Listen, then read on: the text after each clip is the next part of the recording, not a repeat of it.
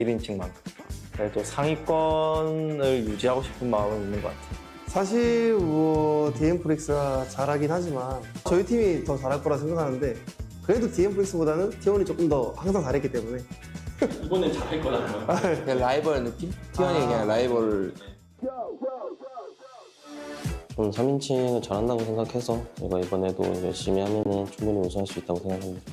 아무래도 3인칭 잘하기도 하고 다들 이번에 관광도 하고 자신감이 좀 붙은 상태인 것 같습니다.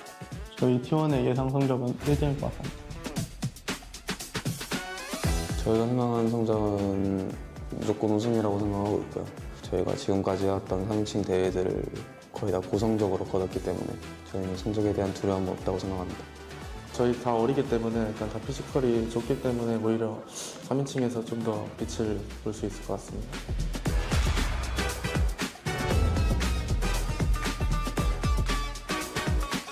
Với điểm mạnh của mình thì mình vận hành một trận đấu thì map Miramar là một map tốt nhất với mình. Với một bản đồ Miramar là một cái map mà mình vận hành tốt nhất. 저희가 치킨을 한다면 아마 미라마 위주로 맵을 고를 것 같습니다. Мірамар, тому що Мірамар вибрав би, тому що мені подобається глумиста місцевість. Miramar 可能打得稍微比较好吧。 For me, Miramar. Because I prefer the map, I think it's more... Ngoài đội của chúng tôi ra thì tất cả đều là đội hữu cạnh tranh của mình. Các bạn hãy coi chừng đội của mình, vì đội mình có sở hữu 2 thành viên của Hàn Quốc. Vì 2 thành viên này chơi TV rất là giỏi. 이번 우승은 젠지 겁니다. 젠지가 뭔지 보여드리겠습니다.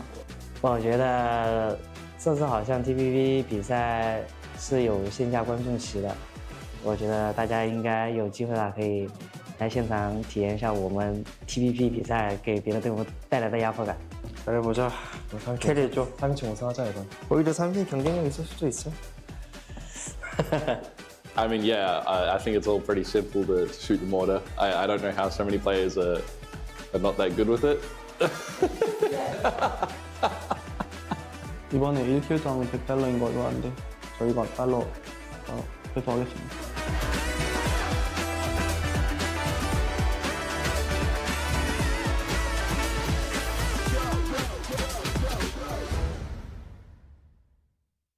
Wait, what's that sound? I've heard that sound before.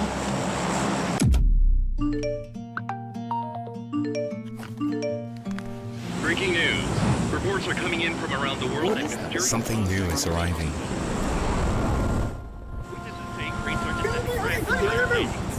It's an airdrop! Are merging the public.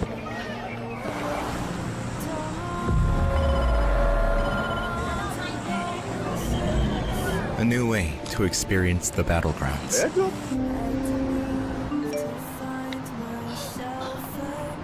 빨리 와봐. 뭐야? DPP.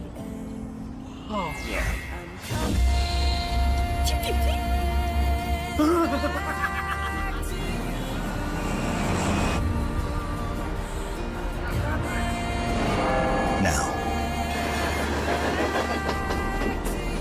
the perspective you played for years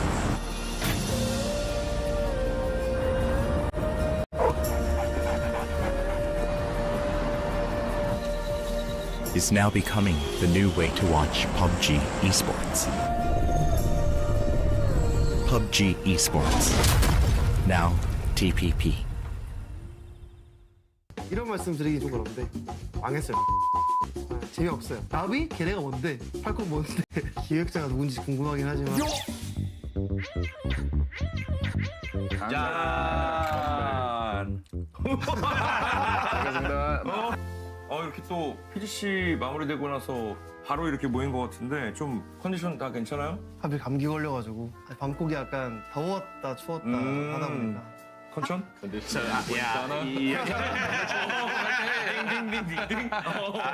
치킨도 이따 나오니까 먹으면서 맛있는 거 먹으면서 치킨? 오케이?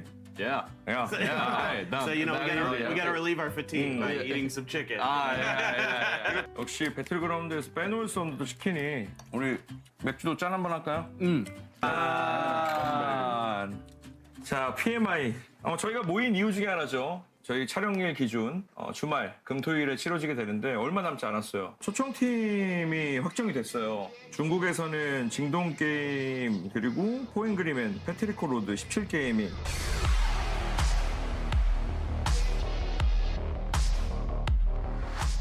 좀 어때요? 그 지금 멤버를 들었을 때 어느 팀이 잘할 것 같다 이런 좀 예상이 돼요? 솔직히 잘 모르겠고요. 다들 그 TPP가 익숙하지 않으니까 저희도 물론 잘할 것 같지만 그래도 변수라는 게 엄청 많을 것 같아요. The teams here are definitely a mixed bag. I'm kind of glad that Batroom isn't here because we played that. We played the West series with Americas and Europe, and Batroom just dropped a nuclear bomb on the lobby. Like, I think they won like 5 out of 6 games in one day. So I'm scared to play against them next year. 진짜 중요한 건 이번 PMI의 매치 정보. 첫 번째 맵은 에란겔로 고정이 되어 있습니다. 그리고 그 매치에서 치킨을 먹은 팀이 다음 맵을 고를 수가 있어요. 에란겔 미라마 테이고만 할 것 같고 론도는 안 할 것 같아요. I think players will generally avoid Rondo unless someone's kind of trolling a little bit, or maybe they loot like Stadium or Test Track, just because these spots are like. 이런 말씀 드리기 좀 그런데 망했어요 론도. 편하게 얘기해도 돼요. 재미없어요. 근데 이제 16개 팀 중에 한 팀이 론도를 좋아한다고 하는 팀이 있었대요. 어디가? 비밀이라서 그래요? 전달드릴 수 없지만 한 팀이 딱 있었다고 합니다. Hopefully they're not very good. And they don't win any matches. 스트리밍을 지금 하기로 했잖아요. I'm really excited because I think that this is something that PUBG Esports has needed for a long time. Is just like POVs. I think that other games do this really well, and that's like why they have such a good viewership as a battle royale game, because it's really difficult for the observers to catch all the action and to build storylines about players and personalities. So I'm really happy that like more POVs should be streamed this tournament. 개인 스트리밍을 할 때 좀 보고 싶었던 팀. 트위스티드 마인드? 잘해서가 아니라 루가 맨날 화나 있는 거 보면은 궁금했어요. 막 바틀리스 샷건 치고 루 표정 막 이러니까 재밌을 것 같아서. I think I watched the Expendables. Yeah. They have to be fun. Yeah, that's gotta be crazy. I need to know if he's saying like, guys, I'm making a play. Like, I just want to know how he's calling, like what's going on. That actually brings up a good question. Do you think, PO, that your style is similar to Delwyn's? Đi nè, thằng đó đi nè. Cái đầu của chị nó này được 나이도 많이 서로 먹었고 델린 선수랑 저랑 나이 차이가 별로 안 나는 거예요. 저보다 많은 걸로 알고 있는데. 그래요?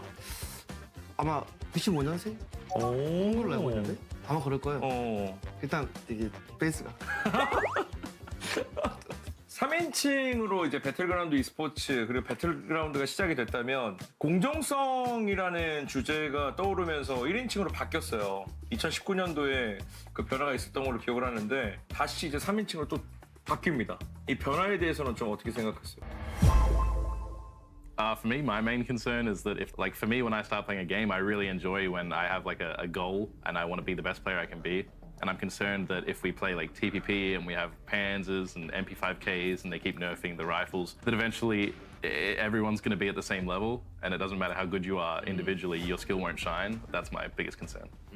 워낙 이제 TPP로 시작한 사람들이 많기도 하고 저도 TPP로 시작을 했고 조금 아쉬운 거는 아무래도 팀들 간의 대회 때 이제 자기가 원하는 팀을 볼 수 없는 게 제일 큰 문제고 그 중계 화면을 볼 때 깔끔하지 못하다? 그런 거 못 고치면 사실 그렇게 막 드라마틱하게 변할 것 같지는 않아요. 좀 어때요?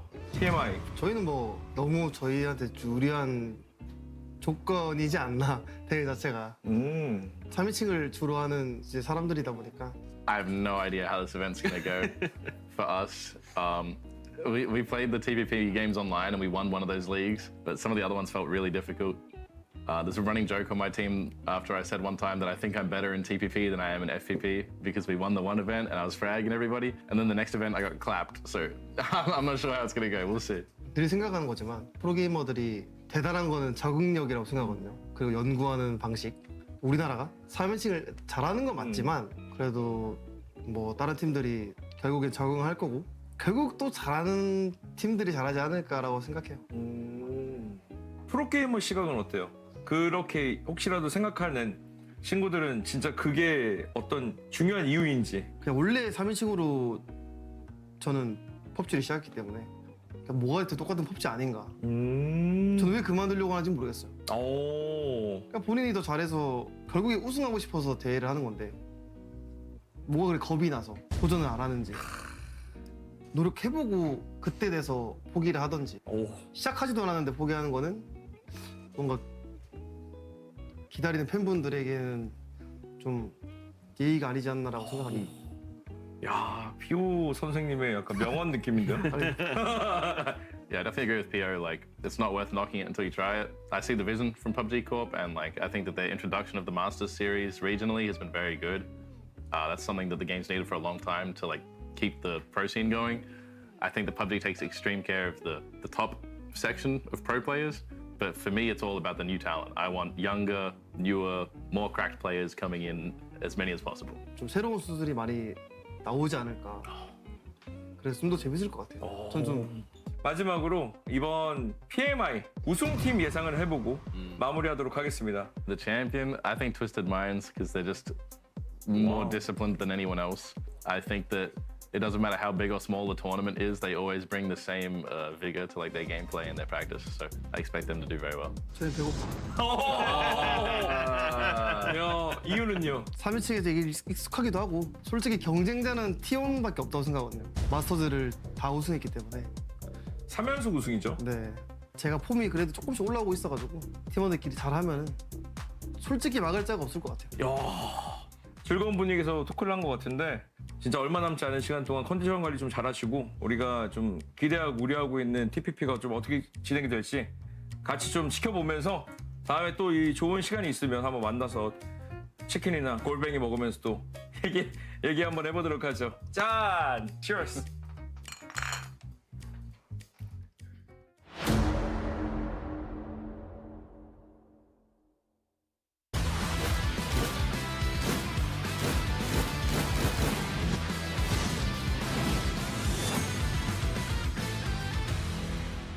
안녕하세요. 배틀그라운드 e스포츠 팬 여러분. 펍지 배틀그라운드 디렉터 김태현입니다. 먼저 지난 7년간 배틀그라운드 e스포츠를 향한 변함없는 관심과 열정으로 함께해 주신 전 세계 팬 여러분과 선수 여러분께 진심으로 감사의 인사를 드립니다. 그리고 지금 2026년을 앞두고 배틀그라운드 e스포츠는 지금까지의 경험을 바탕으로 또 다른 도약을 준비하고 있습니다. 그 변화의 시작점은 바로 3인칭 배틀그라운드 e스포츠의 시작입니다. 배틀그라운드는 지금까지 전 세계 10억 명 이상의 플레이어가 즐겨온 가장 대중적인 배틀로얄 경험입니다. 그리고 그중 상당수의 플레이어가 3인칭 시점에서 배틀그라운드를 플레이하고 있습니다. 물론 지금까지 배틀그라운드 e스포츠를 만들어 온 중심에는 1인칭 시점에서의 치열한 경쟁이 있었습니다. 그 무대에서 최고의 실력을 보여준 선수들과 선수들을 응원해온 팬들의 열정과 헌신은 지금의 배틀그라운드 e스포츠를 있게 한 가장 소중한 자산입니다. 지금까지의 1인칭 e스포츠는 깊이 있는 경쟁 구조를 만들어내는 데에 분명 강점이 있었지만 동시에 많은 플레이어와 팬들이 느끼는 실질적인 게임 경험과는 조금 거리가 있었던 것도 사실입니다. 그래서 이번 변화는 기존의 1인칭 e스포츠를 부정하거나 대체하려는 것이 아닙니다. 오히려 그 유산 위에서 배틀그라운드 e스포츠의 가능성을 더 확장하려는 다음 단계의 진화입니다. 저희가 3인칭을 도입하려는 이유는 보는 게임과 하는 게임의 일체화, 즉 라이브 서비스와 e스포츠가 하나의 흐름 안에서 연결되도록 하기 위함의 변화입니다. 게임을 플레이할 때의 경험과 플레이를 지켜보는 관람의 경험 사이에 존재했던 단절을 줄이고 공감과 몰입의 폭을 넓히기 위한 시도입니다. 배틀그라운드는 단순한 슈팅 게임이 아닙니다. 지형 지물의 활용, 위치 선정, 정보 싸움 등이 중요한 복합적이고 깊이 있는 배틀로얄 게임입니다. 그리고 이러한 플레이의 본질은 시점과 상관없이 살아있으며 3인칭 시점에서는 오히려 더 많은 관객과 플레이어가 공감할 수 있는 방식으로 확장될 수 있다고 판단했습니다. 이번 결정은 결코 짧은 고민 끝에 이루어진 것이 아닙니다. 물론 새로운 변화에는 언제나 다양한 의견이 따르며 현재 커뮤니티 안팎에서도 여러 시선과 우려의 목소리가 있는 것 역시 잘 알고 있습니다. 지난 1년 동안 배틀그라운드 e스포츠는 총 3회 이상의 팀, 선수들과의 소통 세션을 통해 현장의 목소리를 꾸준히 듣고 공유해 왔습니다. 그 과정에서 수렴된 다양한 의견들을 실제 게임 업데이트와 대회 운영 구조에 최대한 반영되도록 노력했습니다. 이는 단순한 의견 수렴의 과정이 아니라 함께 논의하고 함께 방향을 설정해 나간 과정입니다. 또 하나의 중요한 검증 무대였던 PUBG 플레이어스 투어에서는 시즌당 약 5,000명 이상의 고유 참가자가 참여하며 3인칭 기반의 경쟁 경험에 대한 가능성을 직접 보여주었습니다. 앞으로도 팬들의 목소리와 데이터를 바탕으로 더 투명하고 신뢰할 수 있는 방식으로 배틀그라운드 e스포츠를 함께 만들어 가겠습니다. Switching to TPP hopefully should bring in more viewers because the casuals, we know that I think more than 80% of the players play TPP worldwide. 프로 선수들이 또 3인칭을 적응하면서 스크림을 많이 하다 보면은 똑같이 잘할 것 같아가지고 크게 걱정은 안 하고 있고요. Mình nghĩ là mình sẽ cải thiện về vấn đề đi bo và khả năng giữ người ở trong bo tốt để có thể giao tranh với tất cả các team khác. I think this new change is going to bring some new ideas to us, and we're just going to work hard as always. I'm excited about the transition to TPP in 2026 because it's going to give these players a new challenge to try and kind of figure out. And for us as the talent, obviously we are going to be along for that ride to see how it's all going to work. 많은 유저분들께서 또 선수로 도전하시기에도 최적인 그런 기회상이 열리지 않았나 싶고요. 观赛的门槛会变低一些。至于最后的结果，我觉得还是要看实际的比赛效果。 2026년 배틀그라운드 e스포츠는 3인칭 전환과 함께 보다 정교하고 체계적인 글로벌 대회 운영을 이어갑니다. 시즌은 3월 PGS 개막전으로 시작됩니다. 2026년 PUBG 글로벌 시리즈는 대회 수와 경기 수가 대폭 늘어납니다. 총 12회로 확대될 예정입니다. 글로벌 파트너 팀을 포함해 지역 리그를 통해 진출권을 획득한 다수의 팀들이 함께 출전하게 됩니다. 6월에는 2025년 최고 시청 기록을 세운 PUBG 네이션스컵이 다시 한번 개최됩니다. 그리고 12월 최고의 팀을 가리는 PUBG 글로벌 챔피언십으로 한 해의 여정이 마무리됩니다. 2026년 배틀그라운드 e스포츠는 대회 수 증가뿐만 아니라 글로벌 파트너 팀과 진출팀에게 지급되는 지원금과 상금 규모 확대 통한 투자 강화로 생태계 전반에 걸친 지속 가능한 성장 기반을 마련할 계획입니다. 이는 선수와 팀에게는 더욱 안정적인 환경, 그리고 팬 여러분께는 새로운 도전과 더 큰 즐거움을 약속드리는 변화입니다. 배틀그라운드 e스포츠는 2026년이 그 어느 해보다 더 특별하고 더 오래 기억에 남을 시즌이 될 수 있도록 다양한 변화를 준비하고 있습니다. 저희는 앞으로도 팬, 선수, 팀의 의견과 데이터를 기반으로 끊임없이 고민하고 더 나은 방향으로 개선해 나가며 선수와 팬 모두가 신뢰할 수 있는 경쟁 환경을 만들어 가겠습니다. 2026년 배틀그라운드 e스포츠의 다음 장을 향한 도전에 여러분의 응원과 참여를 부탁드립니다. 감사합니다.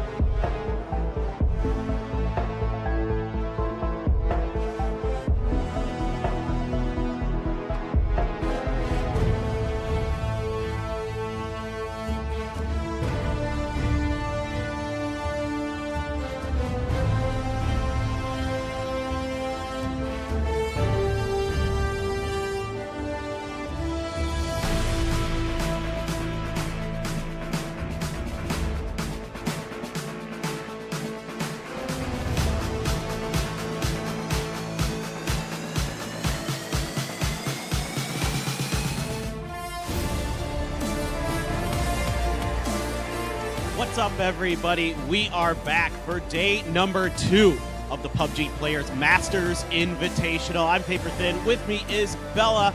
We're going to get you guys ready for today. Recap yesterday a little bit. It's a big turning point day right now for this event. Since it's day 2, we're going to be halfway through the event very quickly here. Bella, how are we feeling so far about what's gone on? If I may dare to say, day 1 was a Korean day. Strong performance from the Korean teams. Right now, DNF is sitting on top of that leaderboard. They got 61 points in total and 43 kill points with their 18 placement points.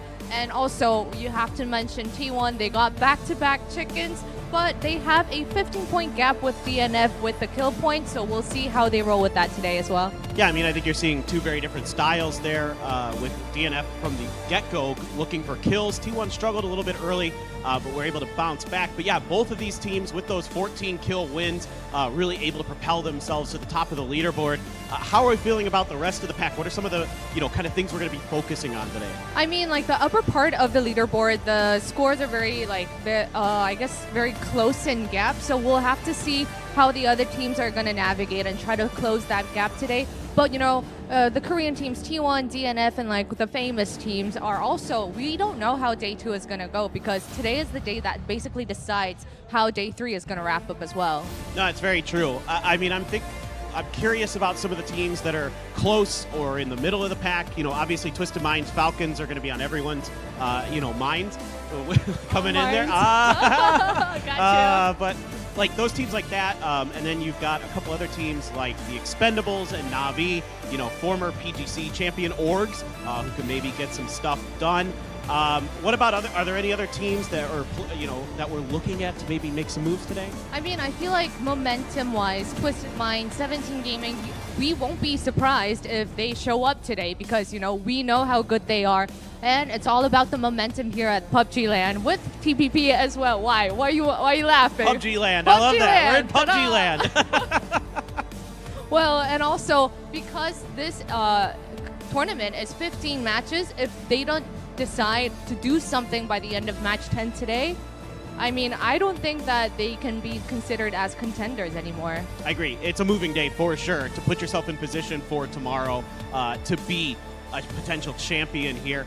We should talk a little bit about the kill leaders, some of the players who are doing really well right now. It's obviously important because you get $100 for every kill in this event. I think my mind goes right to the DN Freaks with DL and Human, who are leading the pack with 14 and 13 apiece. Is there anybody who maybe you're thinking about that could step up today? Hakatori.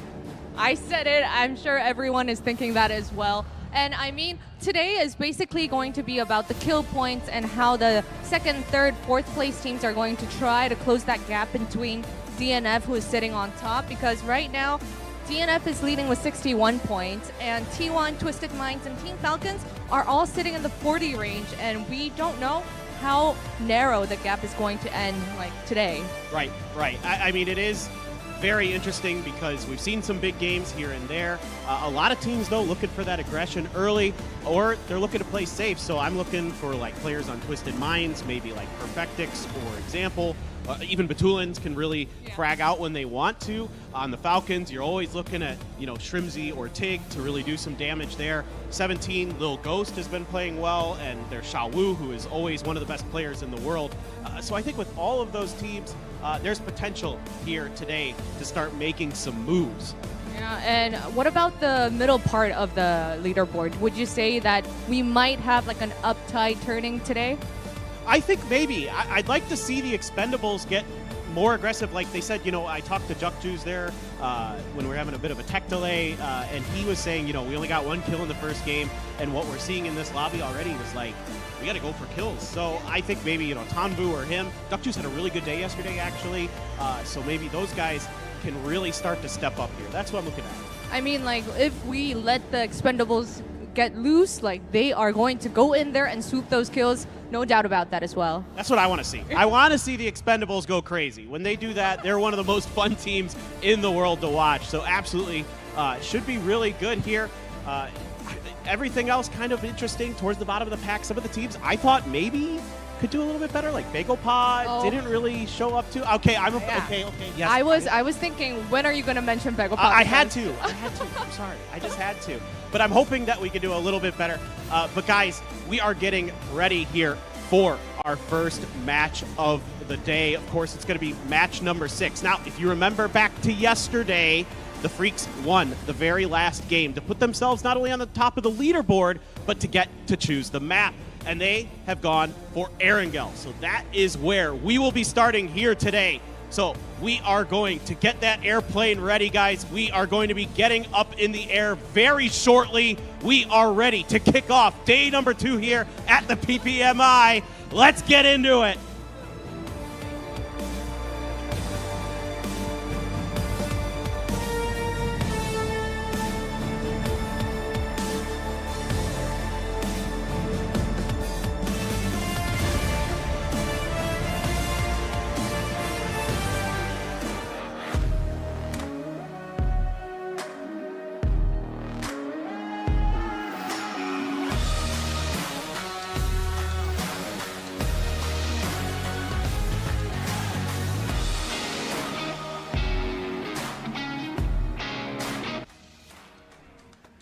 Good morning, good evening, good afternoon, wherever you're watching around the world. Welcome back, my friends. It is time for day 2 of the PUBG Player Masters Invitational live from Korea. My name's Toffees, but I'm not doing it alone. You guys saw the pre-show. You got to see a little bit of Bella and Paper Thin do a breakdown. Now, let's bring in the experts who are going to be taking us through the games today, as well as our resident professional who can tell you guys exactly what's happening on the battlefield. I'm joined over to my right by our resident professional. It's not the speed, it's Michael. Michael, how you doing today? You excited? Yesterday was fun?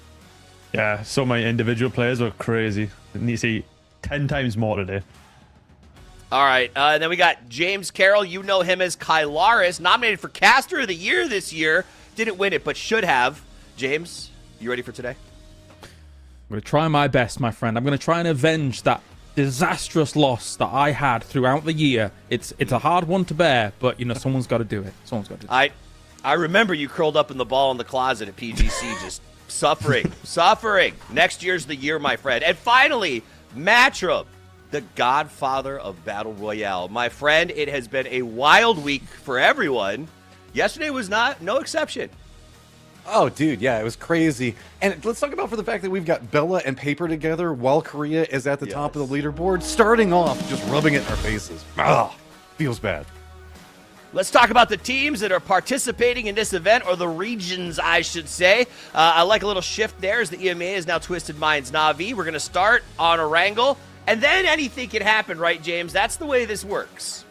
Yeah, definitely. I think yesterday, considering the winners, it seemed pretty obvious where we were going to end up going because of hot drops, because of kind of the matches that people would like to go to, like an easy Twisted Minds going to Ronda. However, Miramar, I feel, has to make a showing today. That's kind of important. I think that a lot of those top teams do like it, so I expect we will be going there today.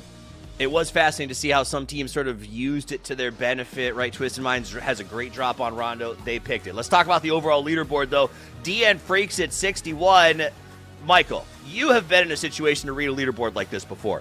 Day 2, what's your perspective when you see this sort of spread between 1-2, and then where's that cutoff where teams we should really be stressed out about? I mean, as long as it's not Na'Vi in first after day 1, then I think DN Freaks might be able to keep it up, right? But I don't know. We'll see. Korea are insane at TPP, and I picked DL on my fantasy as well, and he's just...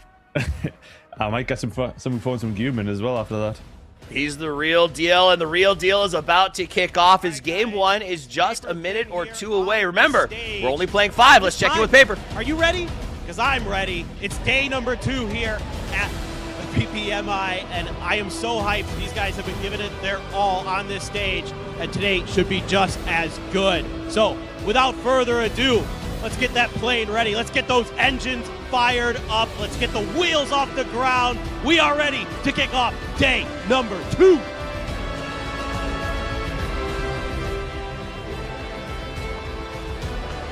Yes, we are, and it is going to be game number 6. And that means we are going straight to Erangel to start off day 2, because at the end of yesterday, DN Freaks won the game. They chose an Erangel beginning, and we will be heading there. Joining me to cast things for the start of everything, it's Mr. Matrim himself. We've never cast together, but it's going to be a good old time, my friend.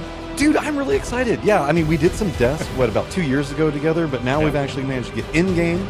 So I'm back in my comfort zone now. Feels good after yesterday. Having essentially you and Toffee's the host galore is overseeing everything, judging my every single action. Today, though, we're going to have some fun with Erangel to kick everything off. And I'm with you. I think that we've got to see some Miramar at some point today. Yeah, I suspect so. We'll see who ends up getting the wins. And if we see T1 get wins, I think it will be kind of an obvious pick that we would go back to Tego again. Twisted Minds is kind of up in the air, really depending. But anyway, Game 6, we're starting things off. We are focused currently on DM Freaks in number 1 right now. 61 points to their name. They chose this Erangel. They will be looking to get this going further, because if you think about yesterday here, Matrim, I was thinking about what points people gained based on the map that they picked. Falcons, when they picked Erangel, 6 points. T1, when they picked Tego, 20 points. That was the big hard hitter. Twisted Minds, when they picked Rondo, 11 points on it. So I'm curious to see if we kind of see a trend of teams being able to exploit their map pick as the days go on. Moral of the story is the research coming up from T1 seems like it's very powerful. So if we see them getting another victory and they can replicate, it's going to be a big issue. I'm also very impressed with Twisted. We haven't had a chance to talk about them too much, given the fact that they had a couple of illness situations. That's a member 4 men already down and should just get flushed in a second. Yeah, just punch him down as we are going military as well, Kalaris. Yes, we are by the looks of things. So at least for Fury as well as Arena, it should be a bit of a better start for today. Obviously, yesterday didn't quite go as they expected, 10th and 12th place, but let's see where they're going to secure. For Arena, right, you should be trying to take Radio Tower and kind of that hill as a whole, maybe, and then trying to leverage from there. Maybe take the warehouses a little bit south from it on the west side of it as well, to try and get a secure position. But we'll see what all these teams want to do about their transition over, because for those north teams, it ain't simple. The fact that Twisted Minds, by the way, okay, so let's go for it. The fact that they're in Zaki is an insane thing to be Matrim. I love it. We never get to see Zarki, and then we've got them. It looks like they're rallied back together a bit. Lou's back playing today, so that should make them a bit more stable. Molodok also seems like he's fitting in pretty well, given the fact that I was kind of talking about this before we had that knock at the start. Twisted was playing with a lot of handicaps. Essentially, 2 different team members. They had their coach in because Lou was not feeling the best. They had Molodok that's been tabbed in right now for Protectix, and still at 46 points. That is an astounding run. And now that they've stabilized more, I can't wait to see if they just shoot up, because we got to get somebody up rallying against the Freaks. No, we do. I think actually to just go back on this Twisted Minds Zaki drop for a second here, when you look at this overall drop, it's weird to me because as we watch Gizera try and find someone with his shotguns, I thought that Pero and Twisted Minds had kind of solved the apartments and school situation, where Twisted Minds would just go to school or even just go somewhere else or something like that, and Pero would stick to the apartments. But seems like Pero wanted it all, and Twisted Minds wants no hand in that. I think they understand that there's the real legitimate shot Twisted Minds can win this tournament, whereas Pero is like a bit more, devil may care here at the moment on 8 points. Yeah, that's the problem, is if you're dropping into somebody on a hot drop that doesn't care as much as you, it's always going to ruin your day. Flame may have his day ruined in a second as he's in the process of doing some looting right next to what's going on with Fury. Long-range shots coming out for Angry Men as there's a bit of a rotate coming out from the boat. That's going to be Na'Vi being a little bit of a Navy, but they should be able to go ahead on one side of this while we see FW making landfall. Looks like they're going to be wrapping a bit more down to the south. Don't mind this to get it going. Of course, if you look back at PGC, Full Sense, of course, was sending one early on a circle like this, and they got a lot of success on being able to hold down the west side of Sosnovka. And of course, they then became the PGC champions. So can't fault that at all. But being at loggerheads with another team in the middle of Primorsk does delay things a little bit for some of their members, like Canaxi, for example. So we'll see how that goes. But Genji still stuck here up against Furia. Furia should have been able to lock this down a little bit stronger and not allow too much encroachment from Genji. But now Flame does get a knock here against Gizera. That's a great start, but Kawazin returns in kind.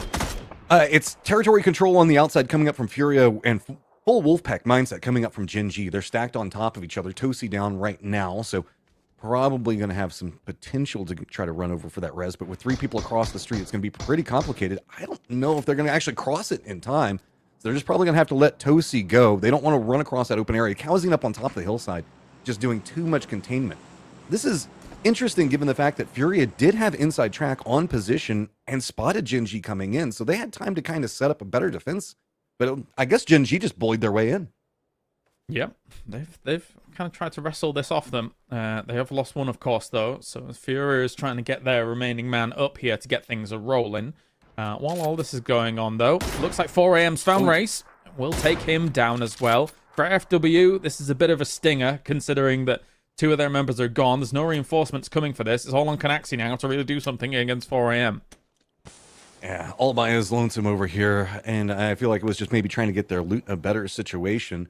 FW kind of coming into this cold. Everybody else playing in PGC or at least some recent PGSs, they're actually performing pretty well. I mean, 6th place right now, 33 points, just 1 point back behind 17.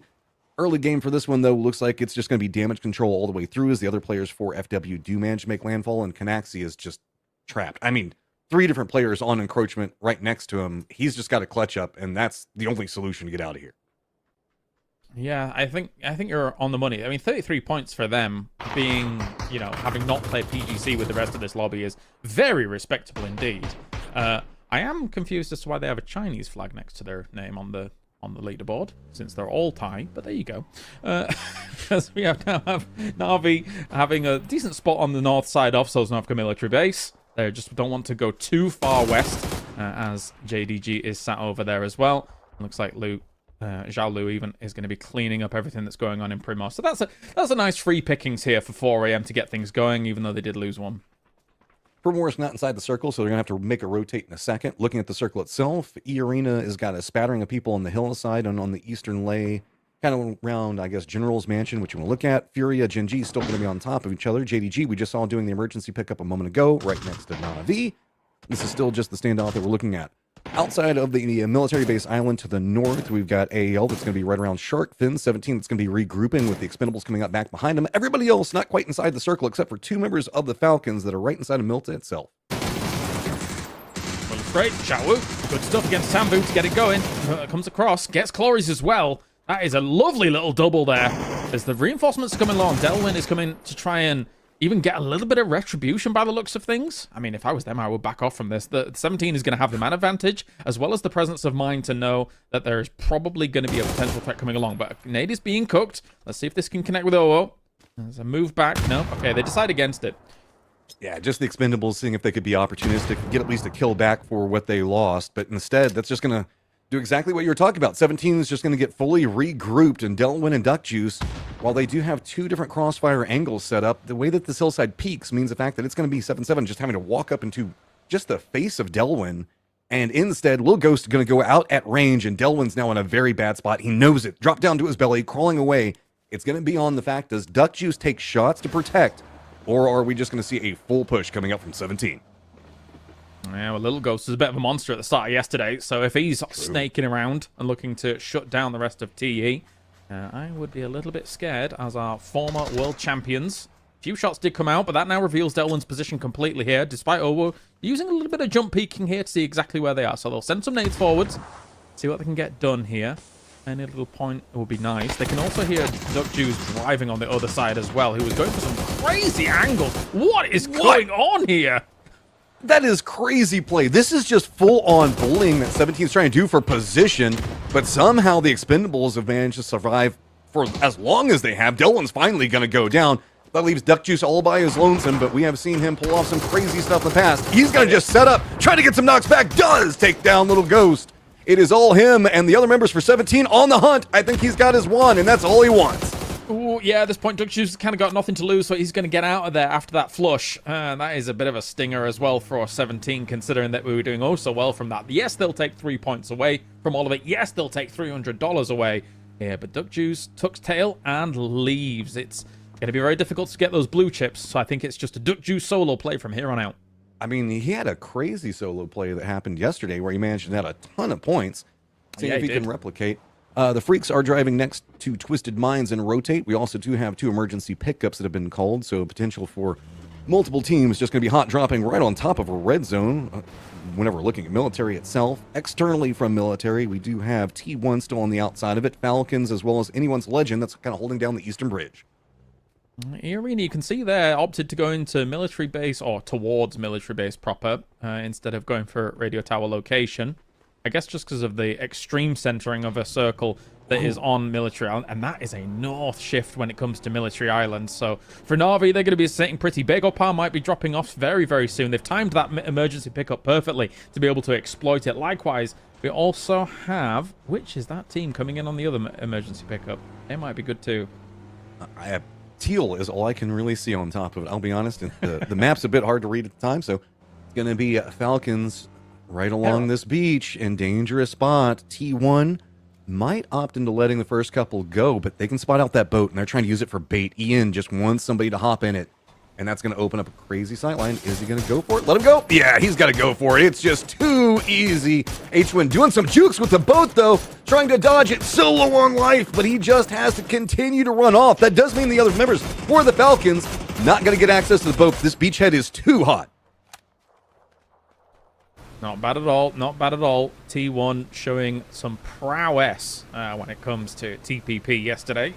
Let's see if they can continue that as well. I know I definitely made a slight change to my fantasy roster based on that. Ian Dertype, which way did you go? I went raining. He was the one I could afford in the roster overall. I was trying to figure out some way to fit Molodoc in, and I couldn't pick him up today. So yeah. I know you're a believer. Oh, yes. But I have to be. I'm EMEA, so, you know. Got a little bit of a push coming out from anyone's legend, and that's going to be Petrichor Road, just right up in front of him. Vegapon on the other side of it, inside some compounds. Na'Vi is going to spot out FW. Banana 1 down and already flushed. Wizard Tower providing some protection, but man, it is scary there as it is just 6 stacks all by his lonesome. He's trying. He's trying after the departure from the 2-2 split in the Primos situation. It does make me think that that splitting of 2-2 and going to the military island early with still 4 AM lurking around in Primos was a big mistake. Like, not being able to reinforce your team. Oh, Chewy, though, he's lying down against Wicked. Oh, no, for anyone's legend. Just walking straight into that. But at the same time, Petrichor Road, only 2 alive at the moment. Anyone's legend's going to look to try and clean this up and secure this position. I mean, if there's any way that anyone's legend can be strong, it's just if they're all stacked up next to each other and there's targets. Not much communication, just mark and go. We know this squad has massive firepower, but they've got to make something big happen for themselves. It's been a bit of a struggle, but Chewy's dancing around the outside, seeing if maybe he can backstab this one, but he's taking too much external damage. Petrichor Road's going to go down, and AL does lose 1. Slowsy just barely alive. That fadeaway nade by Chewy. Cheeky boy does take Wicked. I'm not sure whether or not they can actually get him back up, considering their current position, and whether as res stations are, it might be very difficult, unless they committed something crazy to a very external position. But anyway, that will be anyone's legend walking away with some kills, as we're now on board with DN Freaks. What are they going to do? Because they're rocking up alongside the position that, unfortunately, still at loggerheads here for Furia and Gen G. Not really moving, and that's going to delay them significantly into later stages of this game. They really would like to have finished this up much earlier. Now the Blue's going to be pushing them too. This knock does open things up a little bit for Furia, but, I mean, they are so delayed Matrim here. Yeah, they're just trapped here. They even have 4 Angry Men that's back behind them that's going to hear this firefight. I don't know if 4 Angry Men's going to opt into a more aggressive approach, as T1 is also called an emergency pickup. Circle has moved just to the east of this, and like you're talking about, Furia, Gen G just stacked here. Freaks can leave, but they're just kind of supervising at range. It's all going to be about Zakrak, and how big does this come up and pop? That is going to be Gen G eliminated. If you can do it, you can do it. You can get Calzine back up, no problem, and get things... Sorry, Zakraken back up, no problem, and get things a-rolling. So, good stuff by Furia. Obviously, we're middle table during the start of all of this. A few kills here and there. But if DN Freaks does depart and go for a more central position and allows them to get out, good for them. But I don't know if DN Freaks is going to allow them to move before some kills go in. Molodog spots out. Good rotate position. I think that T1 was thinking about going for emergency pickup, or maybe it was twisted, but that led to a dust up around the bridge between the two. Lose external around this, just kind of scouting out. That means examples, boots on the ground, a bit of a dangerous spot, but T1 also just kind of caught unaware and all that, but Tulin's nowhere near this firefight, so example, I don't think wants to stay for too much longer. Yeah, I think T1 might have been committing to a potential massive rotate, and then this is a symptom of Twisted Minds coming in from Zaki. Oftentimes, for a military island game, Twisted Minds would never be here, delaying things out this late to get across the bridge, but now they've run into an absolute problem there as Lou does take down Type. He's gone. Kawazim sees DN Freaks in the distance, but that hold from DN Freaks has now vanished, so Furious should be okay to start moving. This has all gotten a bit weird. 17's called an emergency pickup as well. T1's reigning ahead of everything's going on with Twisted Minds. I think that T1 just feels a bit trapped in position. Really, the way that the setup for Twist is going on here. Yeah, Ian's just trying to run through the gauntlet, taking so much damage. And is Reigning actually under the bridge? Yeah, he's down in the water right now. Yeah. Okay. Oh, yeah, he's on the lip just underneath it, right? So where there is still land. I'm thinking so. I just saw him juking around down below the boat for, well, not the boat, but the bridge for just a second. Yeah, he's right over there. So that means that Twisted is going to have a very interesting push. We are still at phase number 3, so survivable. Curious to see how Twisted opts into handling this. This isn't kind of an awkward fight. Yeah, it definitely is. And again, it delays them, similar to what we were seeing for the Genji Fury situation. Deal. Oh, very close. Nurin's almost fully connecting with him. Heaven will respond to make sure he can't get any more shots off whilst he's winding through the trees. But for E-Arena, man, I mean, the position has worked out so far. They just need to get together soon because the crunch time on those hills north of Sosnovka military base will come to play soon. Interesting thing that happened with Anyone's Legend, they actually sent Sololzi back across the water to go to the main island to go for a res. A res, yeah. That is a good heady play, so that means that that's going to give them the beachhead.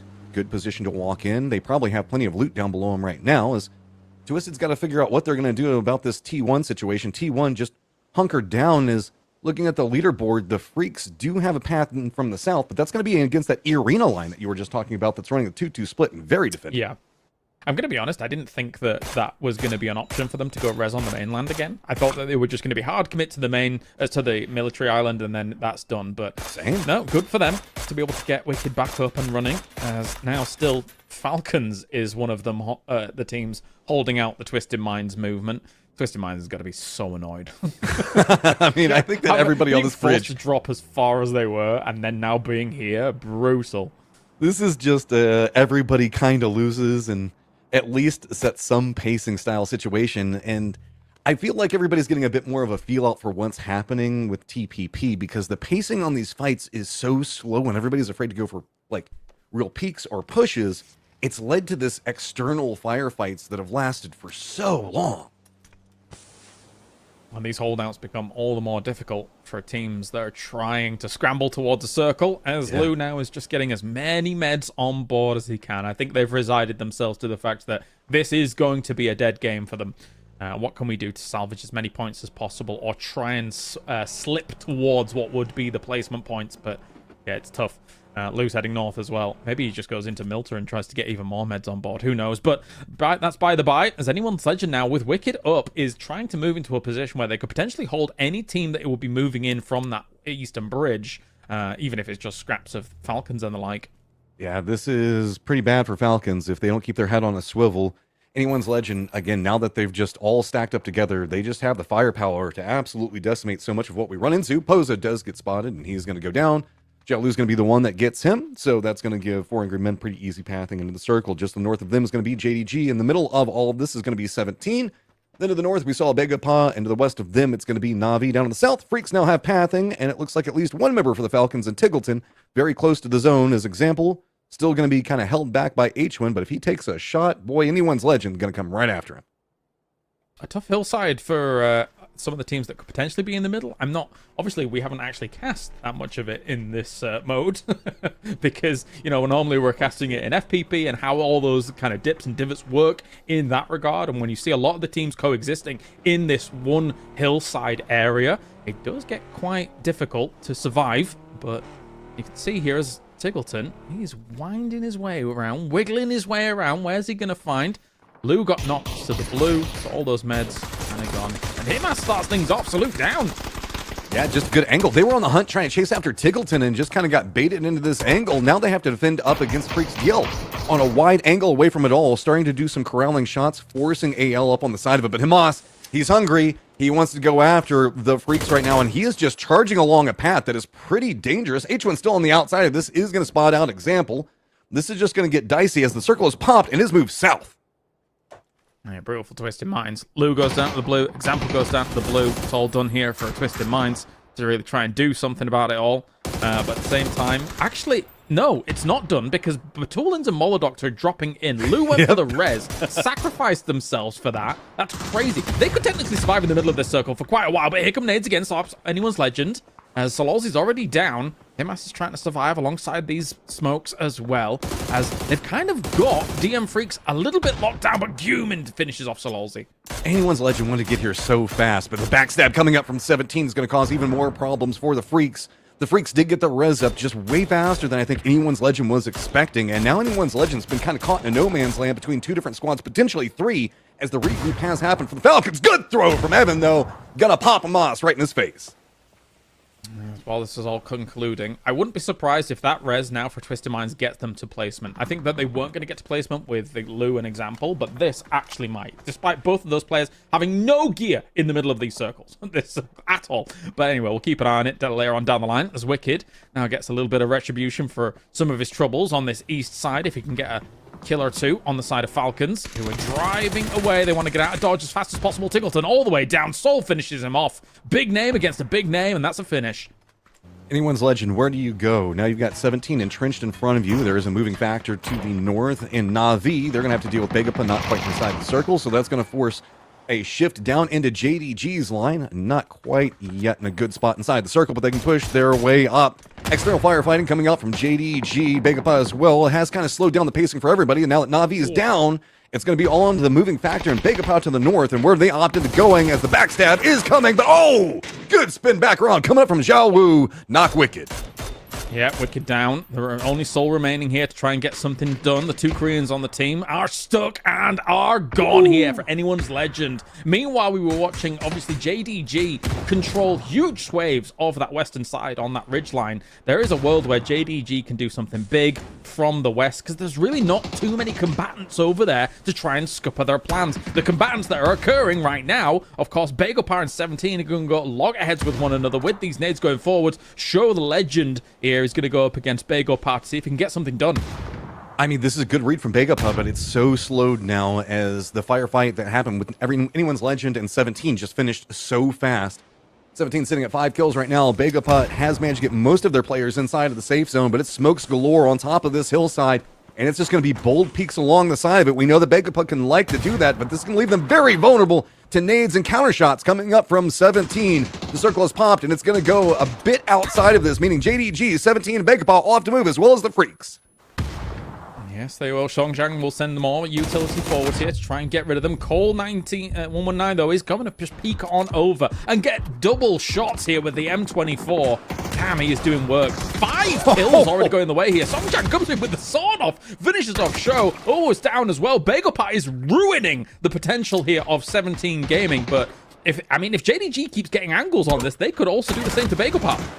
Yeah, it feels like there is so much strength in JDG's position, and Freaks now, they're going to wrap him back behind this. Begapa in some more trouble. Park Pro down to 1 HP. He's going to go down.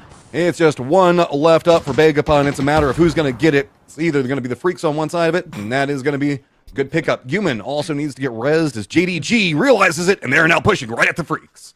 Yeah, it's full fights for the East. Meanwhile, cheeky Twisted Minds is going to get a top 4, maybe even a top 3 off the back of what we are currently watching. And again, both of them are probably just prone in the middle with nothing at all. Salute, though, with a P90 has got something to say about this as he continues to put on pressure here against JDG. More nades forwards.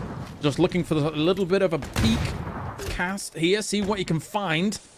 Very careful here. Cole 19 has been spectacular this game here. I know that he was swapped onto Michael's fantasy roster today, and oh boy, he's going to be loving that one, as he will be gone now, though.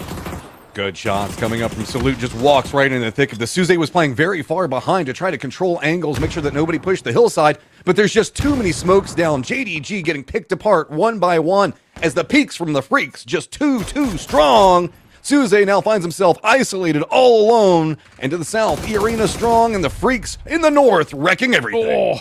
And this is something we're going to have to see all of these teams adapt to. The smoke into jump peeking in the middle of a smoke, right? It keeps you covered whilst also being able to keep that information pressure on against your opponents. That's going to become pivotal as time goes on. But I'm glad we did check in with Twisted Minds and the current bushwookies that exist. How do they keep getting away with it? This is the third time I've seen Batulans do this in like the past 2 weeks. It's just... I mean, it works. It gets you some points, man, and they're in the later stages of it. The problem with it is the Freaks are going to be pushing down this hillside. I just can't wait to see the Freaks find one of these guys and be like, what the hell is happening here? Yeah. At that point, are you going to try and run at them and punch them? No, they're gonna lie down and do nothing. He's taking his coat off. Uh-oh. Okay, don't shed all of it, but anyway... 4 AM has been through the fire and the flames in this game, man. They came in from Primorsk after the fight against FW, and they are somehow still alive, but I think their time is going to be nigh once E-Arena, as well as some of the angles from DM Freaks, if they want to push a little bit further south, come to play. This is really interesting. The circle has kind of centered up on everything, so E-Arena in a good spot. Twisted, still going to be in the circle. Freaks just going to be holding a high ground position into a more fortified compound. 4 Angry Men, though, have to cross a road into a high ground or a fortified position. That is brutal. Yeah, not much is going to go their way unless they get some incredible knocks against E-Arena and then push on that compound. And then for some reason, Jacob and Opons are just asleep, AFK, I don't know. But like something magical is going to have to happen for them. And we are still... Okay, well, technically, if he looks right and has got the eyes of He looks like a rock. No, he looks like the end of the rock. The angle's great. It kind of does a bit. Like the shadow of it. Oh, there we go. Those shadows move. See, Batulans, he's got more experience than this. Seven is like, he didn't even fight? Does he have any loot? Like, they have to be assuming. This is one of those things that's really hard, right? Because you have to be tracking who's been killed and who's been rezzed and who might not have loot. But now you also have to realize there's probably another member for Twisted Minds somewhere around you, and that's going to make any push very, very scary. Here's the 4 Angry Men push. It's just a bloodbath. Yeah, it's doomed. The reses are a really hard thing to track currently in game, right? Like with you trying to make sure that you're taking all the fights properly as well as kill feed track. So there might be a world where they're not entirely sure as to what may be going on ahead of them, but that, by the by, he's not even a threat, right? He's just like a walking point or a prone point if they can find him down the line. But DM Freaks should have some extreme control of this game at the moment. 13 kills on the way. That's $1,300 already. They probably won't see Batulans in this for a little while unless they step right on top of him because of the cover that does exist foliage-wise. But I think with this high ground, unless E-Arena gets a shift, this should be a DN Freaks win. There is an E-Arena total points difference right now between the Freaks and Twisted Minds. Is Twisted in second place with their solo up, just trying to steal whatever points they can to make sure that the lead is not too crazy, but you're dead on. I mean, the Freaks, with having on this kind of more eastern hillside, they have a good crossfire down. I mean, the only thing about it is whenever we're looking at, this is phase number 7, if E-Arena gets a shift in their favor, that does mean that the Freaks have to leave their high ground and move into a very bad sight line that E-Arena is going to have a lot of control over. There we go. Batulin's finally spotted. It's third place for him. I was hoping maybe he could steal second. Conspiracy theorist Kale says that maybe DM Freaks, with a little bit of a fall off on international performances, maybe they've just been practicing TPP for the last couple of months. There's a rumor about that. Yeah. I mean, it wouldn't be surprising because they are looking phenomenal in these last couple of games as well as what was going on yesterday. I mean, this is a massive lead. Just going into our 6th game, 81 points is just a ludicrous sum. And they aren't done yet. Just look at the kill stack across them. 3 for 3 different players. Salute up on top with 5. The circle, the way it has revealed itself, means that it is going to be kind of balanced between how much information does E-Arena have. It looks like they have a decent idea on where the Freaks might be and are just going to be popping just blind mortars over. But I think, oh, the tree is going to eat it. Oh, Jacob with a nice start against this. They really need that here at the moment and trying to still utilize this small building that is in, but the mortar shots confirm it. Is E-Arena going to be able to do this with that building still in for Jacob, providing them decent cover as well as some of these walls that still exist in this? Maybe the DM Freaks don't have as easy a time thanks to all of this cover. Oh, but look at Heaven's position. He realized the way that the building was set, and he wanted to make sure that none of the other players for E-Arena could sneak onto that point. He has to stay alive, and he has to be a distraction. The other players for E-Arena started to realize that there's a vulnerability. More mortar is going to continue to rain down. Yeah, I think for DM Freaks now, yes, they've lost one, but technically, if these mortars do not connect, they have some control of what could be the middle if Arena has to move out. So I think what DM Freaks is going to do is an extreme stall, but it's another hit from the mortar. Lyrics, these are huge moves he's making, and it's impossible for DM Freaks to get over there to get him up. So now they know where the last two remaining is for DM Freaks. They can cordon them off. That was beautifully played into trees on top of that. Right on top of Heaven, and like you said, the Freaks are in a ton of trouble. They've got this bit of a ridge that's going to be in front of them, but then there's nothing after that. E-Arena's already starting to throw out smoke walls, starting to get more control over the area, see if they can open up a better sight line. Even their vehicles set up, good position to provide even more cover. This is going to be really, really hard for the Freaks, as E-Arena, we know, can clutch up a game. Been a quiet game for E-Arena with only one kill at the moment, but they had the pick of the litter when it came to the positions on this island. As we were mentioning with their initial drop, humans just desperately spraying through some of these smokes here to try and shut down the movement coming in from E-Arena, because they know that they are going to start constricting them. If they've moved out into these positions with Heaven gone, that's a great nade, but it doesn't manage to finish him off. So close. The Freaks are getting damaged, but they're not getting the knocks they need to turn the tide. They've got some tools, but ammo also starting to get pretty low with so many players still up. Nades coming in. Gooman, he's going to go down. It's just Salute, the last one up.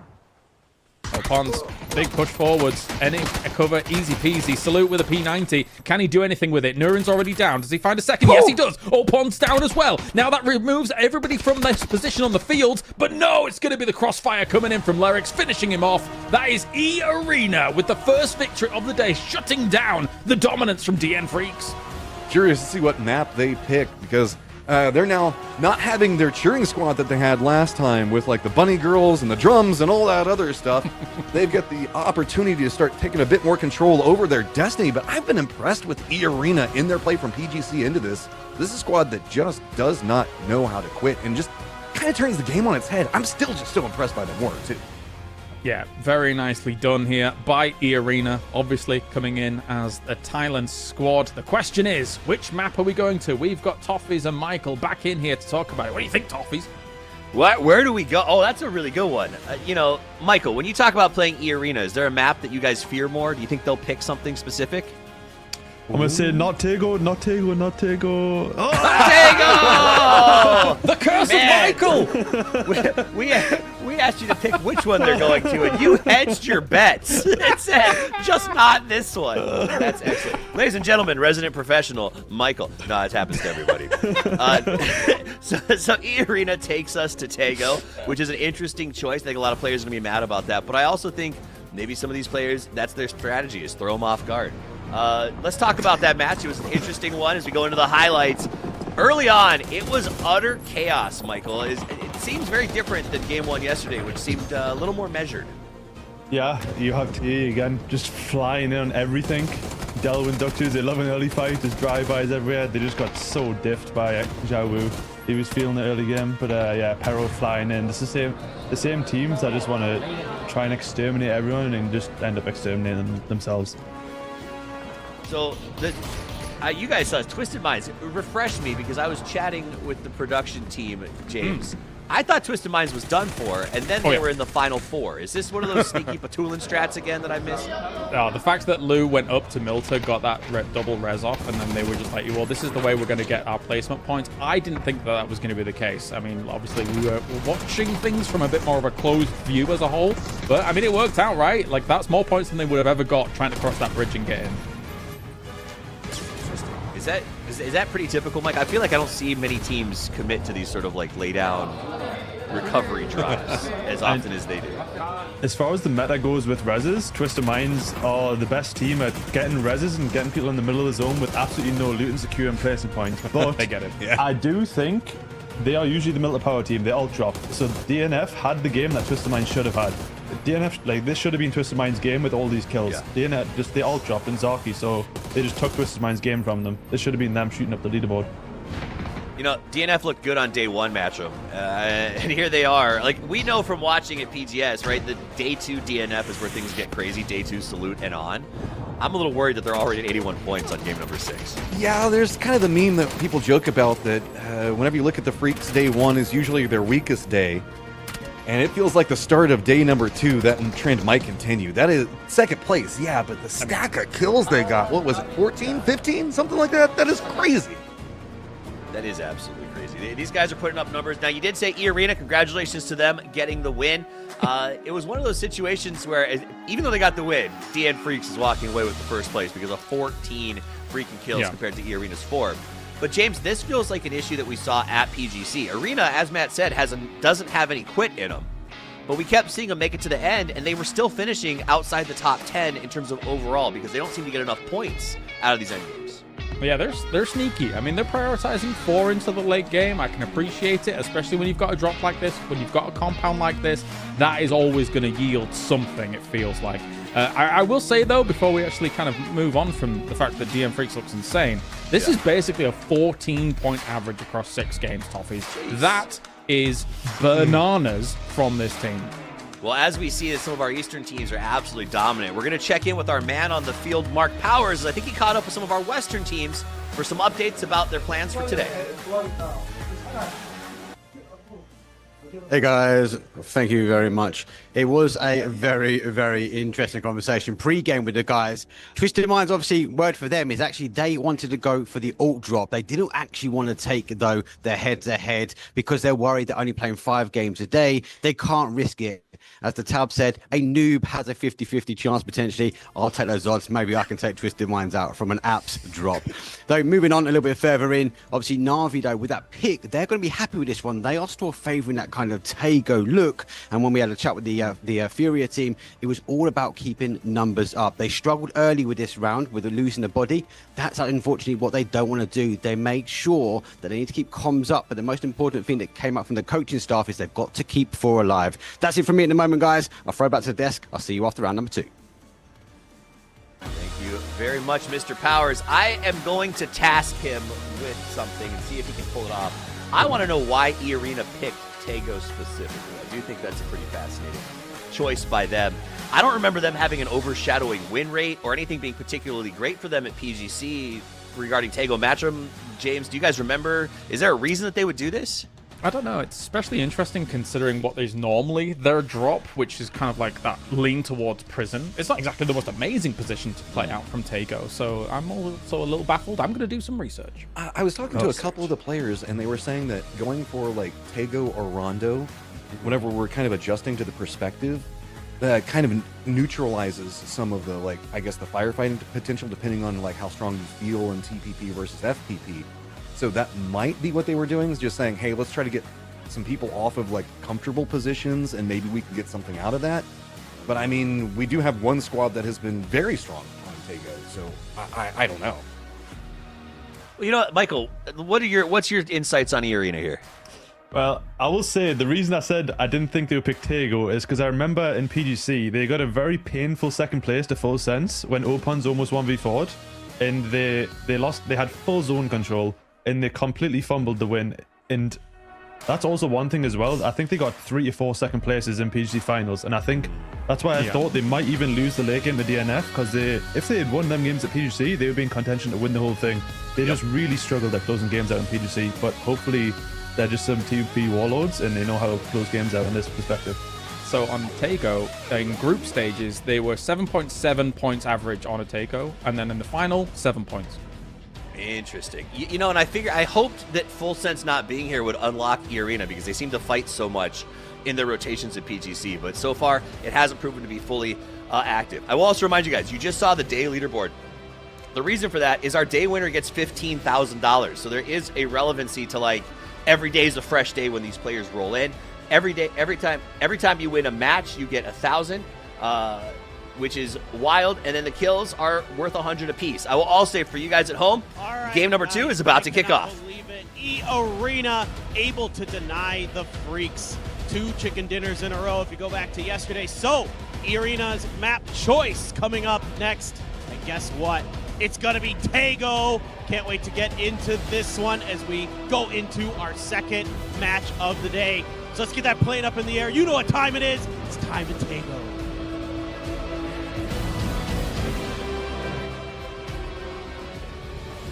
The sentient thumb doing God's work there from South Korea. Thank you very much, Matrim, as you're joining me once again as we watch Paper Thin do his shindig, do his new thing.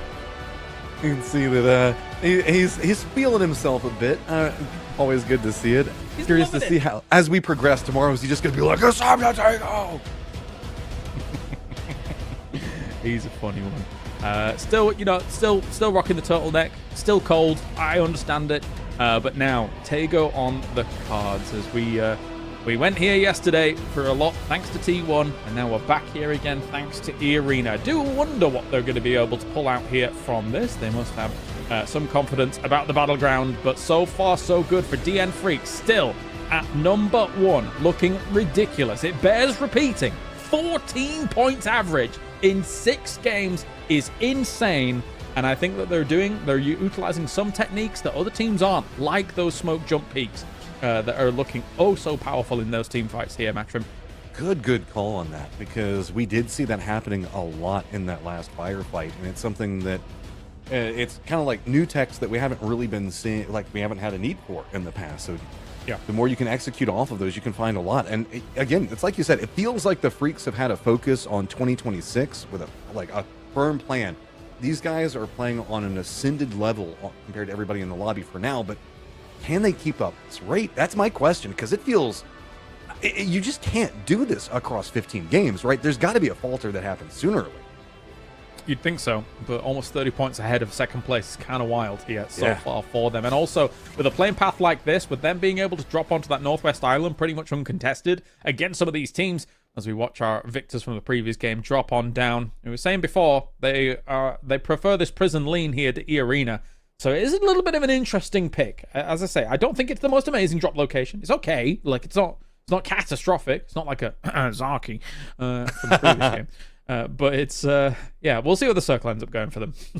This is going to be kind of interesting given how many teams have dropped more to the south. I would assume the fact that the numbers in this lobby right now are hoping that stays south. The circle is going to do that, being a bit of an eastern lean, barely brushing up against the zone wall itself over into the east. So good positioning for Petrichor Road at the start. FW Furia down to the south might bump into Begopa, and we know that Begopa can kind of be a bit more roaming, but Furia, whenever we did talk to Mark, they were saying the fact that they are having some trouble like keeping players up on those early rotates, and that's no surprise. Furia, I thought was a squad that was going to be playing way stronger in TPP. This feels like this is kind of the way that they would like to play, a slower, more methodical pacing where they can get a lot more information, but it just hasn't really worked for Furia yet. Yeah, I think the way in which the previous game just outlined that was like them really not protecting their board as well enough on a compound that they should have had secured in really timely fashion for an early game like that when they're dropping there, right? So you've got to, yes, you can play defensive and keep 4-man alive, but if you're not also being slightly aggressive about when other teams encroach upon your territory, then it can kind of spiral out of control a little bit and then delay you and then cause you problems about getting position and priority in the circle. So I'm not, maybe let's kind of mix in the, the best defense is a good offense in some instances. I mean, very true in that is especially in TPP, whenever we look at territory control, you can have so many people that kind of sneak in using trees, using dips, whatever they can find. So just keeping your head on a swivel is really, really vital. T1, they're going to go ahead and make the commitment, I'm pretty certain, into Yongchan, go ahead and get their loot very situated, not too hard to get back in the circle. To the west of them is going to be the Freaks, looting just fine. Outside of this circle, of course, it's going to be JDG, the Expendables. We've got E-Arena that just did their drop, and Falcons very, very far to the west. Mm-hmm. And of course, another team that, whilst we are currently on board with FW, another team that is not going to be complaining about a Taego pick whatsoever will be T1 from yesterday, right? So they're getting their Yongchong totally fine. It's not exactly the most favorable circle to them. They can come in on the north side, but they're aware of teams that are potential barrier teams for that north side rotate. You're thinking you're 17 Gaming. You're thinking you're Twisted Minds based on their normal drop spots as well. So maybe there's a world here where T1, who kind of lackadaisically in the second Taego of yesterday moved a little bit slower on a circle that was favorable to them, if we see an emergency pickup or a wide rotate from T1, I wouldn't be surprised because they do have good mastery of this map. And they were kind of giving it for free, like you were talking about, right?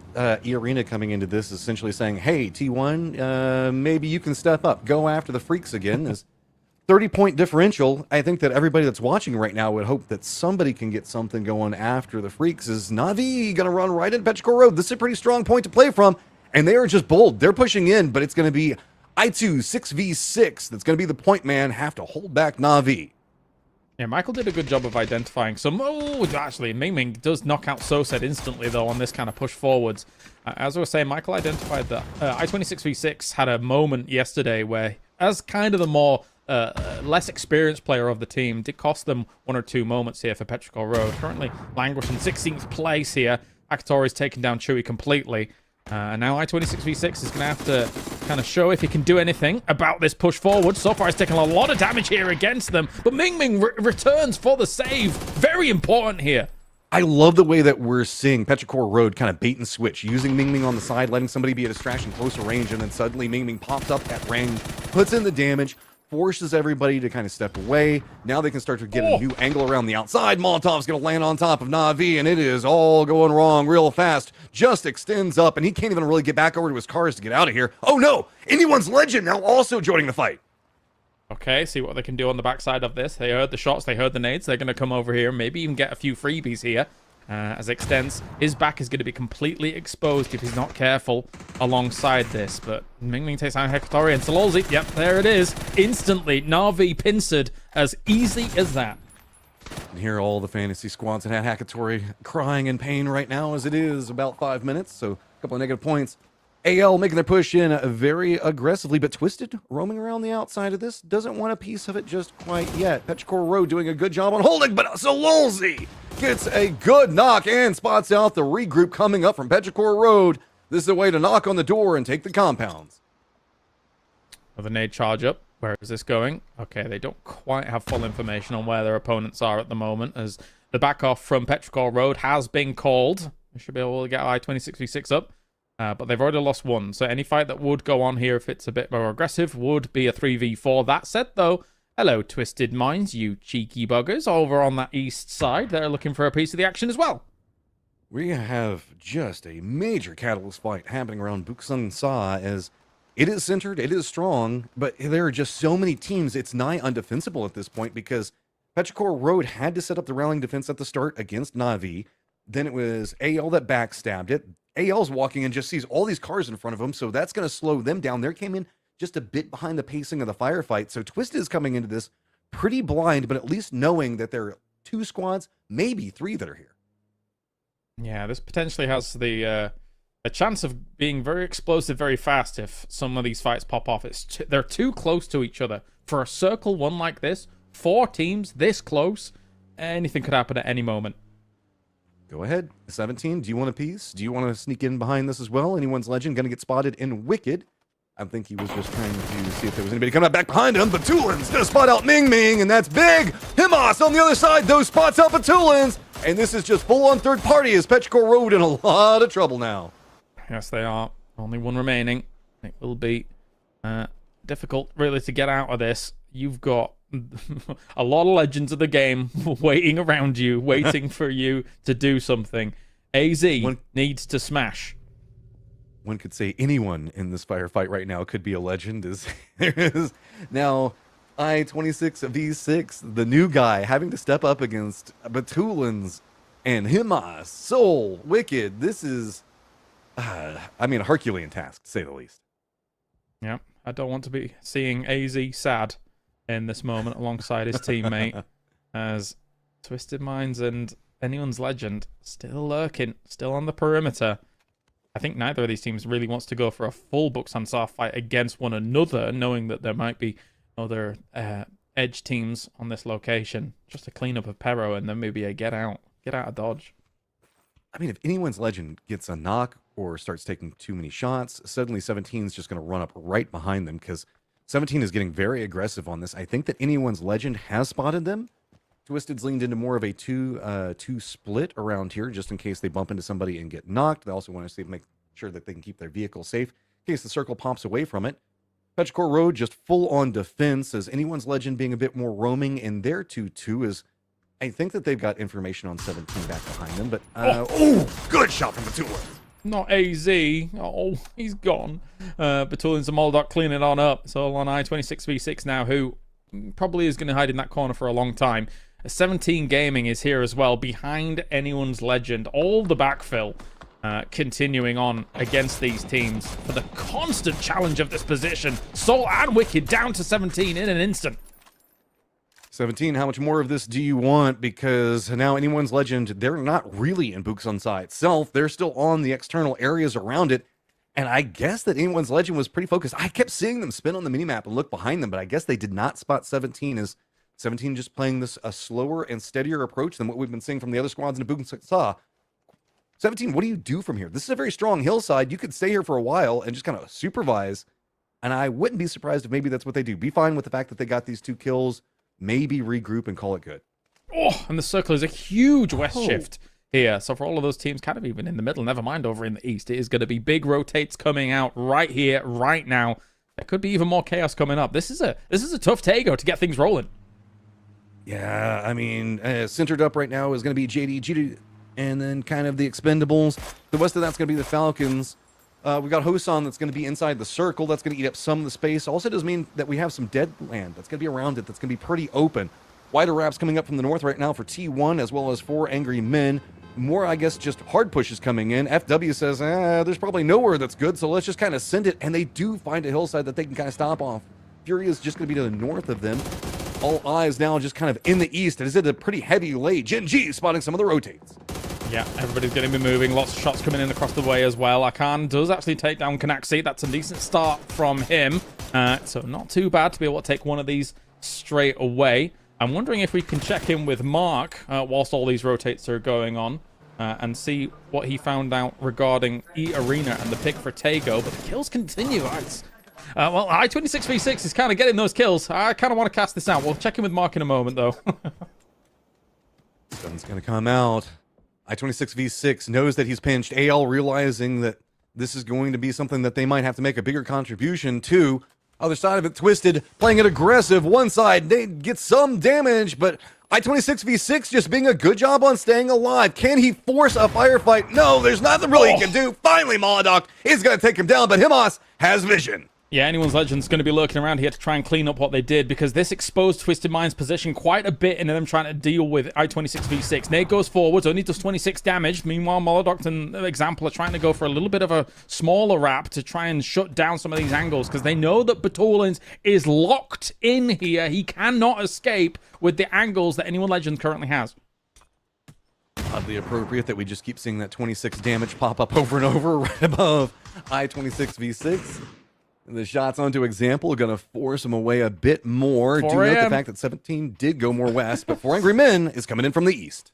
4 a.m. joining it as well. This has been madness so far. Everyone knows that Buksansa can be an easy place to lock people in on and potentially fish for these third parties, even fourth parties. Xiao Hai instantly with the links on Example. Oh no, Twisted Minds. It's gone from bad to worse here for this lock-in.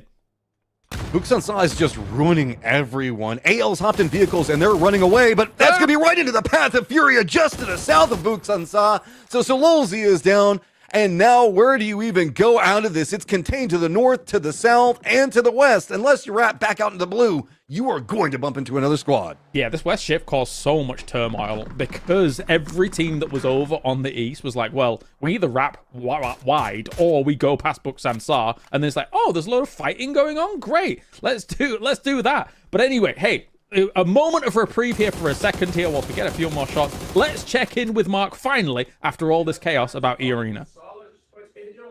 Hey guys, appreciate it. Yeah, tragic exception from Top East. So E-Arena chose Tago because they preferred the drop and the loot with that 2-2 split, and Hosan, they're able to kind of rotate away. They might not be happy with that shift back to the west, but the call is it was better loot and a better drop for them.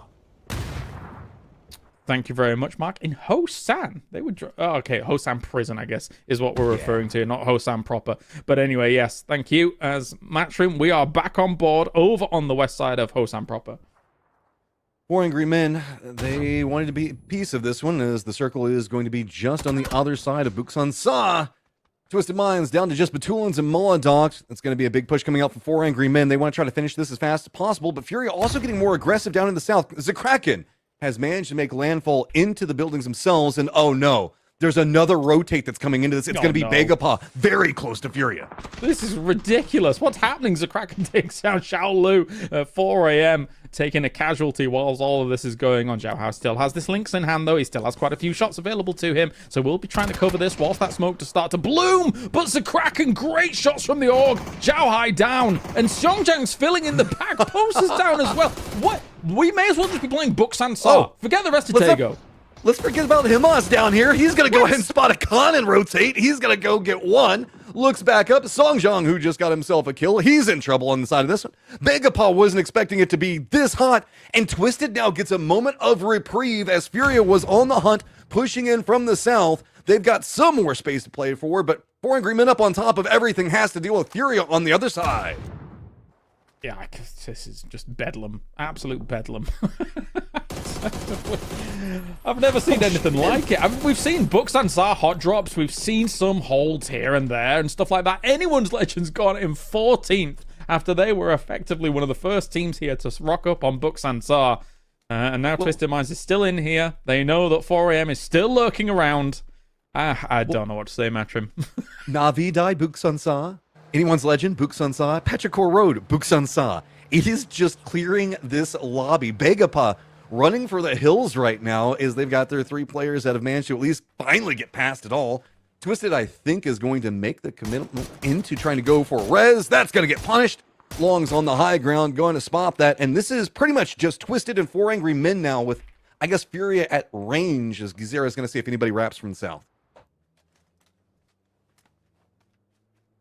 Still waiting. This is crazy. It really is. Okay, so 4AM's going to regroup. Batulans is going to be the last remaining member to survive here for Twisted Minds. And you know what's going to happen? Unless one of these 4AM members picked up blue chips, Batulans is going to walk in there, pick up blue chips, and res members in Buksan Sa. And if they get fought up, I'm going to throw my bread against the wall. Do I have any bread? Where's bread? Go grab some. What's going on?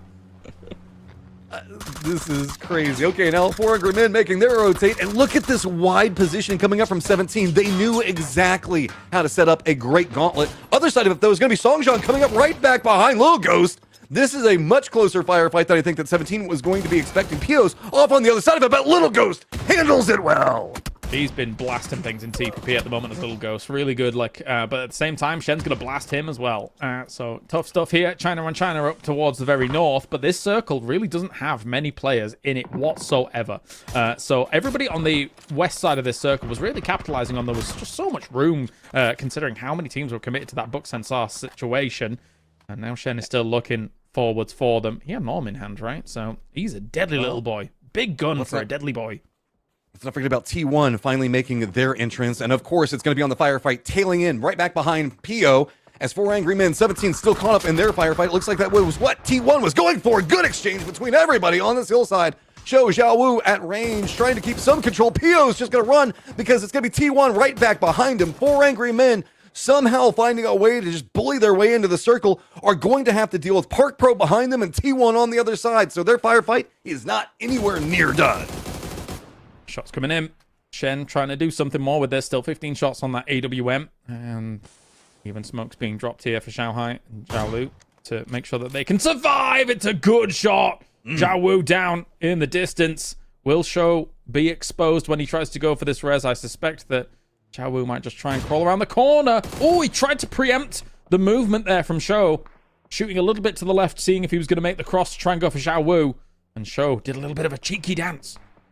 The timing on that was perfect. Getting that knock allows Four Angry Men to just run down into this position. They want to see if they can just get after, but no, it's going to be good defense coming up from 17. The other players for Four Angry Men don't have any options. They've just got to send it along this path. T1 was chasing after them, so Shin's going to run forward. Begapa going to use the opportunity that was presented in 17 by their push, or their defensive positioning.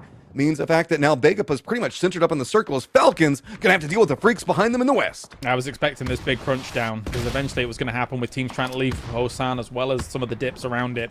And Falcons might be the first casualty of it. Not only do they have mortars coming their way, nades coming their way, but also some shots as well. As JDG could easily peek on over this and actually do some big damage to DN Freaks if they are not cautious. Gumin with a great nade. Here comes the drive-by forwards. I think this is a good move technically by DN Freaks because they were going to be hit by JDG if they didn't do it, but Tingleton with a double. Oh, TL and Gumin finished them off, but it's really close. JDG, do they want this? Can they jump on this as well? They've got Cold on one angle. It looks like December 12th was going to go after, but no, at range. It's going to be the extra party in the Expendables that are going to get the shots. JDG at least do get a nade in there. That finishes off the Freaks. Finally, the Freaks go down kind of early. I'm totally okay with a team that was almost 30 points ahead in first place after 6 games going down this early. We'll take that. That's fine. Now it's all a chance for the catch-up. Toshi with a banger of a nade against Hopons and Urins. They do fall. Another one following up forwards as well. Once you've hit that first one, it's very easy to find the second range for the second. And now the rest of Gen G is looking to crush down here on E-Arena. The Expendables having an idea very, very similar on the other side. Lyrics tries to get something, but that firefight ends pretty quick. Do the Expendables still want a chance after? It looks like they might. Glorious does get the knock onto Orca, and it's going to be Tanvu, point man, kind of coming up, seeing if he can get the angles in. Does get some damage, but doesn't get the knocks that they want just quite yet. This is a pretty dangerous area to push. Give it all the rocks and trees, and they're coming in a bit blind. Unfortunately for E-Arena, that is the lowest points gained by a team picking a map on 2 points. The lowest before that was 4 from T1 for their second Tago. So we will see now as another winner will enter the fray to try and collect themselves a new map. But Tamvu does find Tosi. That's Gen G having a bit of a problem down here to the south against the former world champions in the Expendables.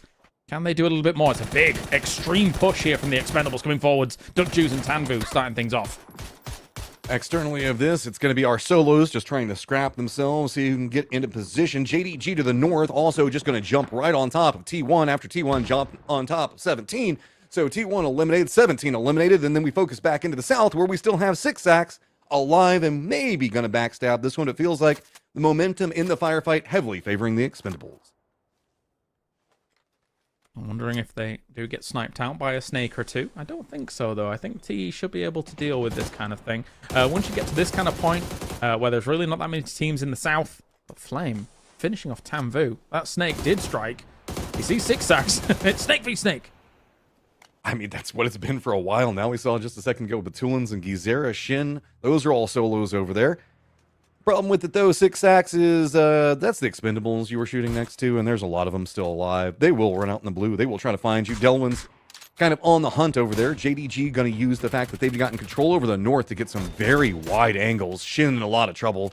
It's going to be very hard for him to stay alive just due to the fact that getting picked apart. Center of the circle is going to be Begapa, so that's kind of the way it sets. JDG north, Begapa center, the Expendables to the south, and then a whole bunch of solos. Yeah, it's really worked out so well for JDG. Not only the fights over in Buksansar, which created a lot of extra room on the circle like this, but then the way in which the West had to collapse in against one another, where Falcons and DN Freaks, of course, really were embroiled in such a problematic and bloody fight.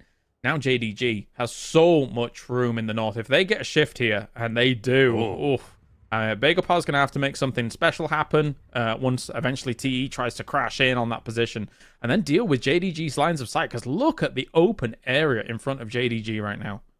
Even using the BRDM to get some more information on an area that's a bit weaker. So they've got a compound, 2 different crossfire angles. Begapa has got the foothold down to the south, right on the edge of the zone. So it's going to be the Expendables, Gizera, and Shin all having to fight their way in. Shin at least going a bit loud, seeing if he can shoo that BRDM away, but JDG actually going to instead go for a more centered position, sending Suze and Spaceman both. Akan, I think that this is going to be a pretty weakened Begapa. I don't think that they have any loot. This is kind of what we were seeing going on with Twisted. They're just hiding here. Yeah, I think so. So I didn't actually realize that. I thought maybe they had a little bit more to work with, but no, I guess we're fully in the PO carry boat right now alongside Part Pro. There's a little bit, but not much. I mean, Akan just going to have to feed information over. That's about all he can do. Gizera has now been spotted. That is Shin and Gizera both being held back by JDG, not even realizing there's kind of another solo and a con so close to them. The Expendables do have a whole bunch of crates ahead of them, and I think might be fine with letting JDG get control over that area for now. I will say Shen's done well for himself in this game so far, considering still alive here for 4 AM after what was going down in Buksansar, and then trying to transition with all the teams ahead of him. It was tough. He did have the arm to hand, really did a lot of damage against 17, but it looks like his time may be coming to an end here. He's trying to dance, Spaceman's not hitting the shots, and has lost him a little bit in the smokes, but he's still in the blue. He's taking big damage. It looks like it's probably done here for Shen. Yeah, Cold hopped in the BRDM, roamed into a new angle that I think that Shin was trying to go for. A couple of crates just to get in a better spot. Pio, one of the two guys with some ammo. Looks like, oh, that was a pretty decent read on that throw. See how that's going to connect. Delwyn coming in from the other side of it, and Begapa in a lot of trouble. JDG going to use this. Cold running outside. Looks like he's just going to try to get in backstab position on the Expendables as well. Yeah, Begapa is going to get crushed here. I don't see any way out for them at all. And then the Expendables is just going to be an easy cleanup for JDG unless something magical happens on the other side. Susie doesn't quite hit his shots there, though. Chloris does take down Spaceman, so that's one of the off angles actually eliminated for the moment. As Cold is just razzing around here with this BRDM. Calm down. Cold with the P90, though. He is going big mode once again. It's December the 12th with the 4, but now Cold 119 even with the 3, as JDG is looking for a big win. Cold with a P90 and a BRDM just to kind of run around and do whatever he wants. Bark Pro's going to go down to the blue zone, and now Khan all by himself. He's going to go down, and that is a massive kill count for JDG, who takes the round. Cool 20 points at least for the boys here for JDG. I had some questions about how they were playing things out at PGC and whether or not they were just playing too much to the Chinese lobby as a whole over at PCL and it not translating to internationals. But for a game like this, they really capitalized on the fact that there was just so much more room in these later circles because of the absolute anarchy, Matrim, that happened at the beginning of the game. Buksansar was popping off, man. That was... Yeah, that was a crazy set. Like, dominoes just falling, leading into a firefight. That was, what, 7 teams I think we saw there at one point? Yeah, it was absolutely wild. Let's see where they're going to go. And they are going to pick Tago again. Oh, my days. But anyway, that is it for me and Matrim for the moment. We're going to hand it off to Mr. Toffees and to talk about our first Tago of the day. Great work, gentlemen. We're going to talk about a Tago, and then we're going to go back to a Tago. And I'm going to be honest with you, Michael, when we started this 2 days ago, and they said we're drafting maps, I thought I was going to see double Miramars every single day. Never did I expect double Tagos. Yeah, I think it's... Everyone always says Miramar is their favorite map, but then when it comes to it, they just don't seem to like it. I know Navi, if Navi win a game, they're picking Miramar. I bet it. I mean, I'm not very good at predicting what map they're going to pick, it seems, but yeah, thought there'd be some Miramars at least. I feel bad for Miramar. It feels like they're that, you know, they're me in high school. They keep saying I like you, but they never pick me. Anyway, Miramar left behind, Tago thriving, and this game, as it kicked off, we're already looking at it a little bit. This Petrichor Navi fight, break down why and what happened, because this seemed like it changed the entire game from the moment we started. Yeah, so if I was the Buksansar team, I would call circle once it's in the middle, control all of Buksansar. Navi probably knew that's what the Buksansar team would do, so they're going to pull up on the waterfall side, which they probably think will be 1 to 2 guys max. They want to kill that 1 to 2 guy fast, or make them leave. That just didn't happen because Petrichor Road has the biggest ego ever, and they want to kill anyone they can. So then it turns into a full team fight. And I've got a death toll from that fight, from Pero fighting back Navi there. How many people died? It was 4 of Pero died, 4 of Navi died, 4 of AL died, 3 of Twisted Minds died, and 2 of Furia died. All because Navi tries to pressure off Pero's side, and Pero did not want to leave. And Pero didn't want to leave. They fought through this, but then we saw third party after third party come in, and I think you kind of heard James allude to this. It feels like it threw this whole map into a different style of play because so many teams were messed up, limping, or brutalized during that early fight. Yeah, I think they might need to add a Buksansar TDM map after that. That was crazy. It was just a full-on free-for-all. It was. I remember Mark was sitting there like, I've got the information on why EA picked this.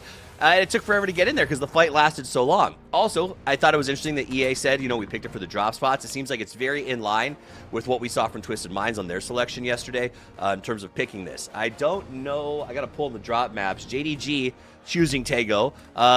Do you think that's just off the back of, hey, we just won it, why not? Yeah. Hold on one sec. Let's check in with Bella, and then we'll come back to that. For you came in with the second most kills of the day, first day, and you guys are sitting on top of that leaderboard. I want to ask you, are you doing anything special to be killing everyone that you come and interact with? 디엘 선수 어제 2위, 토탈킬 2위로 마무리하고 오늘도 아주 폼이 좋습니다. 오늘 컨디션 관리를 위해 뭔가 특별하게 하고 있는 게 있나요? 다들 아파서 마스크를 쓰고 있는데 지금 마스크도 안 쓰고 있어요. 컨디션 관리는 따로 하는 건 없고 그냥 하던 대로 하고 있는 것 같습니다. 근데 그냥 잘해버리기. 네. 아, 좋습니다. Well, he's not doing anything special. He's just doing what he does, and he is actually ending everyone that he comes in contact with. Well, next up is Heaven. Well, Heaven, I feel like you guys are... Well, you didn't get the first chicken, but you guys got 14 kills already on the first match. What is it that DN Freaks is doing that makes you guys so much better than everyone else here? 이제 첫 번째 에란겔에서 치킨은 못 가져갔지만 또 14킬을 기록을 한 DN Freaks예요. 우리 팀이 뭘 이렇게 잘하고 있길래 다른 팀들보다 우수하게 잘하고 있는 걸까요? 저희도 이게 좀 신기하긴 한데 저희가 따로 연습을 하진 않았지만 이게 성적이 좀 잘 나오고 있다 보니까 저도 좀 어안이 좀 벙벙하고 좀 신기해하고 있어가지고 뭐 그래도 저랑 디엘 선수는 3인칭을 어느 정도 즐기다 보니까 그것도 어느 정도의 영향은 있는 것 같아요. I mean, I think I'm also kind of personally surprised because we didn't really put extra practice into TPP, but personally, myself and DL, we do enjoy the TPP mode, so I guess it's a pleasant surprise, a pleasant moment for the team as well. And this is also like a fun fact, inside joke from the Korean stream. One of the casters, Jisoo has said that DN Freaks is going to win, but that also put the fears in the DN Freaks fans. I want to hear what you guys are thinking about that. 또 한국 지금 중계에서 지수보이님이 DN 프릭스가 우승할 거다라고 확신을 하시고 계셔서 프릭스 팬분들이 지금 비상이에요. 두 분은 어떻게 생각하시는지 한마디씩 들어볼 수 있을까요? 사실 그런 걸 좀 안 믿긴 하는데 일단 무슨 소리라고? 지소보이님이 좀 말씀하신 대로 저희가 막 선수나 팀을 말하면은 이제 다 죽더라고요. 그것도 있고 뭔가 이제 저희가 하는 걸 보면은 저희 그 부두수를 좀 이겨낼 수 있지 않을까 생각하고 있습니다.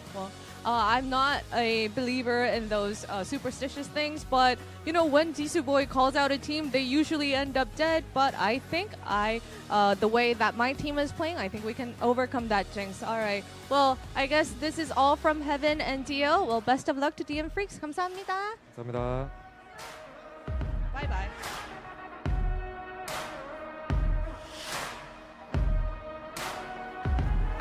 Excellent. Thank you very much, Bella. I love when she catches up with the champions and gets us the insight. I also love how humble.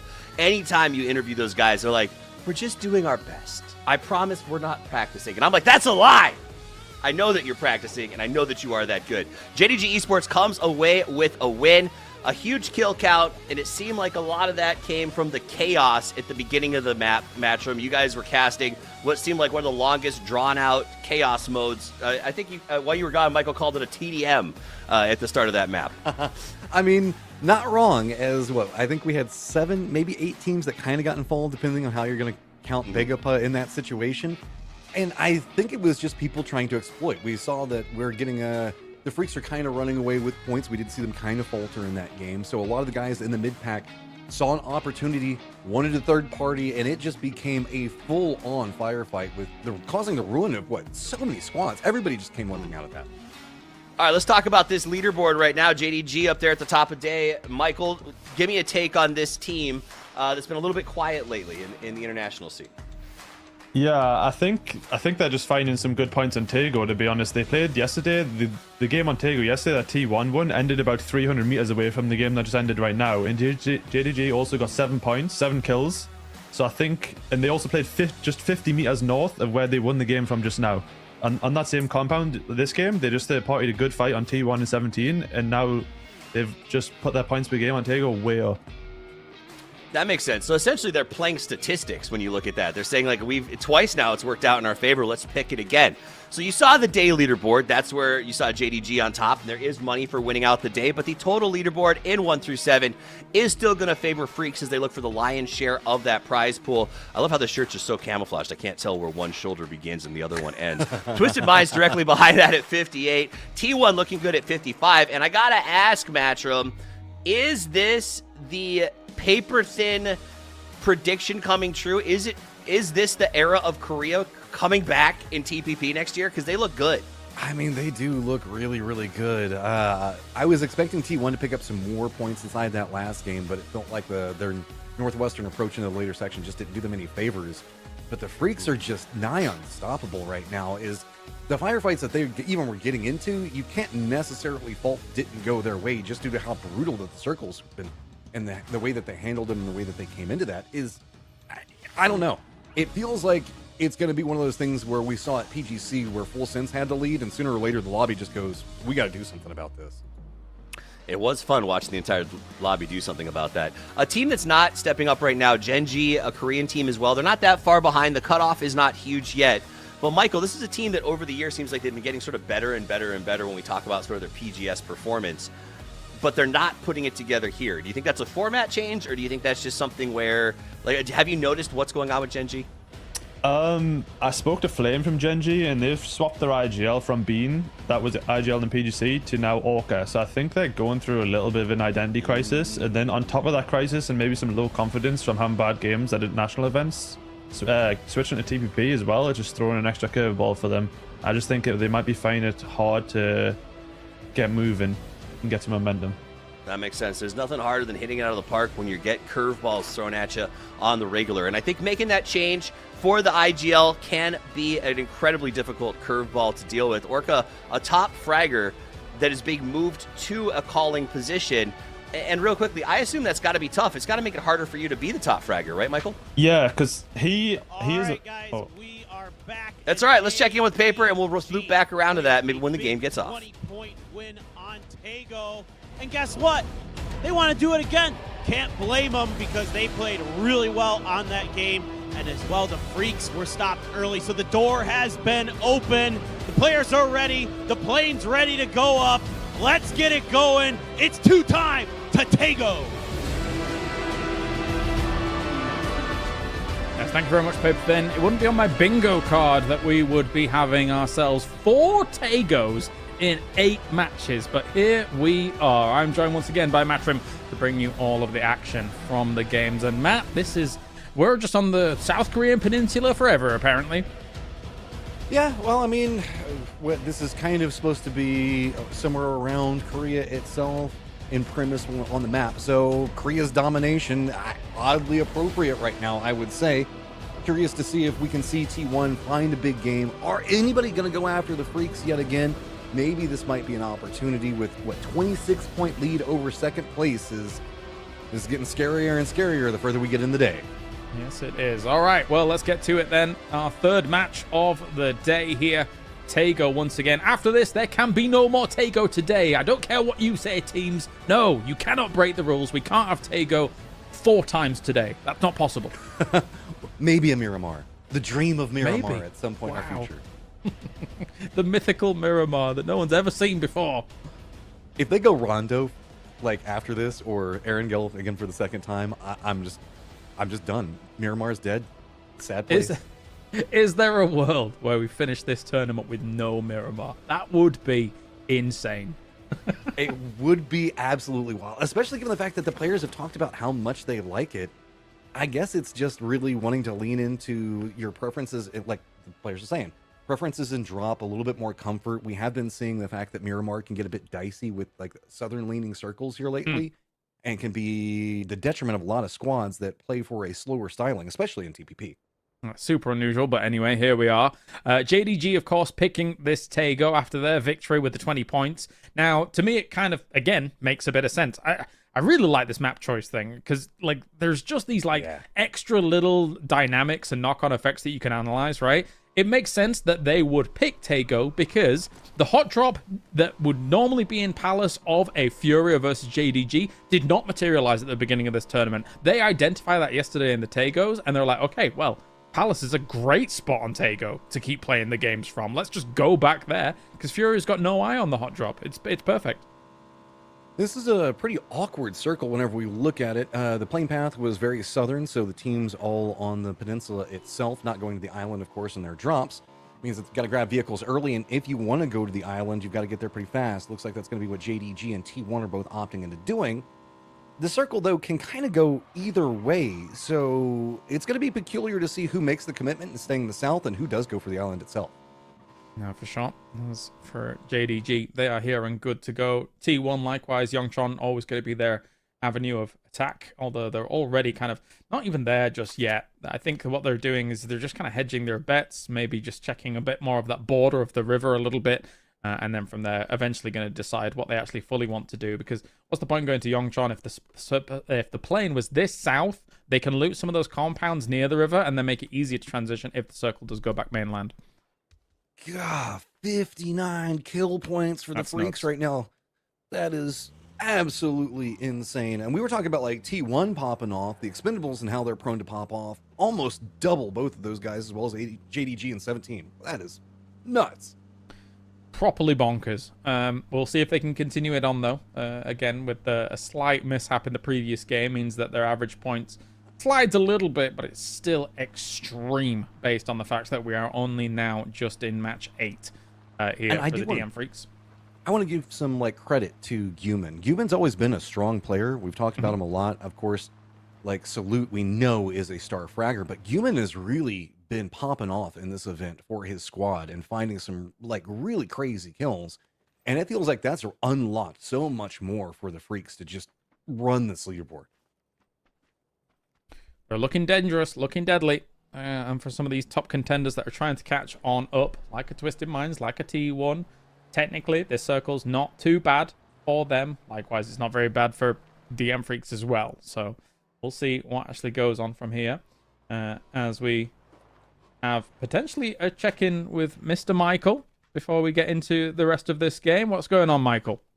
Hello, yes. I think for either team, no matter what side of the island they pick, they're just one circle shift off of having a really good game or a really terrible game. I do think for a lot of the teams, if you want to dedicate to one side, you want to be there really early or really late. I think going across on a medium timer, if you drive into the wrong area, because there's not too many, say on the north side, there's not too many places to play. If you go across early, or in the middle, sorry, and then you just drive straight into a team that's already occupying a spot, that just gives another team an opportunity to come third party you and take control of your spot that you wanted. I completely agree. Sense. Yeah, considering the fact that the river is such a focal point in this circle, it's a good breakdown. Thank you very much, Michael, for the insights. As we jump back on board with Anyone's Legend and Na'Vi are currently stuck right next to one another in the south side of the river. This has gotten a bit more awkward. This is a strong point to play from. That's why we see both teams kind of jockeying around, seeing who can get more dominant in position. If the circle does go to the south, this gives you a lot of vision, specifically over the fields that are going to be the northeast of it and to the west and kind of to the southeast as well. You get a lot of control in vision. Looks like Na'Vi just wanted to use it as a stopover to see if they can get scouting for their next rotate. There's going to be the compound that's a bit further to the north. Not going to give you as much vision and control in the later stages, but a lot more safety. And no surprise, Na'Vi sitting in 12th might opt for that, as when we look at this leaderboard, it is so jammed-packed. What, 10 points between Genji down at 32 and then all the way up to TE in 7th place. Everyone driving everywhere as well, as people just kind of really a little indecisive about what they might want to get done here with the start of a circle like this. It is one of the harder circles to make your early decisions for Tago. As we just listened to Michael, of course, you've got some extremes that you want to pick, but maybe a middle ground is a little bit more dicey to make work, especially with the caliber of player in this lobby. Blue gets his tire popped. I hate that. I mean, good shots though. He got a knock to start that one off. 17 Zhao Wu peeks it back over, gets damage, and even manages to force him away. So that gives way more breathing room and a chance to get themselves kind of a bit more prepared. This is going to be to the northeast of the fields that we were just talking about a moment ago. So Twisted is going to have inside track on 2 different bridges. Might opt into using that for control, or maybe just give them the inside track to rotate if they need to. 4 Angry Men looks like they could be pathing for one of the bridges kind of close to Twisted. Squads that are not quite inside the circle yet are going to be Falcons, FW, Furia, and Begapo way down to south. Everybody's kind of making their 50-50 gamble outside of that already. Yeah, they are. With Na'Vi crossing when they are, I feel like that might sort of be that middle ground circle of move that, you know, Michael was talking about as maybe a little later than 1BN required, as they are just skirting along the edge of the river. But I mean, if somebody's on the other side of the river and they're trying to utilize this to cordon off some of the angles from like a palace, for example, maybe they could have some shots go their way. But there are still a few safety points. You can see where they're trying to take at the moment. I don't know whether they need to keep their cars very healthy if they're going to do something like this. Yeah, and to kind of tail end on what you and Michael are talking about, the Freaks have already moved into the more open areas on the outskirts of Godok to the east and the south of it, using the hillsides.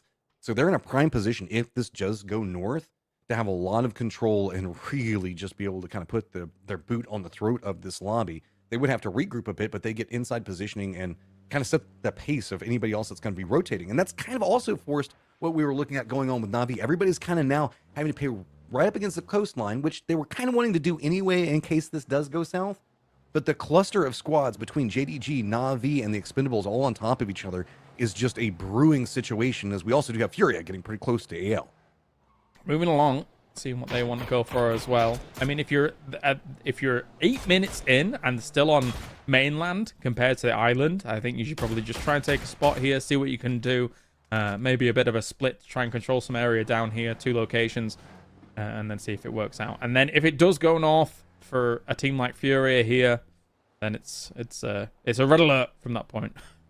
Oh yeah, you can see that they're pretty much just scouting with their bodies, seeing who's going to shoot at them right now, and using that as a way of course correcting. It's not going the best, as AL's at least just getting some damage on the vehicles, not any real damage to be afraid of for Nox just quite yet. Fury does this pretty regularly, so they're going to go back down south. Nothing ventured, nothing gained, but nothing really gained either way on it, as they're going to regroup. Begapa's going to be kind of close to them, but Petrichor Road, close to 17, is just going to be a bit more control and scouting, as Chewy wants to know who his neighbors are and what they're doing.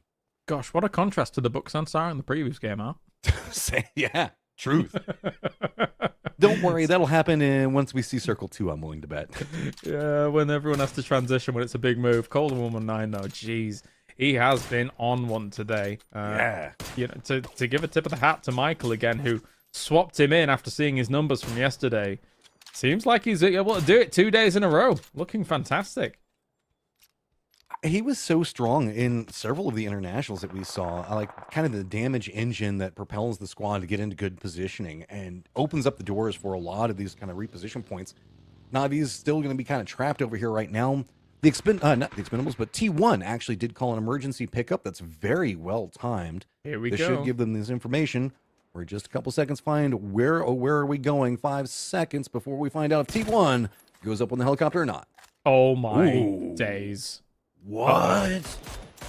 All right, the gloves are off. It's still the river. That's a problem. Okay, everyone scramble. We've got emergency pickups going off, but at the same time with the 17 one, won't be surprised if they don't take it at all, as the other one from T1 has not been taken, considering a circle shift like this. However, with the river being such a focal point, now it gets unbelievably dicey. Yes, you might stay on your side of the river, but once an eventual shift comes in, which cordons off one of these sides, uh-oh. I mean, the north feels stronger just the way the peninsula kind of shifts in at the center of the circle. And I think that's why we see the Expendables making their push across. JDG's trying to get some damage onto them right now.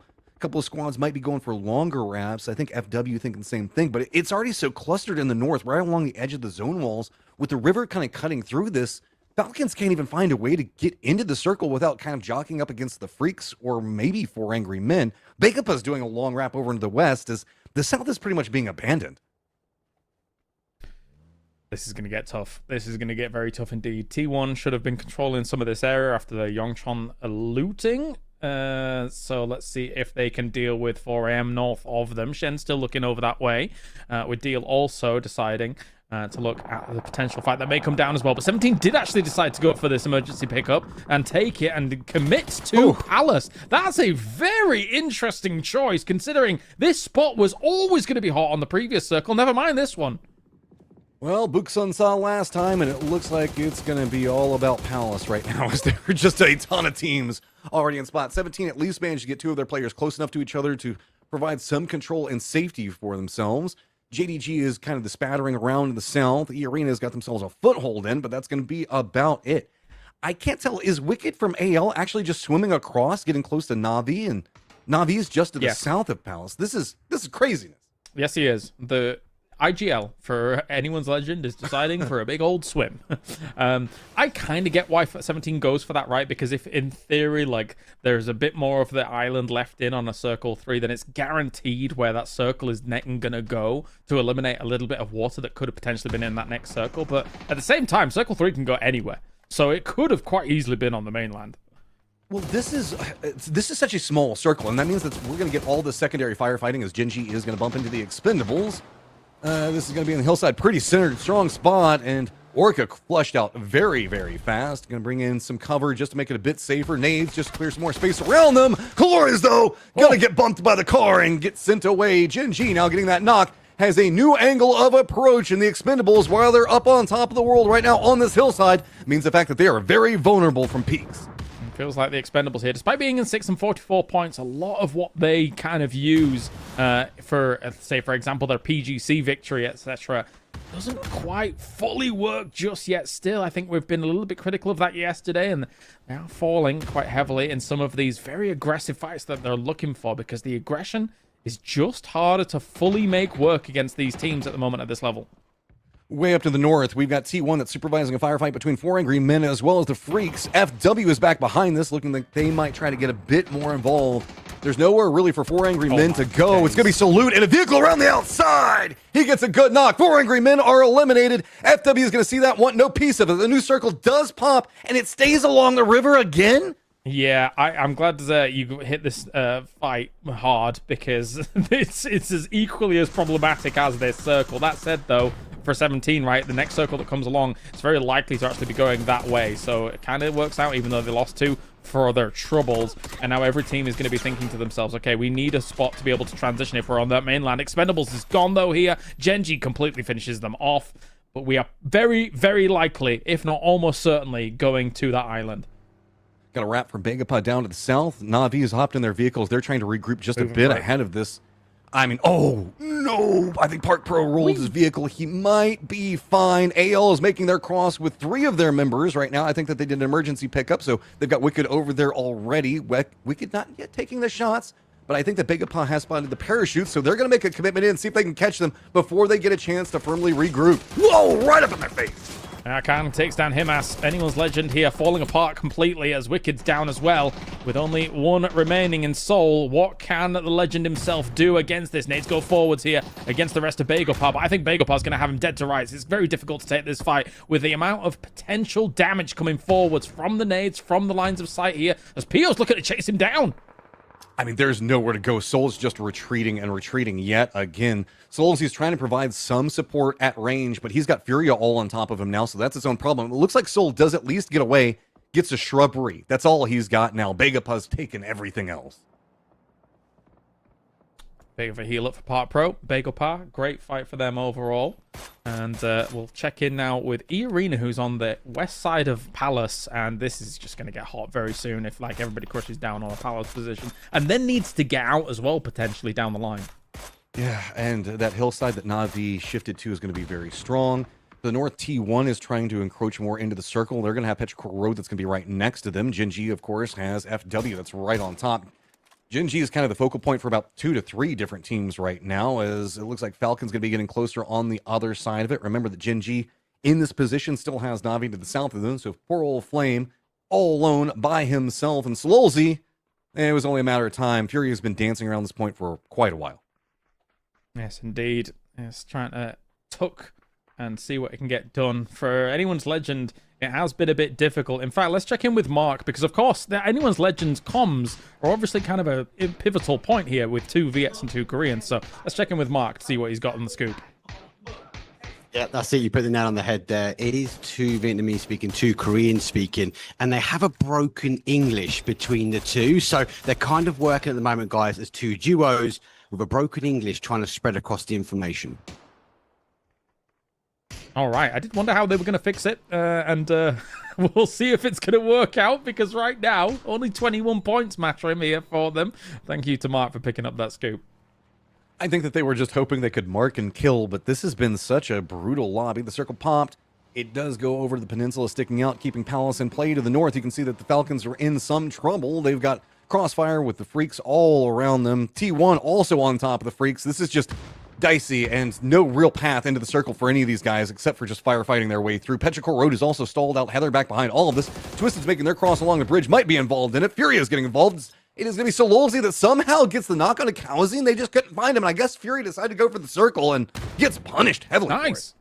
Any little point Sololzy can get on this team has been paying dividends, right? Like yesterday as well, Sololzy had some moments, and for the roster where everyone's eyes were on him as well as Sol, Sololzy's kind of been the guy that's saving them in some of these situations. So very good by him so far. Don't need English to be able to just play out a solo position here against Gizera, who's coming around the corner here, looking for that finish off. Sololzy goes down to the blue. That was very, very close. Externally on this, it's back to the T1 fight up into the north. It's going to be Raps coming from Petrichor Road right between them. Couple of shots, going to make that a bit dicey. Type has to get away from it. You can see Heather, Ian already down, so just 2 players up for T1. Petrichor Road trying to find a path into this very brutal circle as now we're fishing with dynamite. Fury is in some trouble, and Begapud just feasting over here on this peninsula hillside. Oh, they are hungry. They want more, that's for sure here. So does Team Falcons as well, though. There is a BRDM rocking up right against them as the Arena will come along with this.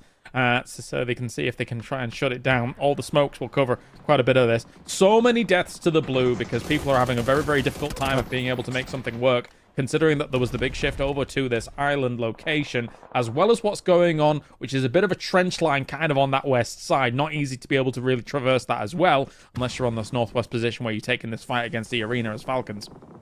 Yeah, you called it. Nobody is choosing to die to blue right now. It is just, you have no options. It's firefight. You've got to get every little bit that you can get inside this circle, and it is brutal for these guys. Falcons, you can see slowly trying to push their way through. There's E-Arena's BRDM that's roaming around the outside, but just not getting close enough to the Panzerfaust to really allow Falcons to get some breathing room around it.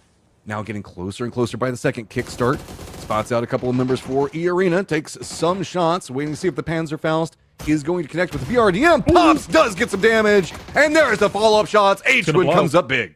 It may end up blowing up, yes, and it will finish off Lyrics from that explosion as well, though. So kickstart, perfect damage coming in. E-Arena is absolutely folding here. They're going to need a stronger hand for the next game, unless the Neurons can do something about it. Tiggleton is down. Opons as well, trying to look for a bit of an angle here against the rest of Falcons as they do fall down. So good stuff by E-Arena. I just wonder if their game is going to come to an end soon, considering FW is on the Overwatch.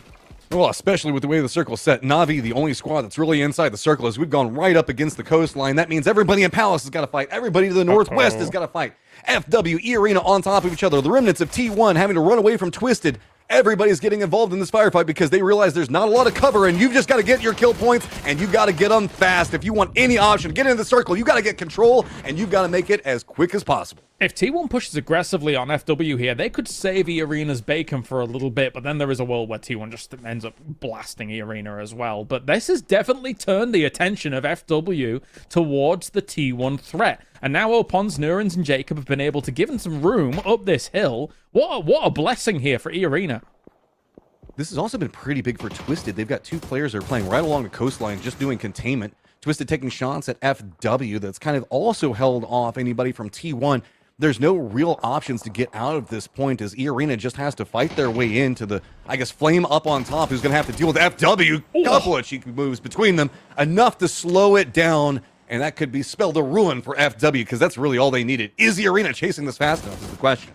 Yeah, that's a good question indeed, because Banana 1 now is going to be the one that's just kind of stuck in all of this. Twisted Minds, here they come. on the warpath up to the north. While this is all going on, as you say, Na'Vi's in a great spot. Begapaw's been playing the coast. They're in a great spot as well. For all intents and purposes, we were, cautious of whether Na'Vi's rotation timing was going to work out, but it definitely has at the moment. Type now down to Molodox, the sub in for Twisted Minds, who's got a few more points on the board. Currently in second place, trying to make that catch-up go on against DN Freaks, who has not had the best of the last 2 games, so the catch-up's definitely real here. Big fight between Twisted and T1, and Twisted definitely has the momentum in it. That's been what the separation on the leaderboard has caused. 6 kills for T1 right now, but just 1 player up in Heather. And this is going to be hard. Too many different angles that he has to control. This is also kind of calmed down a bit more of the firefighting externally. E-Arena kind of go for a wrap around. FW is eliminated. Here comes JDG now leaving Palace. They're going to be trying to assault a position that Na'Vi is trying to defend from. And let's see what they can still do here. Still E-Arena, 6 kills on the board. Currently in 6th place. Doing pretty well for themselves. JDG, though, coming out of Palace. I'm surprised there wasn't as much of a hold out. Oh, my God. Explosive from Cole119. He is on something today, man. Everything is falling apart on the defensive lines right now, except for JDG. They left Palace, and they are just walking forward. Begapa sees this. What? They're trying to steal some more space. Everybody is just falling. Na'Vi's gone down. JDG on a rampage on the side of this one. Twisted, other side of E-Arena, trying to pinch this as fast as possible. Now they're going to retreat from the angle. They've got control in the north. JDG to the west. Begapa to the south. Sorry, did Na'Vi just get Thanos out of existence? What was that? This is ridiculous. Akan here as well, charging up a mortar. Bear in mind, Begap has been using mortars prior in this game as well. Park Pro had one down on the far southwest for a little while, so they are really trying to utilize every tool available to them. I need to go back and watch what happened to Na'Vi just then. I've never seen a team die that fast when they had such a strong spot. This is the most PO thing that I have seen. Begapa spots out these crates. PO runs forward, and he is just looting up. Sure, who cares that Twisted's in the north? Sure, who cares that JDG has the hillside to the west? Park Pro, protect me, bro. I got to get the loot, and I'm going to 1v8 right now. Okay, here we go. What was that? I didn't see the range on that shot, unfortunately. I love judging whether or not they're going to hit before it hits, because I'm such a I use the mortar all the time in game. It's so much fun. It's fun to be able to try and use the map and see if you can actually hit it. 239 meters. It's a little bit far by the looks of things if you're going for Lou. Maybe if you're going for Batulins on the little further bit. Batulins will be the target. No, okay, it's almost exactly on Lou, but I wasn't quite accurate with that one. That's some really good information. I think that was PO feeding that to Akan. Remember, he was down in the dip, so he couldn't see anything himself. It was just essentially players marking and getting a good read. Twisted has gone into a 2-2 split, 2 along the coastline, 2 to the north, try to contain JDG. Begapa just has Akan behind. He's pretty isolated, and Twisted's got great vision on him, trying to punish him back for those mortars. To remind everyone, this was JDG's pick, and them dropping in Palace, having so much room to work with currently. They are absolutely blasting today, and they're definitely capitalizing on the fact that they could play the back-to-back Tego for themselves. So again, I really do like the dynamic of these teams being able to try and lean in, try and get some benefits from the fact that they got a chicken dinner in the previous one. Always cool to see. Because it leads to a cascading effect that it feels like you're capable of controlling so much more. Like, if you have your dominant performance in a map, now you can kind of set the pace, and if it doesn't work for you, it feels like you know exactly why it doesn't work. You got to set up everything in a favorable position, and Twisted, I'm getting a bit nervous about this. This is strong. They are bullying Begapa away from the spot, so they've got control of this lower ground point. But this does mean that they're very, very separated, and JDG has been on an absolute rampage their last 2 games. Having just a duo lined up against them means that it's going to be Example and Molodok that have to force JDG into Begapa. Yeah, I want them to go crazy. I want Vikendi in here, like as a pick, you know? You don't start on it, but if someone suddenly pulls it out and they're like, we know what we're doing here, that would be insane. But anyway, one can dream. That would be cool. Think about it. If you eliminate a map because you've played it twice, we get a tag in from a different map. Oh, okay. I can see what you're cooking here. Kind of see what JDG is cooking on top of this hillside too. Is PO heavily looted. It's got Park Pro and friends all around him. Songjong's going to be right up against the blue zone for this, just trying to hold the containment angles. But really, it's Twisted's positioning that they've been playing from that's made it a bit harder for anybody else to move in the map. keep an eye on December 12th. He's roaming up to the north right now and is getting very close to getting vision on the Twisted duo over there. So PO is centered up, feeling good. It's really just how long can this Twisted contain work? This 2-2 split has a lot of vulnerabilities, but if they can get it, oh no! It's very, very strong. Luckily, Batulin should be able to get this res, I think.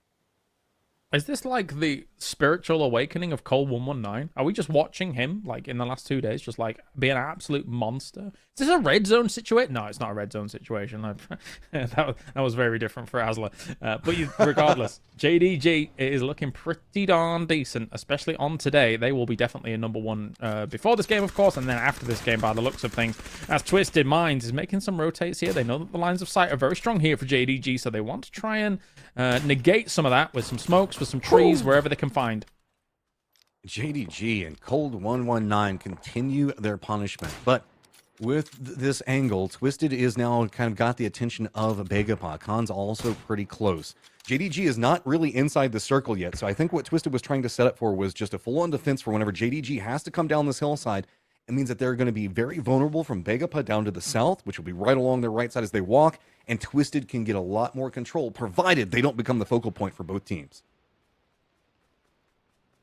Impressed by the longevity of Begapa as a whole, playing the coastline the way they have done in this one.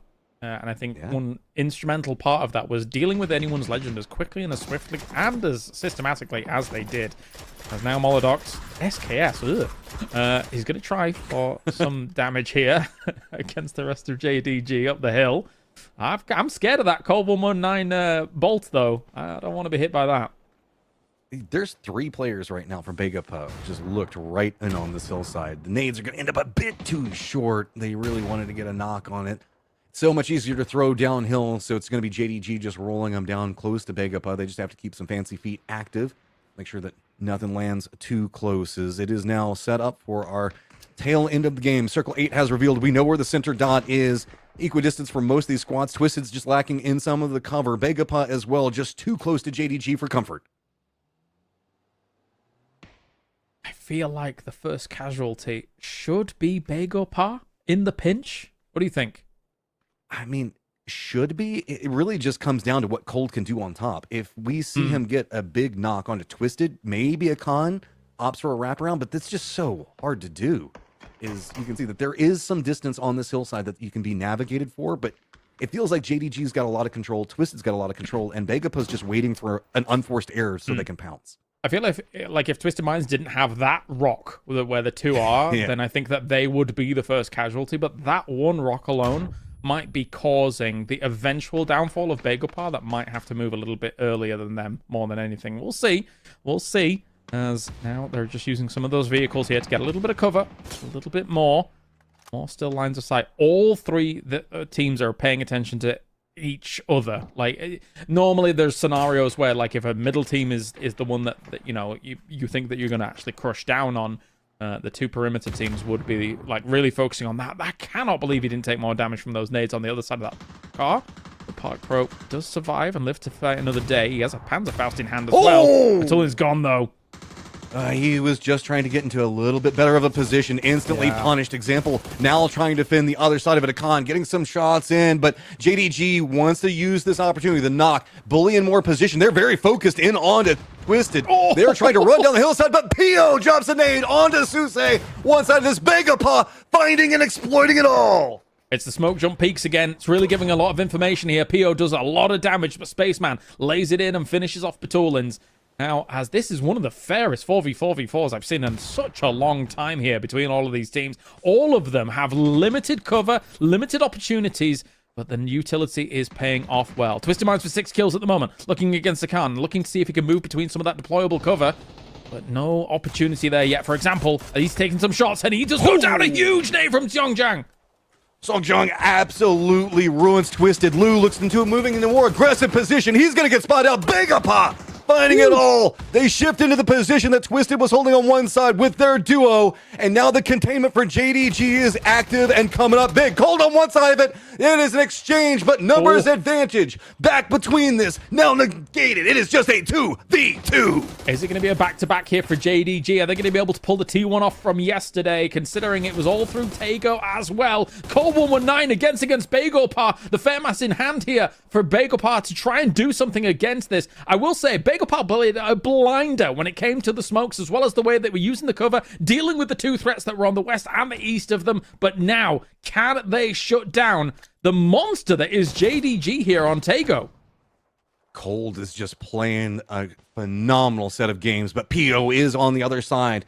Couple of new angles have opened up. Bagapa sent Park Pro over to the other side of it. He's spotted. He's trying to hold out and deny out the potential for any form of res, but the way the smokes have set, it looks like that's going to be what JDG is focused on. They know that they want to get their numbers back. Spaceman doing a great job on just staying alive. PO not spotting any movement on the other side of this hillside means that this is going to be enough time. JDG has got reset. Spaceman did his job, and now it's just going to be seeing if they can step into new angles. But PO on top finds one. Park Pro finds the other. Cold all by himself up on top.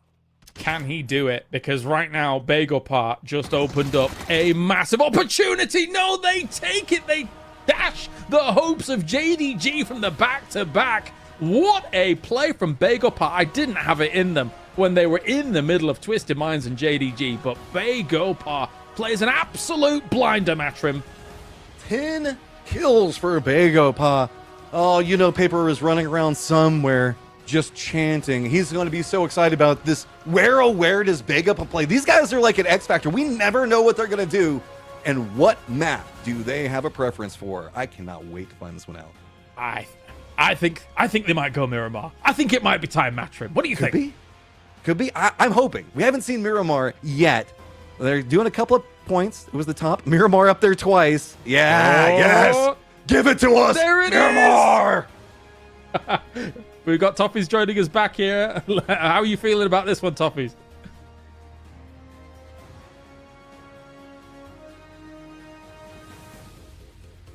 To me, but Bagopar takes the pick, right? Like literally, we're halfway through the tournament and the first Miramar is picked. And I think the reason is, like, it's kind of crazy because you can see all the players go, all right, I don't mind Miramar. And so maybe that's why it's not getting picked, because it's the one map where, like, you know that if you pick this, everybody's like, oh, that's cool with me. I don't know. That's wild. All right, let's talk about that game, though. It was pretty chaotic off the front. I did want to check in. You guys, there was a whole bit going on with Na'Vi here. They seemed like they were in such a good position, and then absolute hell broke out. So I'm going to start with Michael because he was going to kind of talk about why what Na'Vi did was actually the right choice. Yeah, they did an early cross onto Palace Island, and then Circle 3, they didn't have the best spot. JG had full roof control of Palace, so Furious just goes on a solo mission. Drive scouts the full middle of the circle, doesn't care if he dies, being selfless as the IGL. Gets him in a game-winning spot, which the game actually ended on. But a big fight broke out in the north. They went to third party it, and then JDG just got a free entry because Na'Vi stopped watching it and just took the late game spot from them.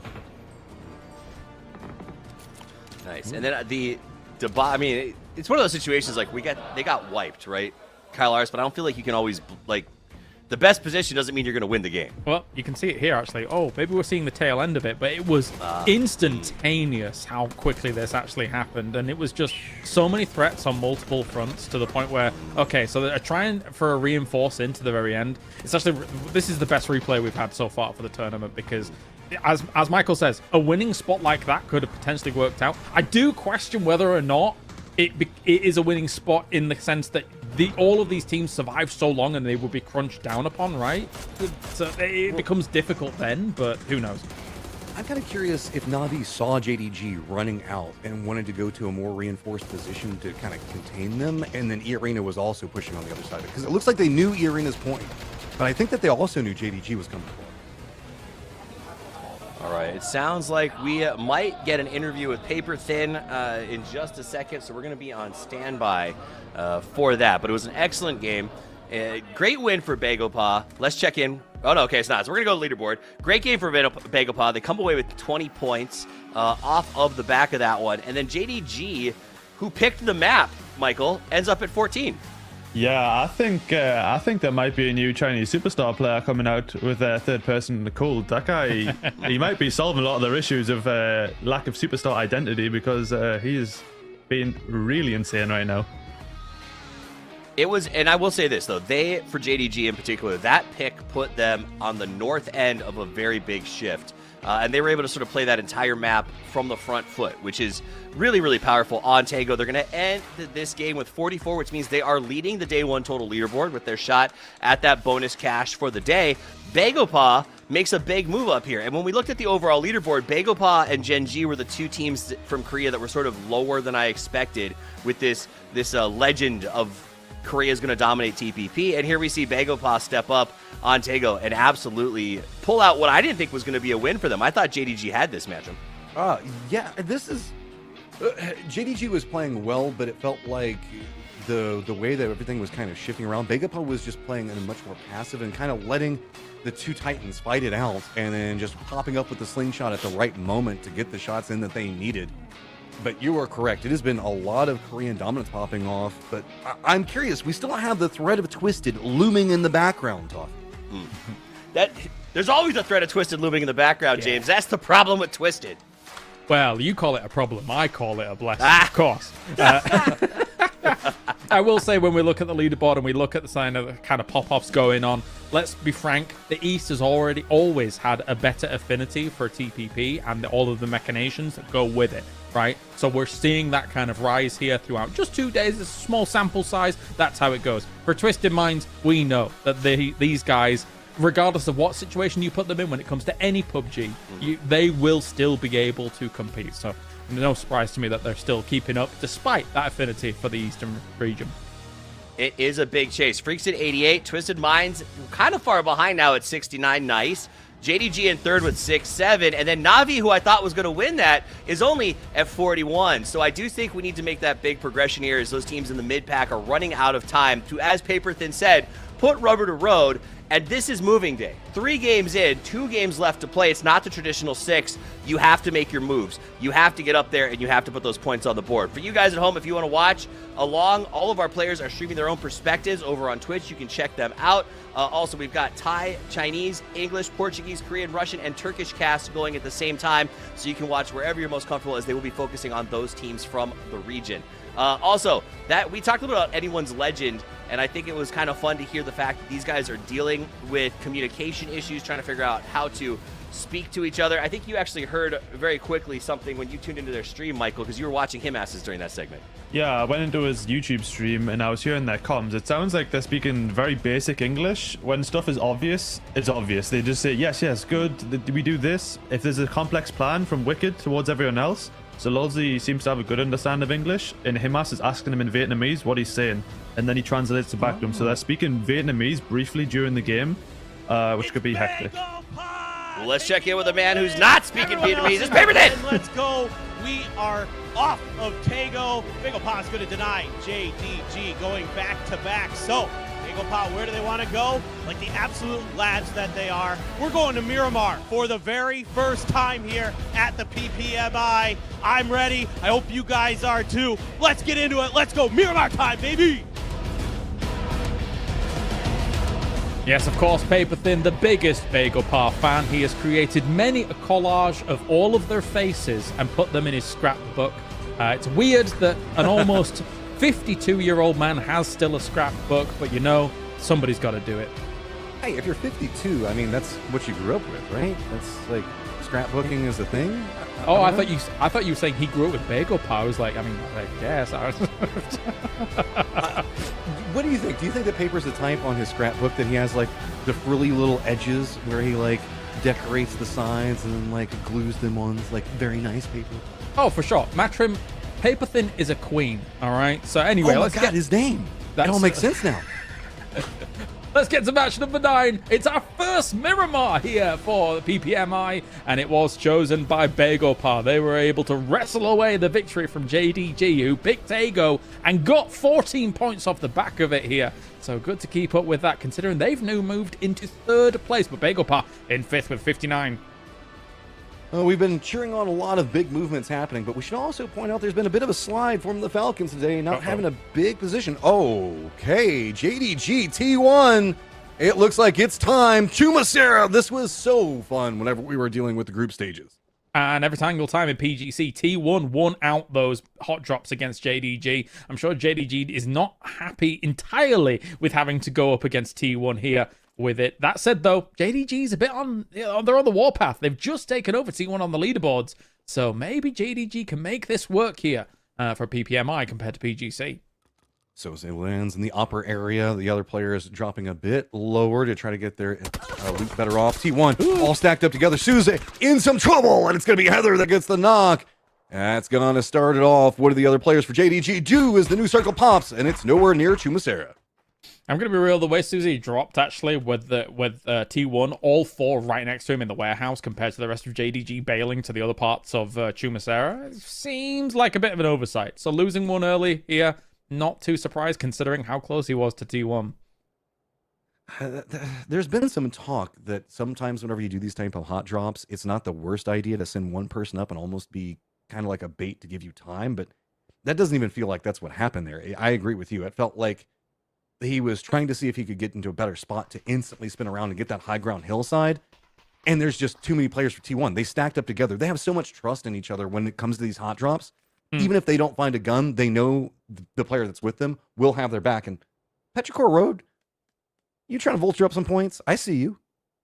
Well, yeah, I 26v6. I don't know if it's going to happen too much here from this. But what you were saying about that kind of hot drop and potential 1-3 split, the problem for you in Chumacera is if you're dropping on the low ground against the high ground, even if Susie did like act as a distraction, buy some time, and then, for example, like got 2 knocks himself, because of the high ground, low ground kind of dynamic of Chumacera, it's very hard for any 3-man to follow up on what might be a knock or two if you get that and then sacrifice yourself, right? So for me, for Chumacera, I think it just none of it lines up for JDG, but they'll continue, they'll try.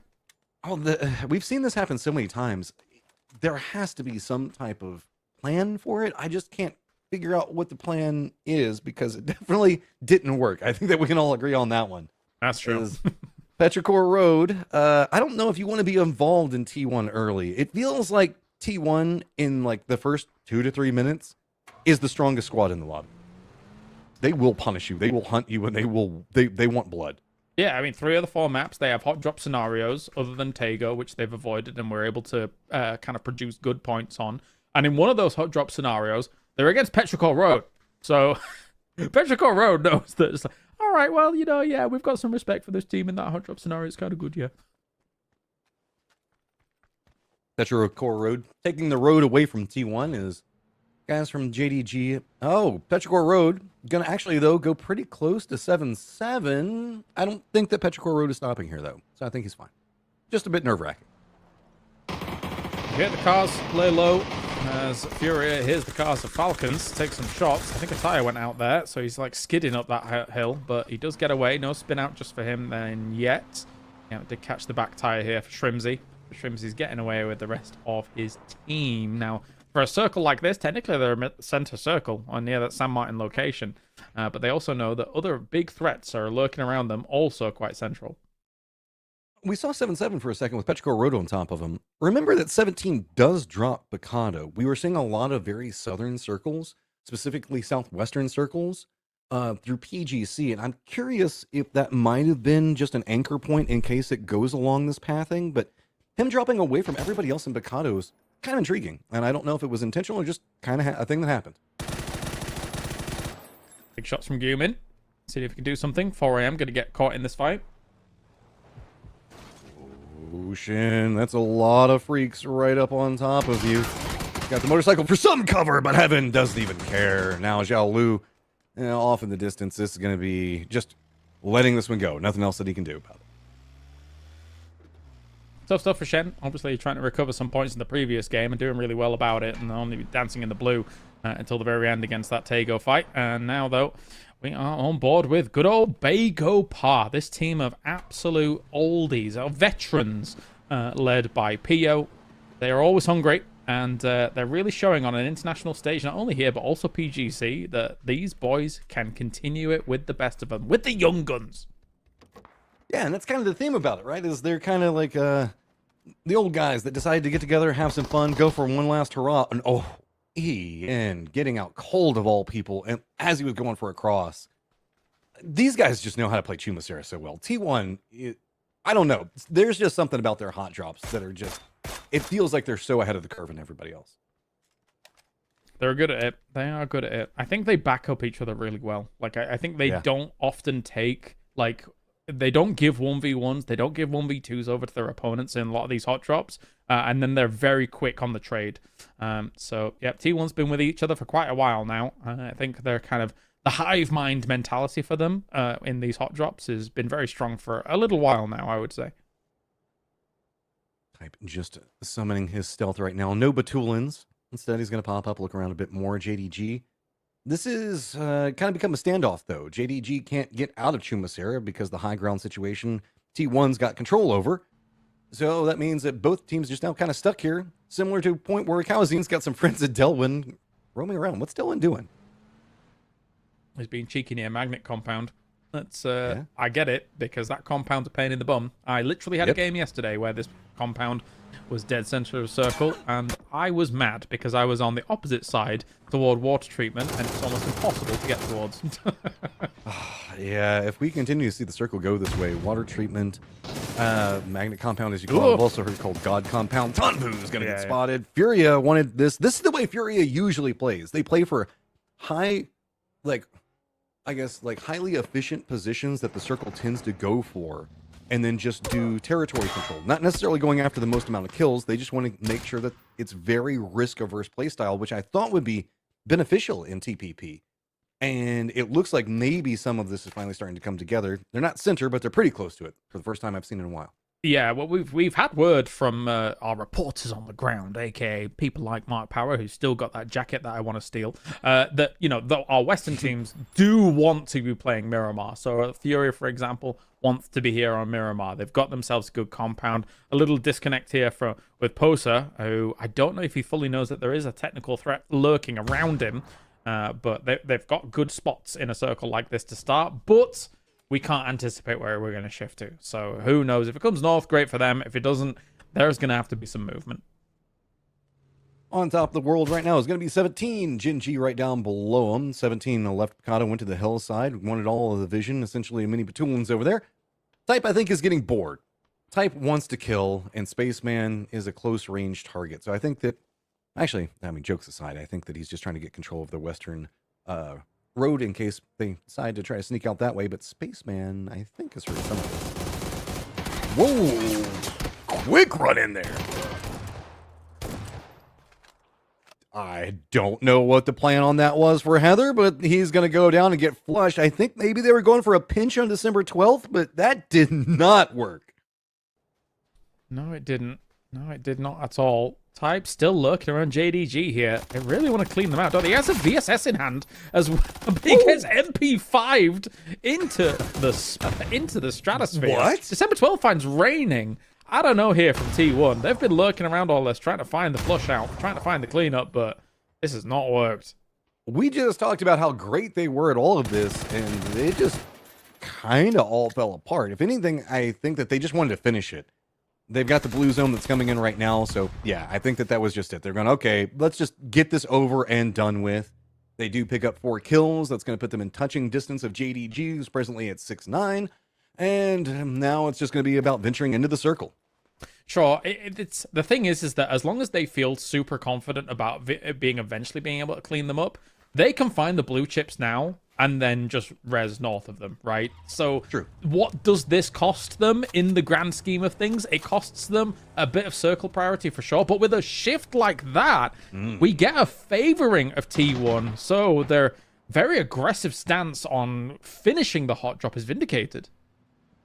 This is kind of peculiar circle because we've got right in the middle of it Power, of course, and that's going to be where Twisted is going to be playing from. They've got some friends very close, Furia.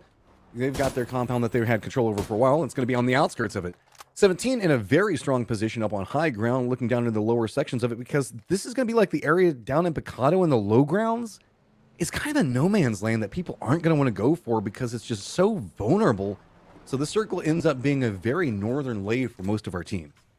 Yeah, I mean, we were on board with Fury before, right? Who technically would have a good compound in the previous circle, but now they're going to have to play checkpoint PUBG. They're going to have to go from compound to compound slowly, see if it's open, see if they can move, and then do the same again and again on Miramar, which can be very, very dicey to try and rotate through, and teams are holding off some very strong high grounds. For example, Himas is doing his best Batulin's impression right now. Near Crater Fields, or east of Crater Fields. And Xiao Wu is also doing a little bit of the same, but in a completely different location. So he's still looking over the position here for Picardo. Oh, the twisted kryptonite.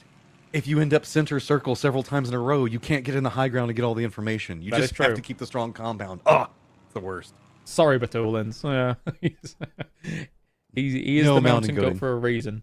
Oh, I love it. We both knew where to go with it. 17, going to get closer and closer to Twisted and see. I don't think that they're going to overstep. Everybody knows exactly where they are. Low ground is going to be the Freaks, getting kind of close to Na'Vi, but nothing that looking for a fight just quite yet. It's going to be right along the edge of the zone.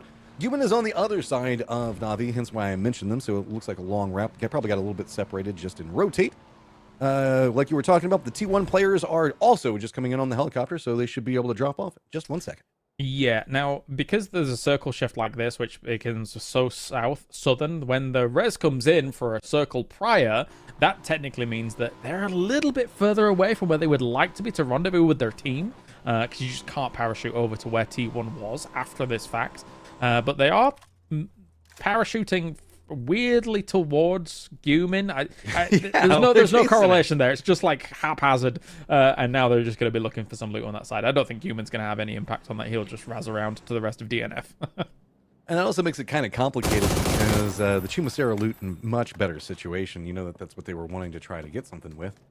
I'm kind of curious about Jinji. This feels very uncomfortable. I mean, we've had Xiao Wu just going for peak after peak on this point for them for quite a while. They're doing a good job on surviving, but I hate playing this area when there's a squad on top of you because it just feels like you can never do or move or do anything at all. Wait, Heather? Did he disconnect? I think because that's the only reason I would see for him to shoot him there. He's rezzing him again, actually. No way. Okay, wait. If he's rezzing him again based on the fact that he couldn't find meds and couldn't find any useful things, whereas Heather could, and then it's a better drop for him to get towards draining and end, that is a 200 IQ play. That is ingenious and good call out. Good shout. T1 now chasing after the circle. It is going to be going over into power. Twisted feeling very good. T1... they're just on the chase, right back behind what's going to be Na'Vi, Freaks, and Begapa all. So it's just going to be a Korean sandwich with Na'Vi in the middle of it all. Well, we may end up getting confirmation from the ground on that one, as we have sent our reporters out. But if that is the play, then that's massive. I'll be so happy if that's the kind of play, because those are the kinds of things that really get me excited. Never mind the fact that we're getting this map pick thing. that is very cool. But anyway, let's get back on board with the teams down towards the south here that are trying to deal with the fact that there is going to be some elevation here and shifting up towards Power Grid, as well as the openings that do occur in Power Grid. Because in TPP, some of those openings, unless you've got dips alongside Power Grid, are problematic to transfer over. Type flying over all of this firefight right now, feeding the information to the other players for T1, so secondary benefits galore happening. Freaks tail end back behind. Begapa looks like they're going to regroup and just claim the compound right on the outskirts that T1 was thinking about wanting to go for. It's going to be its own new set of problems for Type trying to make landfall. Up on top of the world right now is going to be Kickstart the Falcons, looking into Furia in their rotate. We still don't have Xiao Lu for 4 Angry Men that's caught out next to the Expendables. That's its own problem. FW needs to get in from the northwest, but that's going to be open to several vulnerabilities and sight lines that are already going to be set up as E-Arena is called an emergency pickup in the circle. They're already so close to it. I guess they don't feel comfortable with this at all. I don't mind them trying to relocate to the other side of the circle over on the far east because of the way the playing path works, because of the way all the teams have had to come in on the previous circle. So it could work if they feel like there would be a barrier towards where Power Grid is, which is always likely on a circle like this. So this could be working out for them. We'll see, as they're already still trying to shoot at FW, who's lurking up on the high ground to try and shut down this movement. Well, I think that's kind of the reason why, like we were talking about, right? Pushing that hillside into Power Grid is very open, and with FW being in position as well as Petrichor Road other side, leapfrog it all. If you land over in the east, if it's open, it'll feel pretty good. Falcons could cause some problems with it, but not the biggest issue just quite yet, as they're pretty much focused on what's going on with Furia. It's always Americas versus Americas, isn't it, Matrim? It's really always is. that. We're just that good. Only we can kill ourselves. That's what I tell myself at night while I cry, hugging my pillow.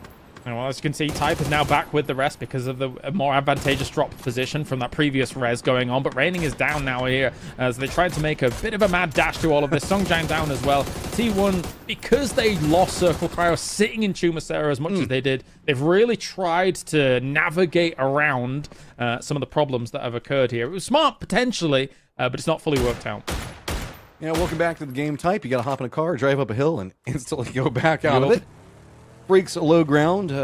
They've got already called emergency pickup as the new circle has popped, and it is going to stay around power grid. So Twisted with, again, tons of control. Anyone's Legend's just going to be to east of them. 17 going to be on the hillside that descends out to the south. East of that, Petrichor Road going to have pathing along the trenches just to the west of 17. FW, the Expendables up to the north. Falcons over there as well. Outside rotators are going to have to be Furia. It is going to be Na'Vi. T1's Heather. The Freaks all having to run right into Begapa. Yeah. I can't believe we're almost getting towards Power Grid proper here. And for Twisted Minds, it's always funny and interesting to see how they handle these kinds of circles, as you say, with like them being such an information-heavy team and trying to control bigger swaths of space and then trying to come in late on some scenarios. But Soset's a bit stuck at the moment, looking towards Furia. It's all the Western teams fighting all the Western teams at the moment on these kind of move pasts. This has gotten pretty crazy over here as Furia has found a way to get very close and is now gatekeeping out Na'Vi. Na'Vi is a bit split. They've got Irina on one side of them. That's its own independent problem. The Expendables have no pathing into the circle. Falcons are just ruining their day. FW is right next to them as well. That's going to be another casualty going down. FW at least inside the circle, but I mean the Expendables not in zone, hunkered down in a trench, and Falcons just punishing it. It's just a matter of time before we see them go down. Yeah, it's been a slow day for Falcons, right? I mean, if we look at the day leaderboard previous, it was not ideal for them, but this kind of border control could work out wonders as H1s take down Duck Juice, and Tiggleton's trying to finish off the rest of what's going on here from the Expendables, and they do so in kind with Tambu down. So, but on the other side, Soset taking down Kraken. I mean, there is a gatekeep, yes, but there's not a lot of buildings to really use, and there's multiple squads that have been harassing Furia. Aeol's going to be back behind it, but they're a bit more focused on what Twisted might be doing. Molodok has stepped out, making it a bit more dangerous for them. So, Na'Vi has some options, but the rally has come up for anyone's Legend, and the focus on any cross. Heather also sneaking up other side of this could absolutely ruin any push. While Na'Vi has managed to get themselves the knocks, they're going to have to walk into a crossfire, and do they even know it? Multiple people down on Furia, and there is just nowhere for Furia to go. I completely agree. I think that, yes, while you might win this fight, you might just be dead as soon as it finishes. This is brutal. If they can work something out, and Extends getting that double nade was banging as well. Flashes go forwards to try and shut down a little bit of the vision going on here, but as the circle does bear down, where are we going? Are we going Power Grid proper? Yes, we are. Oh my days here, as on this eastern side, still Post trying to survive against the position that's coming along. Heather's in the background of all of this. What's he doing here? He's snuck on in, and Na'Vi's going down. I mean, he got the kill onto Soset. Na'Vi's going to get eliminated. Heather, nowhere really to go. He's going to go down as well, so Furia do survive, but now you've got a roaming Himas right on top of you. Irina has to focus in on Gen G, and there has been a solid defensive line set up for Twisted Minds as well as 17. They've kind of put back-to-back on different sides of Power Grid with the collapses pushing into the west for the circles. This means this is going to be really hard for anybody to get in. You're just going to have to run through Twisted and 17 entrenched already. Yeah, no, it's terrifying. Absolutely terrifying. For those south teams here, they can kind of wiggle themselves around maybe to that west side, and actually that will be an unbelievable spot that they could potentially play, considering that there's not many teams there. It's whether or not that they are able to identify that is the question, as Falcons is still kind of sat around looking to see what they can do on this north side. But whilst we're waiting for this to go, I'm wondering if we're ready to check in with Mark on some of the questions that we may have had from this game.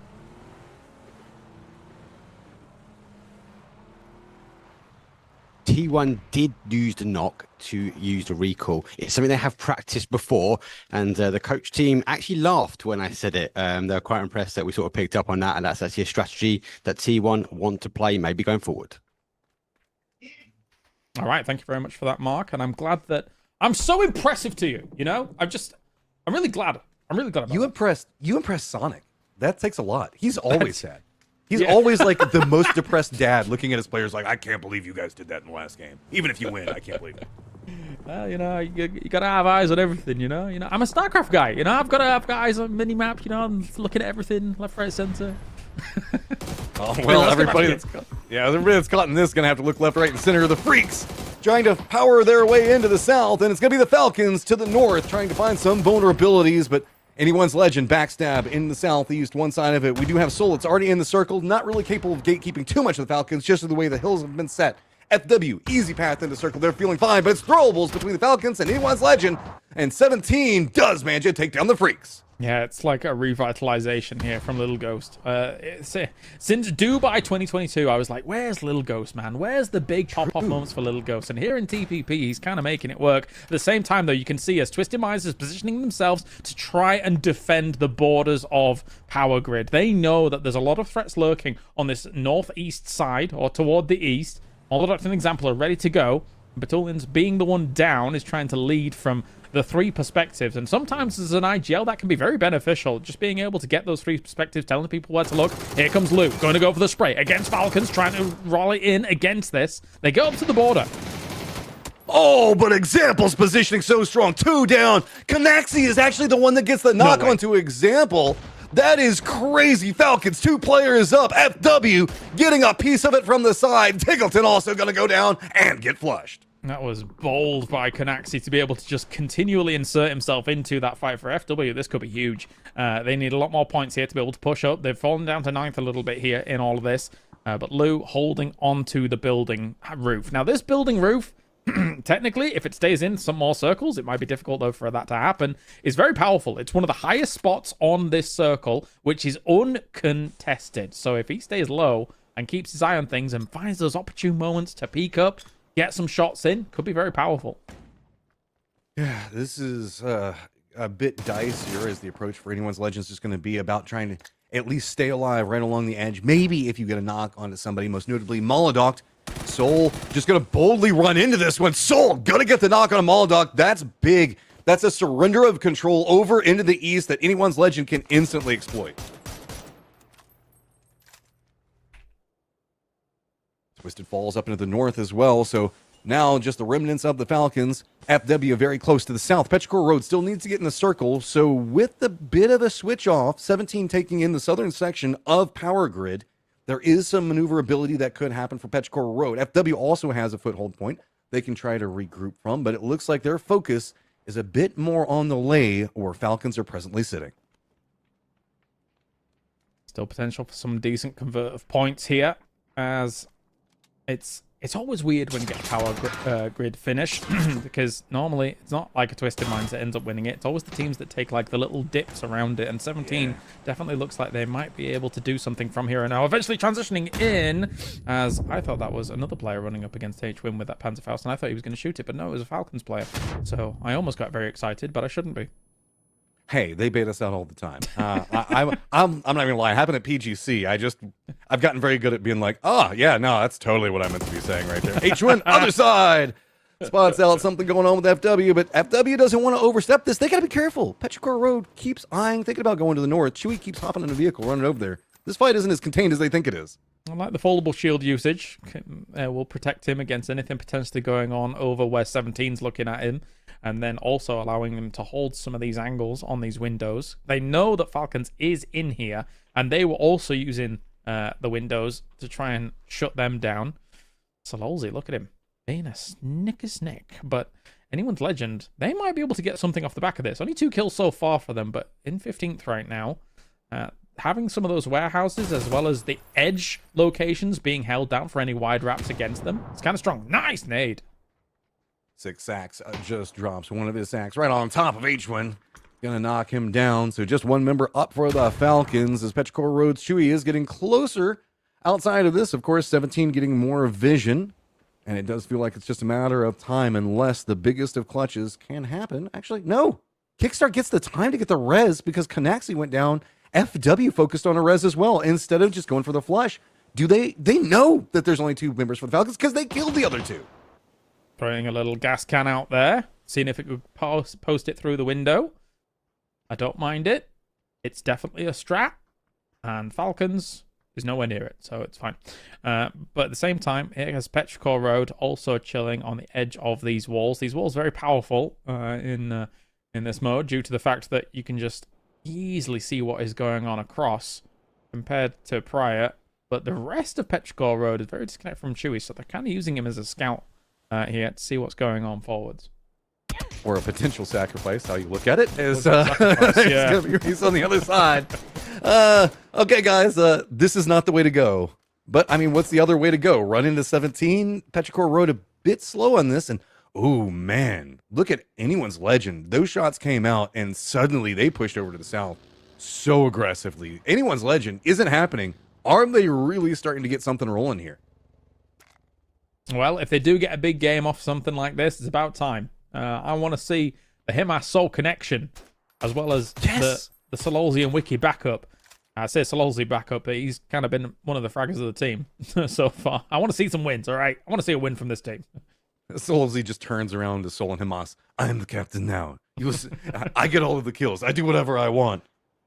This is a quiet circle.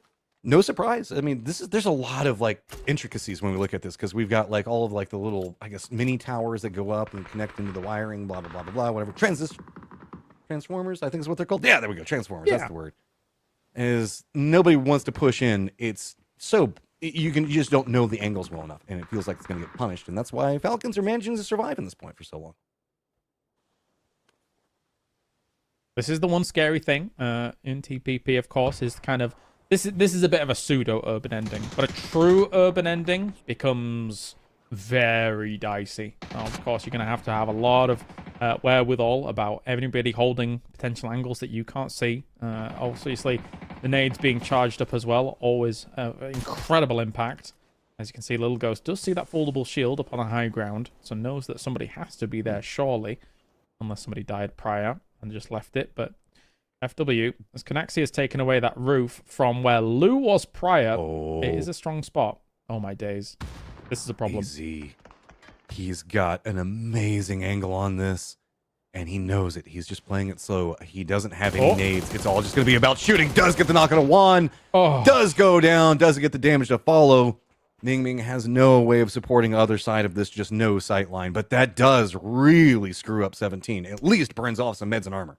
I genuinely thought it was going to be AZ smash, but AZ's sad. Not much more can go on. Oh, dear me. Petrichor Road down just like that.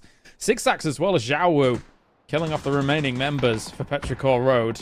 As we now on board with H-Win here up in the north. Him and Kickstart have got a lot of work to do to try and dispatch of anyone's legend as well as 17. And FW is lurking around them right now. It might be difficult, especially considering the Blue's going to be pushing them as well. And they have to get out of the building. I think this is going to be a bit of a disaster for Falcons eventually here, Matrim.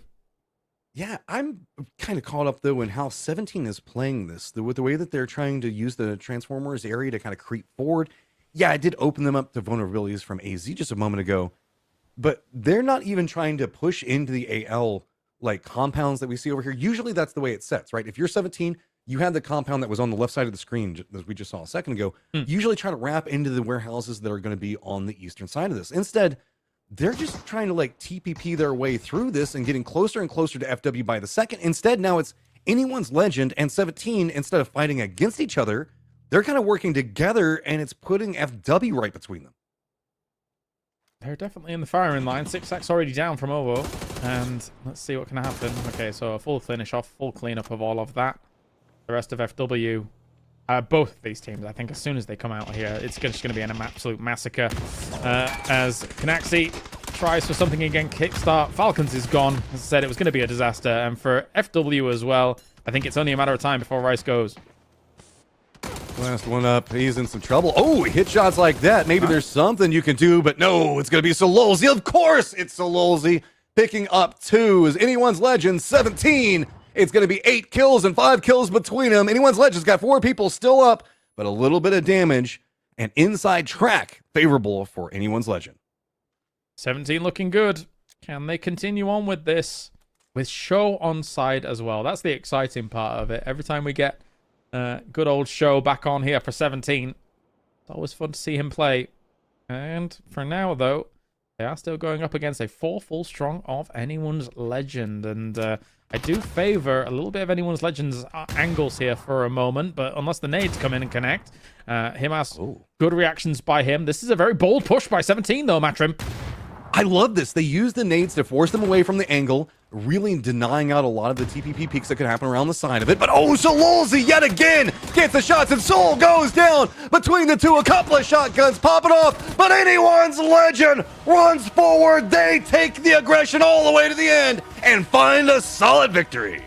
It's time for what should be a superstar roster to be able to get the victory. They're fighting through some tough things, right? It's not easy for a duo in Vietnam, duo in South Korea to be communicating in English like this and making it work, but they did on Power Grid. Himas, Wicked, Sololzi, and Seoul with a first victory here at PPMI. Big shout out to Anyone's Legend and Petrichor Road, who were kind of having a rough start to this. They were down on the bottom of the leaderboard, but Miramar, yet again, I'm excited.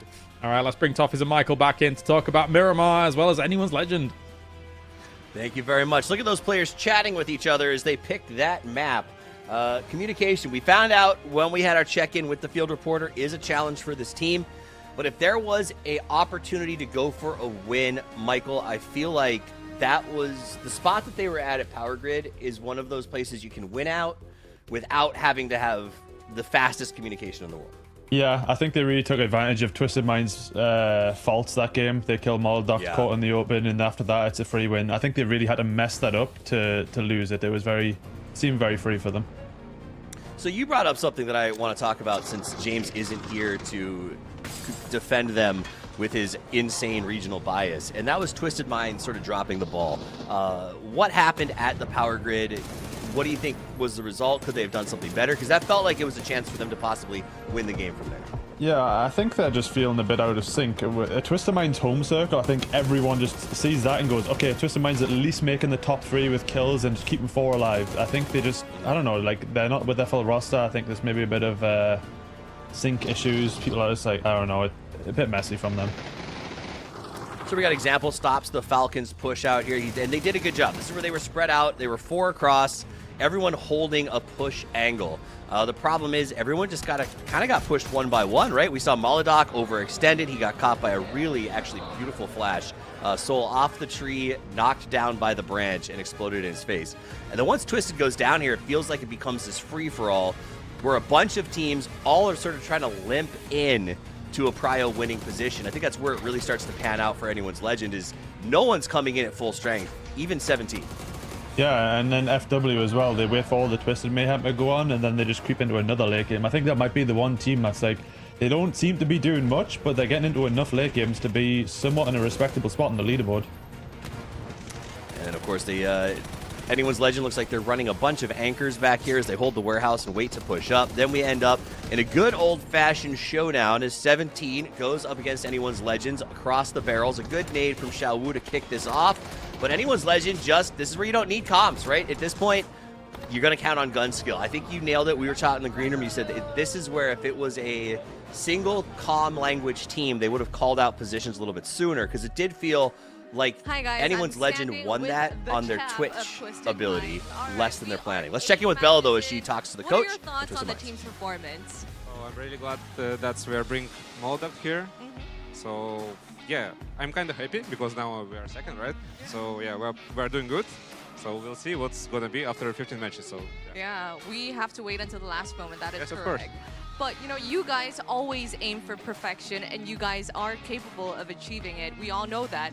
But it seems like there were moments where you guys were losing a member or two early on. What is up with that? What was going on? You know, sometimes it's happening because in case of TPP, it's different mode. So we need to handle it somehow, but it's going to be after time, of course. So at the start of the season, we will see it at PGS, right? Yeah. So at the PGS. So for now, it's kind of like we are trying to understand how to play. So figuring it now, testing the waters. Yeah, Well, yeah.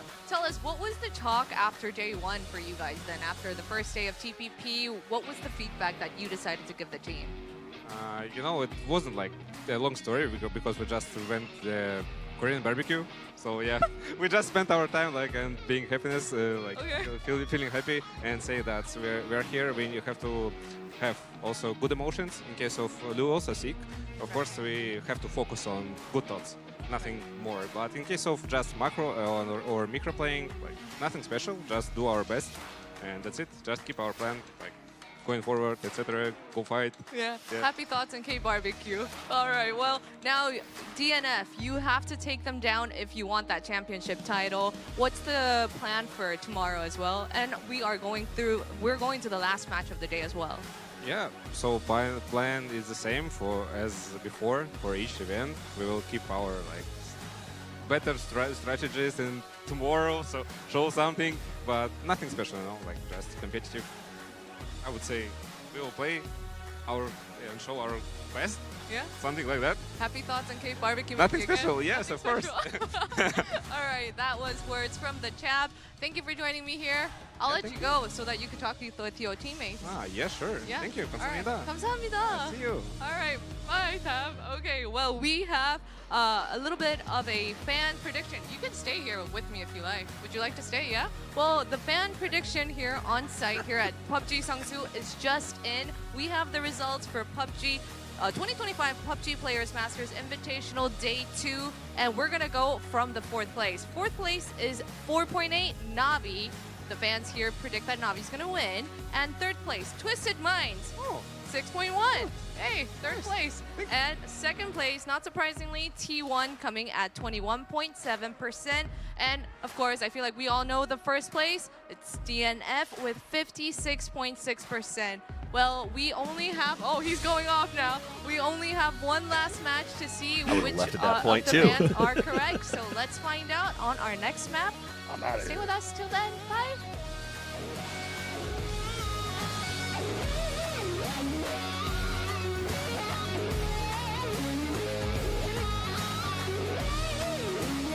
Well, thank you very much for that insight. I gotta be honest, that is a podcast that I would tune into, Matchroom. Happy Thoughts and Korean Barbecue, a PUBG podcast. Sign me up. Would you kick back, relax, talk the game? That's the vibes, dude. I'm down. Right? James, I also got to be honest, it's hilarious. At the time that the tab chose to leave was when we pointed out the win percentage for Freaks. Yeah, I'd be out too. I feel like there's a little bit, what they say, the Korean fans have picked them as well as T1 to be 1st and 2nd. Color me shocked, okay? All right, let's talk about day 2's leaderboard. Remember, there is $5,000 on the line for that team that finishes day 2 in 1st, which means there's always a reason to play.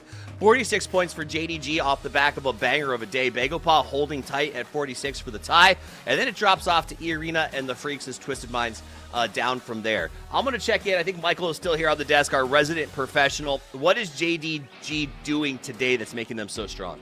I don't know. I think they just started with high confidence. Obviously, like you come in with a good first game, and you have it like Cold is doing a full-on superstar performance. So I think it just at internationals you either start really bad and you have to take it game by game. A team like Twisted Minds does, or you start really bad and then you do really bad on top of that. But if you start good, it's just like a ripple effect. You keep the momentum. Now you started Cold 119, I think, on your fantasy team today. Is that correct? Oh yeah, he is my boy. He's on my fantasy team for sure. Nice. Did you see what was the stats from yesterday that drove that, or do you know some secret sauce about Cold? Yeah, no, this guy's stats were insane. He had 10 kills yesterday, 15 knocks. He had even 4 more knocks than the second player in the lobby, which was Hakatori. I think now, let me check how many knocks he's got. He has 25 knocks in 9 games. The second person has 17 knocks, which is Salute. This guy's insane. 20 kills in 9 games. Saw a little bit of an advertisement there as we get ready for our final game of the day in just a couple of minutes. That is an insane amount of performance. I'm glad you caught that because you're going to be sailing past all of us in fantasy. But we're going to come back in just a minute and see which teams are sailing past Freaks, if it's even possible. One more game to play. Don't go anywhere. A new way to experience the battlegrounds.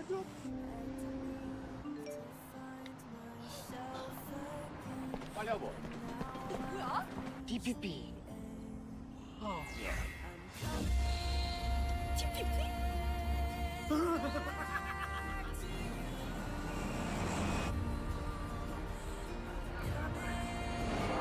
Now, the perspective you played for years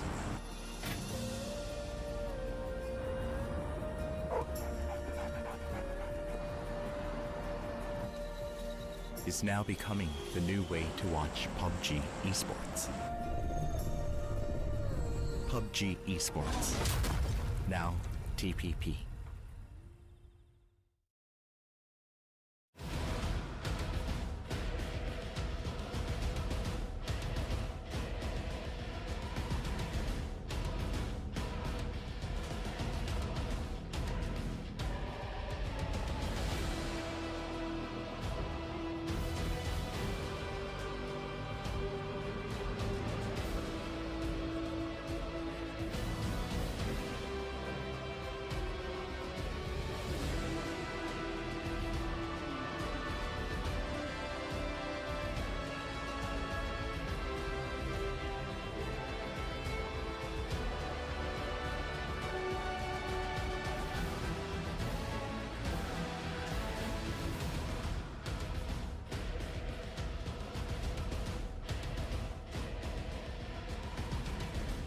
Well, we have got ourselves one more Miramar to go here, as Anyone's Legend gets themselves the win from Power Grid, chooses the Dusty Dunes once again for our second Miramar in 10 games. I'm joined by Matrim to bring you the last game of the day, and then we'll have the boys join afterwards, and we'll have a good old chinwag with Mr. Toffees and, well, the traitor in Michael. He's not actually, he's pretty cool.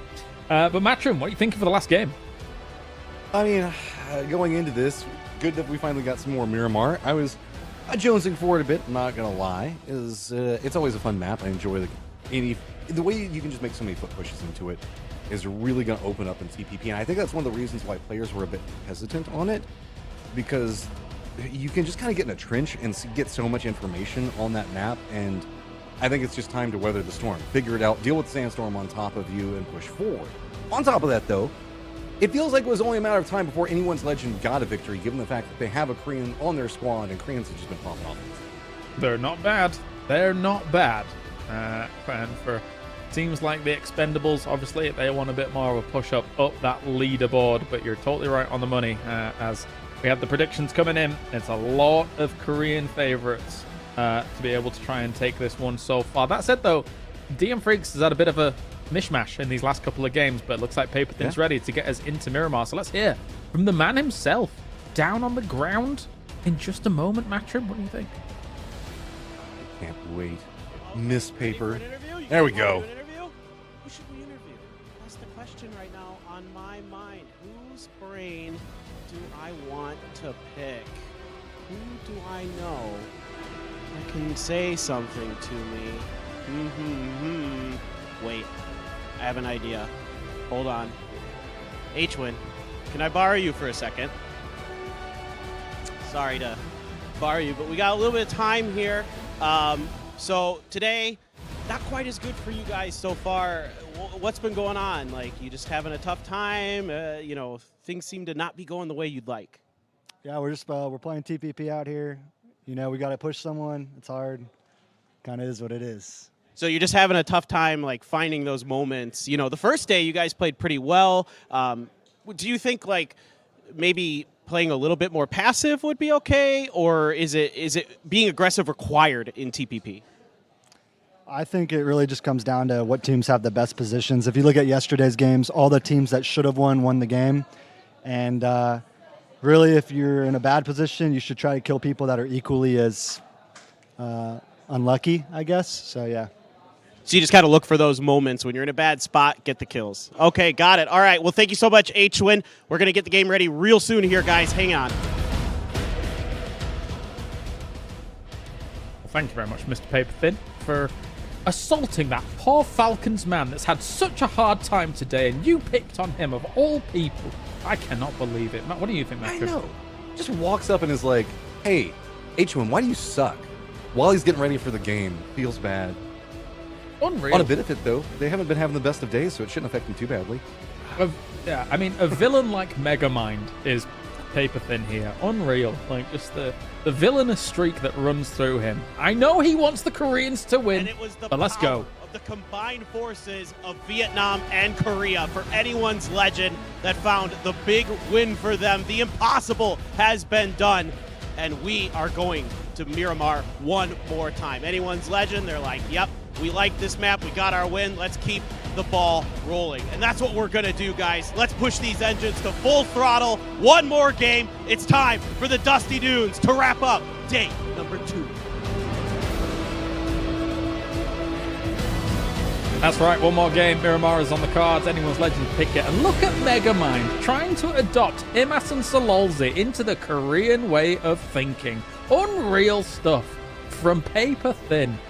Shall I keep going against paper thin? What should I do, Matrim? I know he's normally your dude. Yeah, no, I mean, that's fine. He's MC for the event. He's not one of us, so we can make him the outsider. One of us.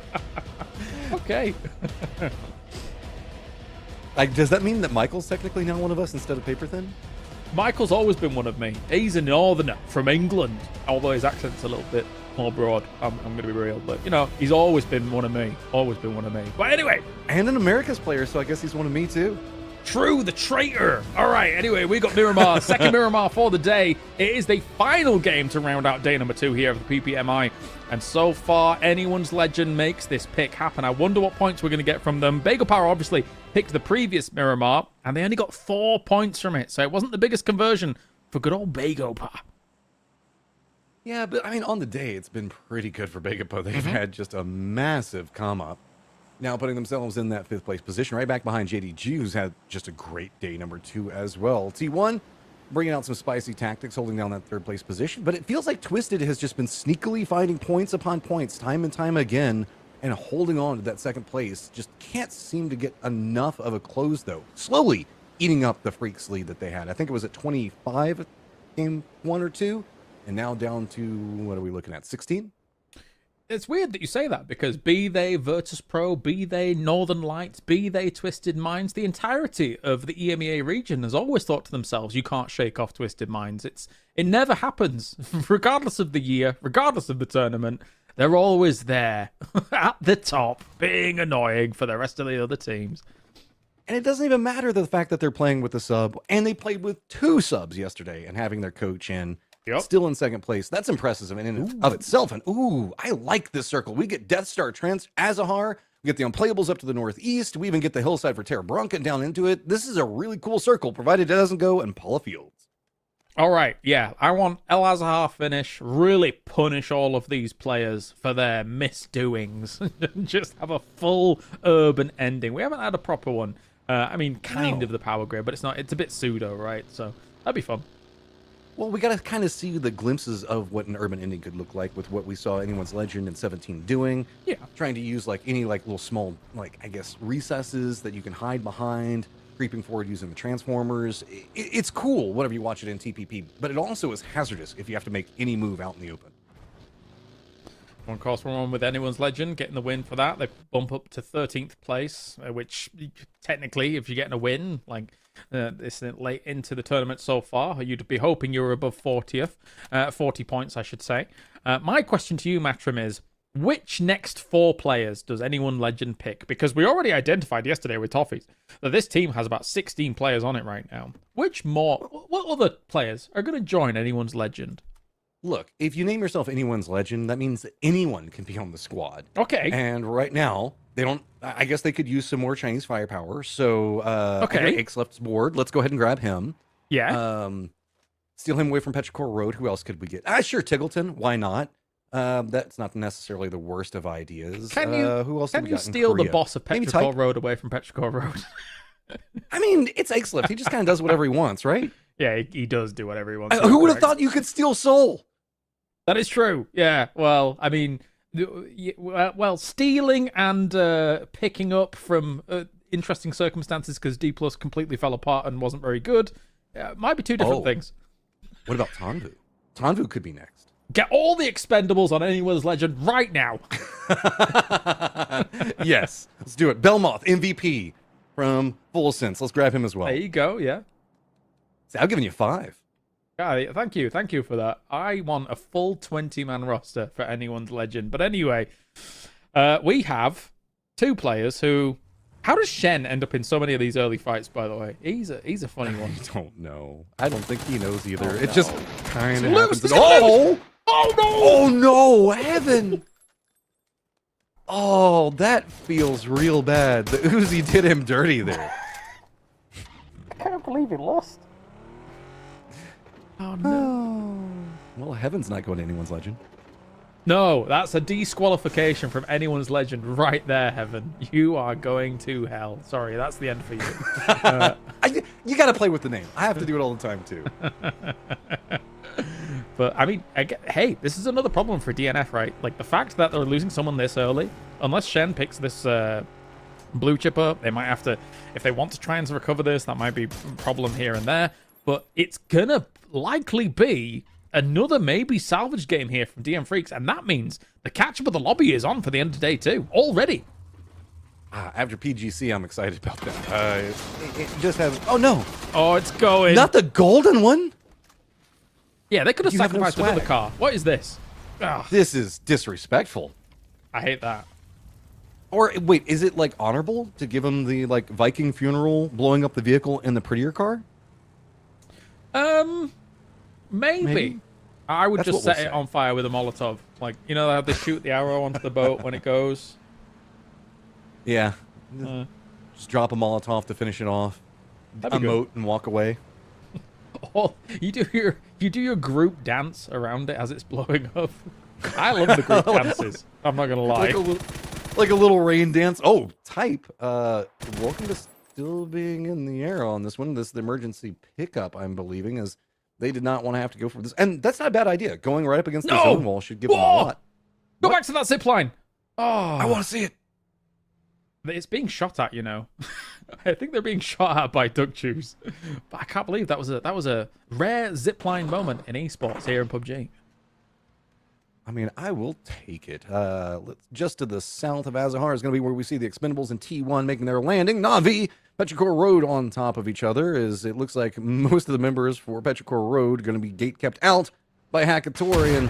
Also getting the high ground. This is bad news if you're just trapped in here, because Na'Vi, bottom of the leaderboard, they're hungry, man. Not a good situation. Once again, I think more rapidly we have seen this lobby center up for circles like this, as Hakatori just take down 92636. He is gone. A nade, a preemptive nade here, just in case he was to use that line. But AZ is full of holes at the moment. He is Swiss cheese, and he is down.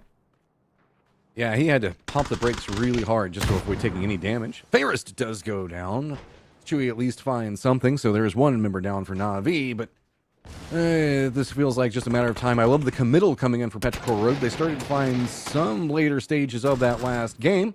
Do at least manage to get the flush onto the Na'Vi player, so that puts him up to 13 for now, but this is just Going awkward. around. He's rezzing right in front of them? Yeah, and there was actually a move from Anavi. I thought he was going around to try and completely call this off, but it looks like now he will make that move. That was very bold, very brazen. And he goes for the spray through this. He is naded during all of that, but Soseb finishes it off. That is bizarre by Petrichor Road. A bit to the northwest of where we were looking at a second ago, we've got Anyone's Legend and Falcons pretty close to each other. Falcons actually very centered in this. They opted to the north side of Death Star Trench and where it leads right into Azahar, so that's going to give them a lot of vision in the circle. The arena, Na'Vi now getting involved in a firefight. Is anybody on the hunt for points? Feels like it's just time to third party and pounce on whatever you can find. Yeah, as much as we are currently playing 5 games a day, this does feel like a bit of a start of a game 6 in our normal rotations. But anyway, Navi's still trying to hold off the arena position. No, let's be fair. Actually, nothing will feel more game 6 than what happened over in Buksansar for today. So actually, I'll take it all back. I mean, there is a world where this could kind of continue to happen. 17 and Gen G are both kind of close to this. And yeah. The compound has some strengths to it, but not for the committal that we see coming out. Na'Vi going to go down, and you mentioned that what happened to Buksansar. This feels kind of similar for Na'Vi, because it's the same situation, as they just kind of got caught in the meat grinder of it all. Sawn off shotgun. Oh, Jacob bangs, extends out. and that is brutal to deal with. I do love carrying a sawn-off shotgun, especially on Miramar. Some of these buildings, some of the unpushables, just become such a problem. And the sawn-off shotgun can sometimes get you out of these tricky spots, especially in TPP. The shotguns in these close quarters fights become very powerful. Yeah, I mean, we often talk about like pistols versus weight comparison ratios, you know, like would you rather have grenades or whatever else like that. It feels like the Shoddy is the one that people are willing to take the extra weight for. It just feels so good to have, and you don't really need to carry that much extra ammo. It's just in case everything goes terrible bad, or if I need to like push a longhouse or something else like that. It's perfect for those types of situations. Yeah, it's cool. It's very useful. Imas coming back. See what they want to get done.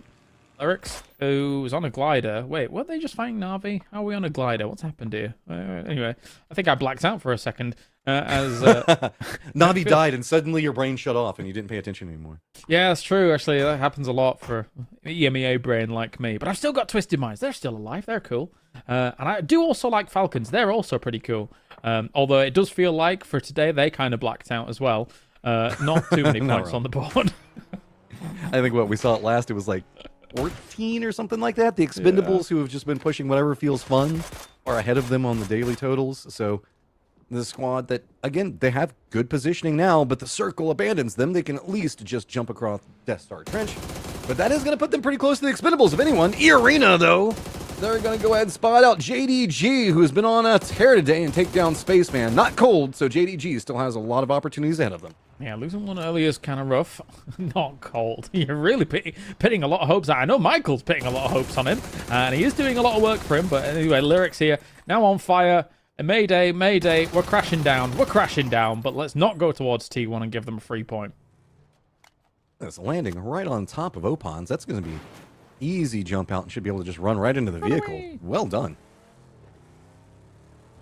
Considering where they are on the west side, the east side even of the circle, after the dispatching of Na'Vi, there's actually not that many teams ahead of them just yet for a circle like this. 2 teams eliminated, about 10 minutes in. Opens up a little bit of room, but maybe we'll get more eliminations pretty soon here. Beans to start things off. Longs replies to him. Tosi gets Xiaohai on all of this.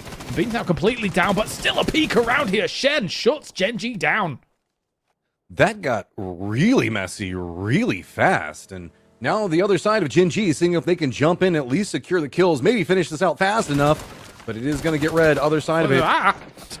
Door being a bit of a problem. There you go. Flame does spot out Shin. Quick flush on the outside of this. It's going to be a bit quiet. It's just a matter of can the nades connect. Long's all by himself. Not getting what he wants out of that one, and here comes the foot push. Genji, other side, but it is getting a bit red. Furia does spot out the other side of Death Star Trench. Actually, no, this is the other side of Azahar Road coming out south. It's going to be Furia running right back into Azahar. They've got to leave the circle. Americas on Americas again. Interesting. You guys really love choosing the same rotation paths, but at the same time, while this is going on, we did see a steal from Salute on some of that fight that was going on. They have the high ground above Minas Generalis, and for a circle like this, that location is an amazing spot. So bear in mind, of course, DN Freaks is 1 player down, but having that high ground could make back that difference. This is intriguing. Furia, I mean, I guess they're going to wrap over into the east. Maybe they could go north. North doesn't feel good going through Death Star Trench area, so I venture to say, yeah, they're going to cut this one back over to the east. But that's its own problem because Begapa and JDG are fighting, and JDG is very close to the road. Yes, they are. 2 teams that have done so much today. So if they eliminate each other, that's a bit worrisome for their eventual play. Oh. They don't know he's here. They don't know he's here. Oh, Power Pro double. It's perfect. He bided his time. Trigger on the finger. And let's check in with them, actually, even though I don't know Korean.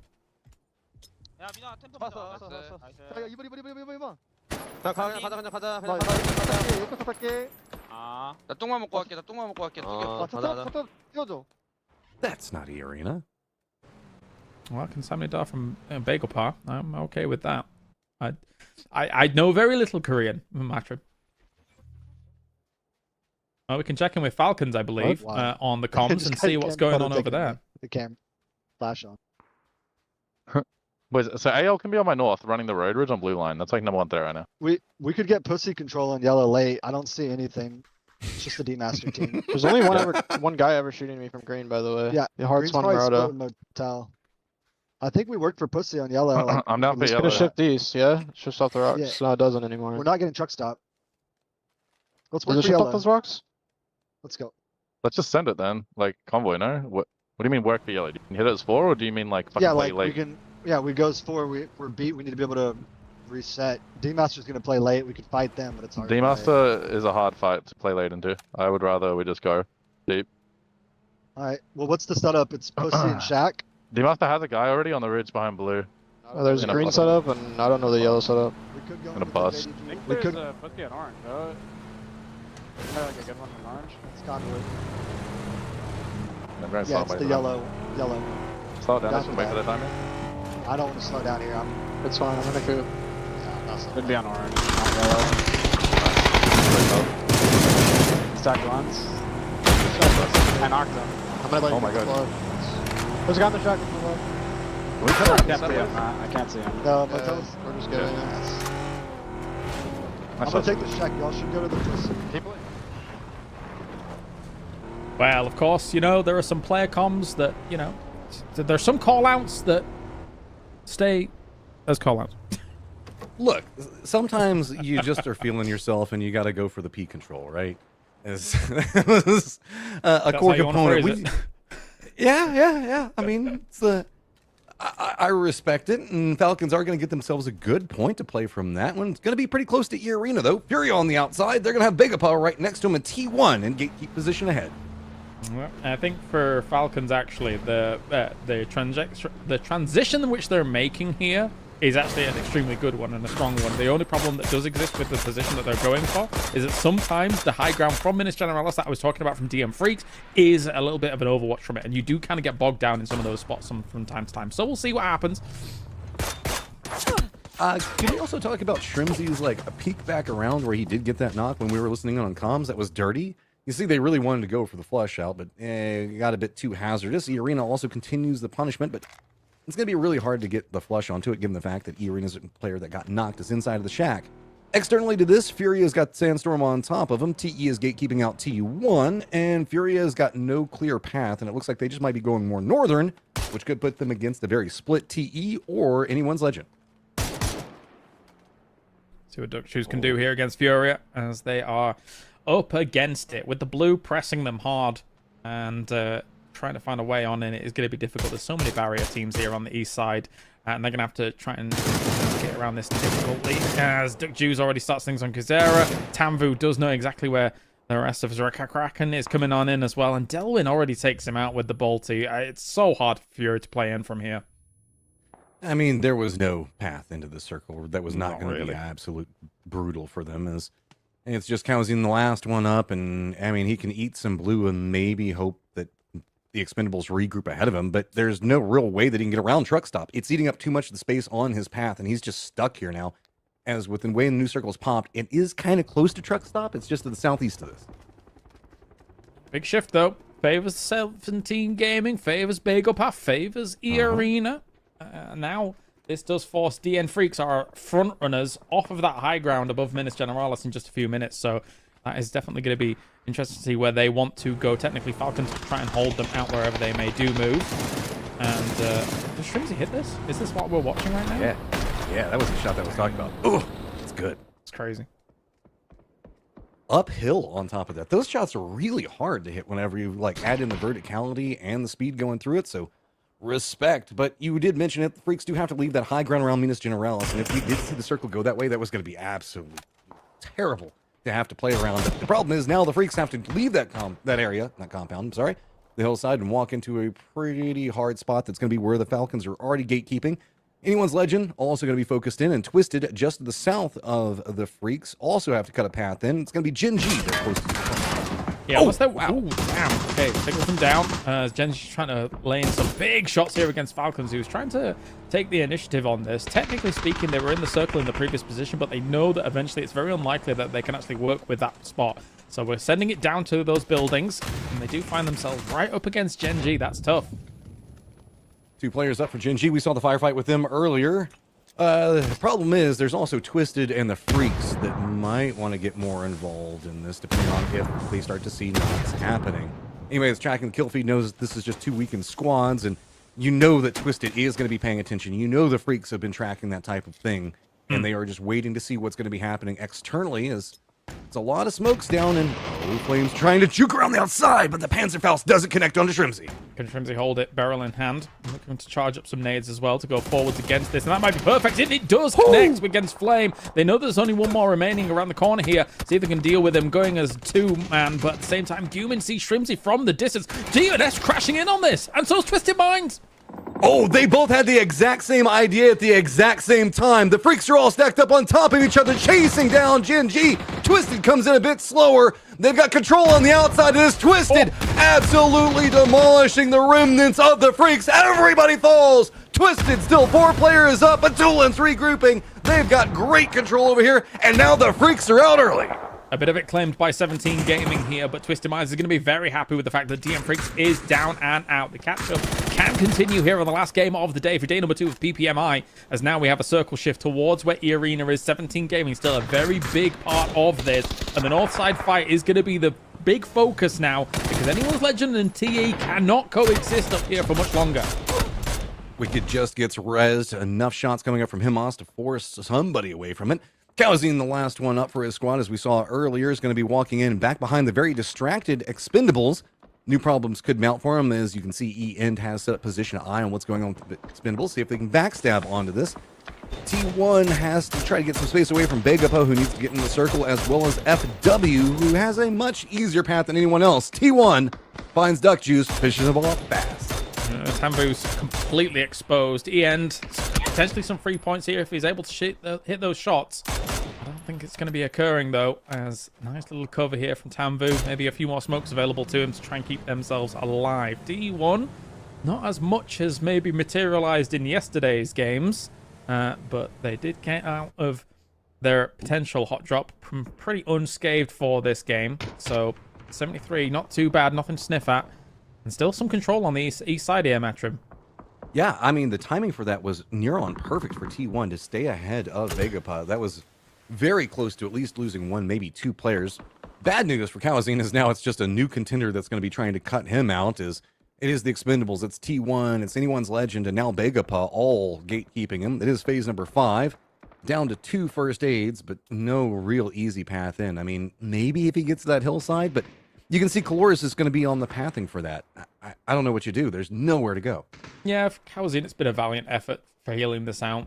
As we were mentioning before, there was no entry point. You're mentioning it now as well, and it continues to be the case. The barrier is just but this is decent nades here against Yongjiang from T1, as well as the Expendables looking on in the distance, trying to do something about the T1 position that they do currently hold, but not able to do much. Kawazine, not long for this world here, mate.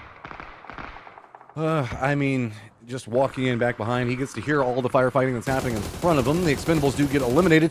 Wants to see if maybe he can stab with his last breath onto Anyone's Legend, but doesn't really get too much out. And now they're going to spin around, finish him. And that is going to be Heather that actually gets the kill onto him for T1.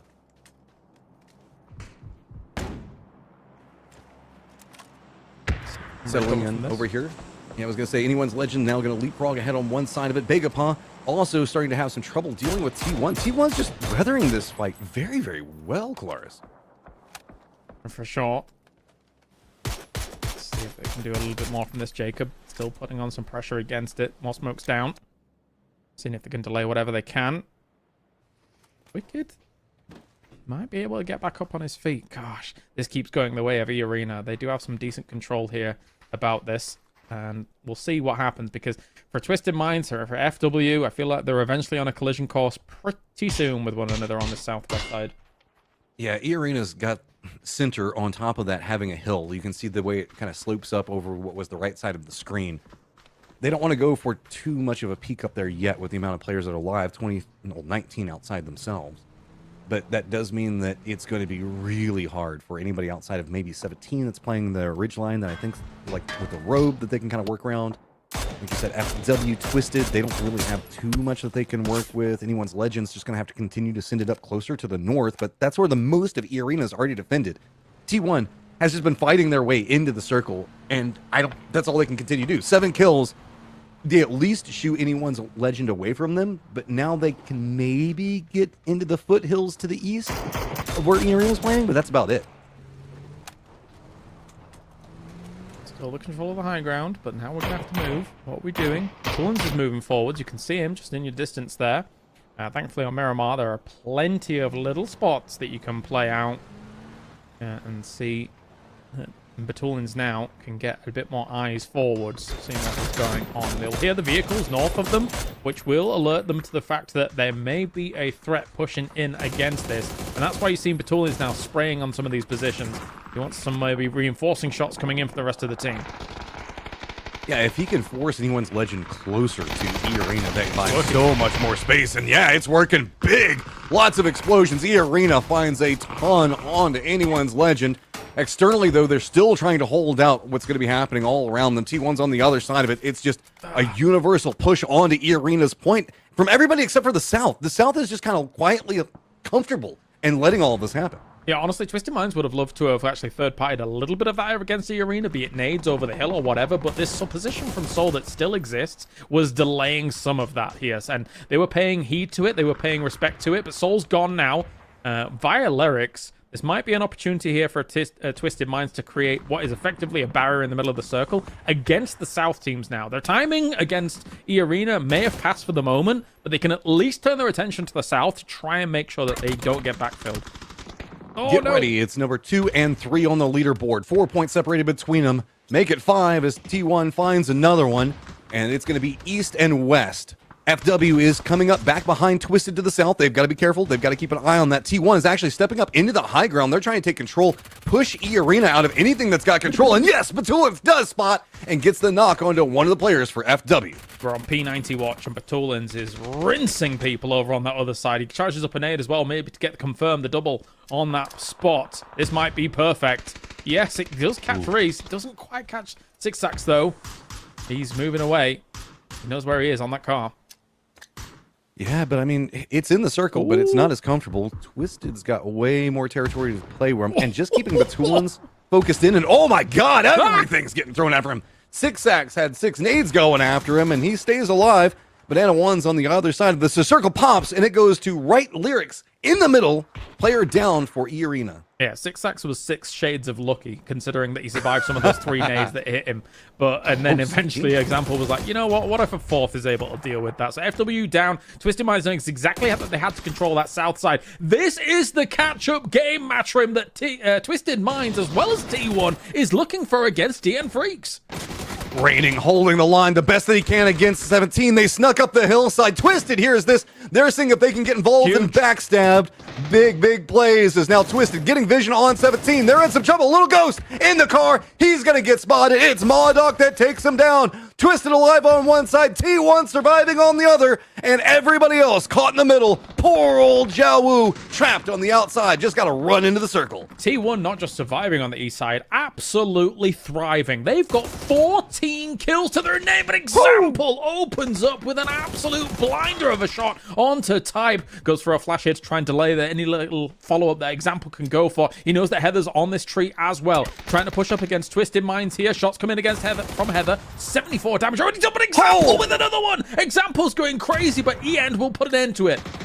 Molodok Lou now coming in to tag out Example after he put in a ton of work. Ian going for peek on top. Tries to cook the nade, but instead it's Example that he takes down. Ian peek on one side. 3 players up, and it is just Lou. The last one up for Twisted. No way. 16 kills for T1 right now. Lou, can he do the impossible? Stepping up, finding, gonna go down. T1 picks up a banger. What an insane game for T1. The reverence is here for T1. The respect is earned. 18 kills as well as a win and taking out Twisted Minds at the very end. What an insane game from them, Matrim. Oh, and this is so massive. I mean, we were talking about the fact that we didn't want the Freaks to run away from it. To get this game at this stage is big. The question is, where do they want to go? They get to set the pace for tomorrow. Can you pick Tago if you go into a day 3? I don't know. But anyway, they might end up We'll see. But anyway, bringing back on everybody to talk about this one. Toffees, what an amazing game. That's the third in 10 games. Feels like it might be time to Tego as they reset the picks for the start of today. There it is. And it is. We're going to start tomorrow in the Tego. I am blown away, Matchup, at how much the players seem to love this map. I don't know if it's love or if it's just trying to choose something that's going to neutralize your opponents and deny them any advantages, because it does feel like Tego is like the most equalized of the maps right now. All right, so that is all of the games that we have played today as the Tego selection is on. We're going to go through the leaderboard, talk about who won the money today, because remember, there is a prize for finishing top of the rosters today, as well as the overall. And I believe our field reporter is out there trying to get a sit-down with Batulin. So if you want to hear something specifically from Batulin about their day of play today, you can toss it in Twitch chat, and we'll try to keep an eye on that and pass it on to a reporter if we can make that happen. In the meantime, let's jump into the highlights, because it got off, and it seems like it's doing this constantly, Kylaris, to a fast start. Yeah, definitely. And again, you know, when it comes to like Na'Vi being taken out and some of these teams being dismembered on their kind of rotations, like JDG here had absolutely nothing to answer for. The snake lying in wait here, Park Pro, to be able to shut them down. And JDG had already had a blinder of a day, so it's a real shame for them that they end the day on something like that, I would say. Michael, it seems like Na'Vi isn't winning, but they're being a thorn in so many teams' sides. Yeah, they've griefed Pero twice today. I said in the first Pero flying into every other team, but today Na'Vi has crashed Pero 2 times in Circle 1, and they've both been fully eliminated 15-16 in both of those games. Absolutely wild. Petrichor having a tough go of things. I don't know, man. This team changed. No ice left. We haven't seen this man in forever. Matchup, and I'm starting to worry that he may never come back. Oh, sure he will. We're getting him on Anyone's Legend. That's what we're talking about in game. But no. It feels like Petrichor Road is just going to have to try to figure out a way to do it, and that's kind of a struggle, especially at the tail end of the year, having to make these types of modifications. Yeah. Losing 8 slip is massive. I'm not sure I buy into this I-26 V6 upgrade. I think we need to roll it back to the previous setting where it's the AIX LEFT. So hopefully we see him come back at some point. If not, we'll wait and see where Petrichor goes next year. E-Arena, again, has been this sort of consistent breath of fresh air in the late to mid game, Michael. I feel like they don't convert, though, when it matters. Yeah, again, they can't get another win, but Jacob had a PGC Finals-like performance. High ground, it just feels like that TP perspective is too strong to fight when you're on the low. There are definite, it's definitely hard, but remember that E-Arena was controlling the area around this, and T1 just kind of made the mad dash. They also got pinched, and so before they even got to the high ground, they did a great job of just kind of weathering all the squads around them. Interestingly enough, it was 17 and kind of Twisted that bailed them out and allowed them to get that high ground position that they kind of peeked back down onto Twisted on. All right, let's take a look at that match leaderboard. It does come away with a nice point. Actually, better than a nice point get from T1 as they gobble up 28 points. And with that, become the top of the leaderboard out of nowhere.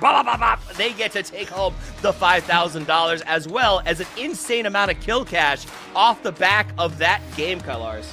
By 1 point. I cannot believe it. If it had gone any other way, because bear in mind, placement would have been the tiebreaker. Bagopar would have been number 1. That is wild. What an insane game from T1. Woo. That is a wild game to make a bunch of cash. And to me, I think that's one of the most exciting things about this event. And I get your perspective on this, Michael, as a pro yourself. The fact that every game, every kill essentially matters because you're making money even on the bottom of the leaderboard. Do you think that that's leading to players trying some new things out, being gassed up to play even when they're struggling? I also think there's... Yeah, I know. That's it. The problem is that 99 is incredibly far ahead. Upside, though, is tomorrow, it's also a new day in terms of $5,000 for whoever comes out on the top of the day. A bunch of kills up there. Do you think that makes it more wheels off tomorrow, James?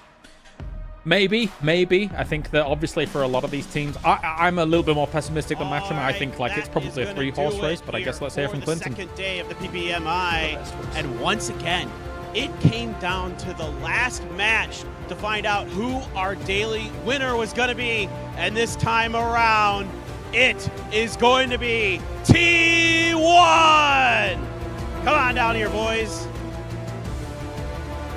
Right over here, step on in. And with that final win of the day on Miramar, that means you boys have claimed yourself $5,000 as the daily winner. Congratulations, T1. 축하합니다.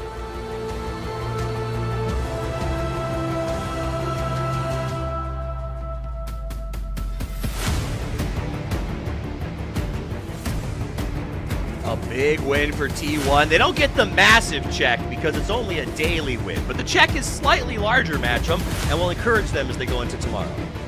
I mean, 1,000 for a win, 5,000 for daily winner, but then we still have, like you said, that massive check looming in the distance.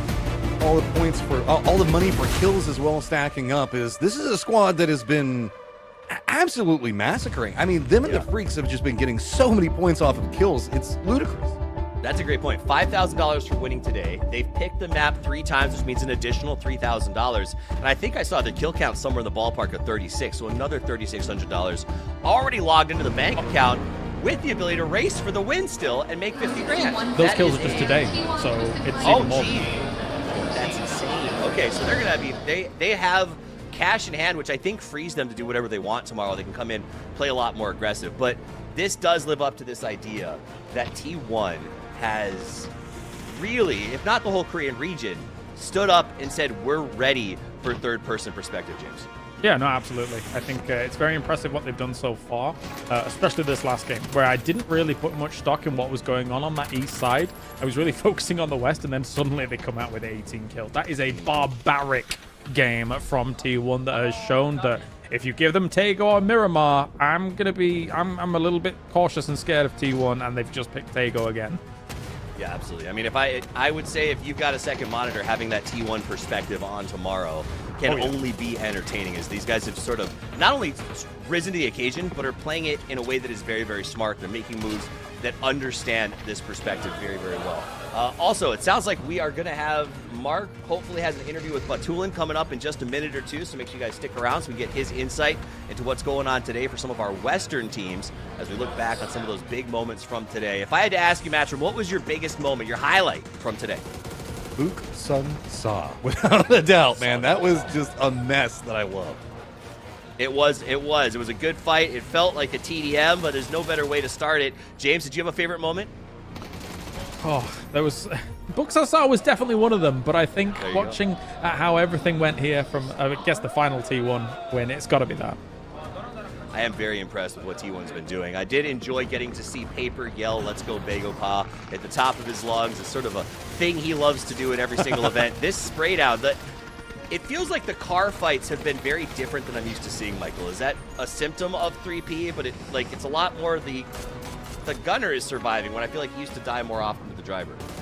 Yeah, just everyone's so insane, and they're flying at everyone, seeing them as a $100 sign right there. He's flying in full speed, $100, bang in the bank, $100 in the bank, bang in the bank, like free money everywhere. That is wild. Okay, so James did the math. You did the math. How much money have these guys made? $14,600 currently for T1, and if they stay in first place and get that 50K as well, that's insane. That is insane. You could see that guy going, what's that sound? The sound is T1 racking up dollars game after game after game. So to be 14-6 ahead before we even hand out the $50,000 prize, I think really opens the door for these teams to run off the rails tomorrow, because it is going to be a wild day of play when we come back. Now, we're going to take a second and go chat, I think, with Mark in a moment. Before we do, okay, and we'll come back to that afterwards because he is ready. We finally found Batulin in the field. Let's head over to Mark Powers to hear what he has to say. Hey guys, we're in the arena and I am with the GOAT himself, Batulin. It has been a pretty good day. We've had a couple of questions come in from chat. I think the main one really is, how are you guys preparing actually for TPP? What has Twisted Minds done getting ready, not just for this tournament, but for the TPP next year? Yeah, so I should answer to you or to the camera? To there with me, I don't mind. The filter there, mate. Okay, so in terms of preparation, definitely not for this tournament, because we didn't prepare anything. Like, one of our players at home, another one is ill, and so we're just trying to do our best this event, and we're kind of close to do well, right? So what we're gonna plan to prepare, I would say that I already have many stuff in my mind what we can do in TPP. It would take time to analyze, to talk with my teammates how we're gonna play in TPP. So as for now, it's like just ideas. Yeah, and of course I'm not gonna say the ideas because it's the tactics. But I think it's the most interesting part, as I said before, that in TPP, in this transition, the most interesting part is creating some new strategies because the game, the view is different, and that's exactly what I will do next year. And as far as I know, the terrain, when you can remove the terrain by nading and so on, it should be like in the middle of next year. And this will be the biggest difference in TPP because you will be able to create absolutely new positions on the map.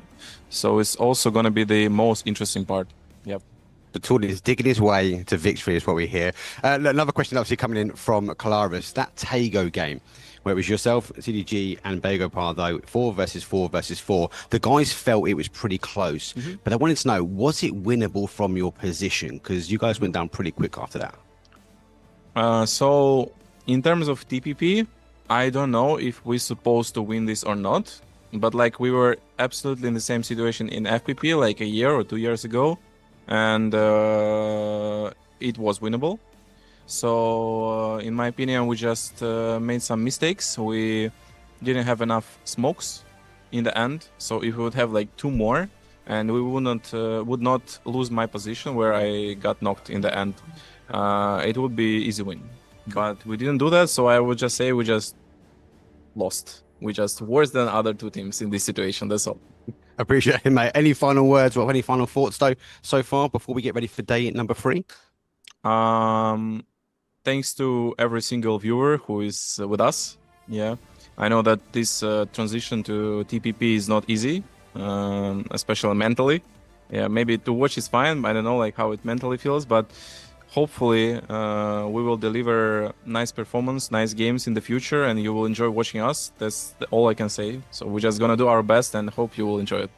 All right, you heard it from Baturians, digging holes to victory, doing their best. There's still a lot to learn. We'll throw it back to you guys on the desk. Thank you. Thank you very much, Mark. I love the perspective. This is what I expect from Baturian, right? He was honest. PGC was our focus. We came here with a different player. We're just doing what we can. But there's hope. There's this idea that we are seeing results. So maybe a few changes will make it work. And then already thinking 6 months ahead, Kylaris, about how to use changes defensively, offensively to change the game. And that's why Twisted Minds will always be one of those rosters, in my opinion. Yeah, absolutely. I think a class act and a consummate professional whenever you're talking to Batulins about the game and how he thinks about the game as well. And I think a lot of players could have quite easily looked at this as a roadblock in terms of their progression in the game, but people like Batulins are saying, okay, how am I going to solve this puzzle, and what am I going to have at my disposal coming up into the future when I want to be a champion, be a winner? And that's the kind of thing that sets players like him apart.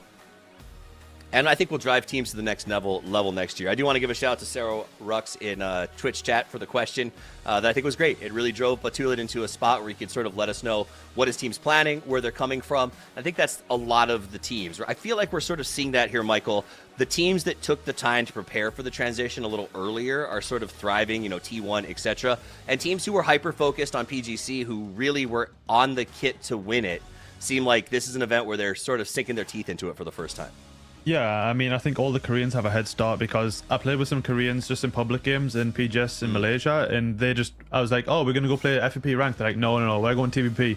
And I'm running around, DL has just got like 16 kills. He's just like crouch spamming, killing everyone, and I've got like 3 kills. I'm like, it's not like I'm losing my fights. You're just killing everyone before I can even get close to them. But then you look at it as well, and T1 has probably made more money this tournament than they did at PGC. So like the money's there to be had. It's just like, how good are you? All right, I'm going to ask you guys how good you think it is in a second, but I want to remind all of you, how good are you at winning G-Coin? You can head over to @PUBG Esports West on X right now, and we are having a G-Coin giveaway. So go check that out if you want to win a few extra G-Coin and get those schematics, the all-powerful schematics, to upgrade those progressives. All right, gentlemen, end of day 2. 5-5. We got 5 more games to play tomorrow. We know we're starting on Tego, so let me open up final thoughts time. Matchroom, give me your look back. Taego, I'm looking forward to seeing T1 on that map. That's a great start for them. They're going to be able to perform very well on that. Wouldn't be surprised if they manage to pick that up and carry it into maybe another Taego or a Miramar where they've been strong. I feel like this is a gateway for a T1 victory to start off the day. Nice. James, final thoughts? I'm looking forward to the EMEA fight back, even though it's going to be an uphill struggle because DM Freaks and T1 look insane here at PPMI. However, I believe in Twisted Minds. I personally welcome our Korean overlords. Michael, final thoughts? Yeah, and I need Navi to stay away from Perro's Circle 1 spots, otherwise Hakator is going to get nuked from my fantasy team. I don't know what they're doing. Stay away from Perro. You know, every time we bring a new talent into the fold, it takes exactly 1 day until they are focused entirely on their fantasy roster. Guys, I hope that you had fun today. Thank you very much for joining us, Matt, James, Michael. On behalf of everybody at Crafted, as well as our production team and everyone sitting here, thank you so much for spending your day with us. We got one more day of play, same time, same place. We're going to go to Taego to kick it off and then give away $50,000 when it's all said and done. So until we see you next time, play more PUBG.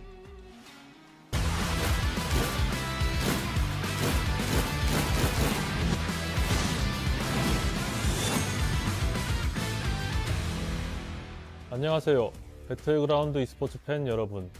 PUBG 배틀그라운드 디렉터 김태현입니다. 먼저 지난 7년간 배틀그라운드 e스포츠를 향한 변함없는 관심과 열정으로 함께해주신 전 세계 팬 여러분과 선수 여러분께 진심으로 감사의 인사를 드립니다. 그리고 지금 2026년을 앞두고 배틀그라운드 e스포츠는 지금까지의 경험을 바탕으로 또 다른 도약을 준비하고 있습니다.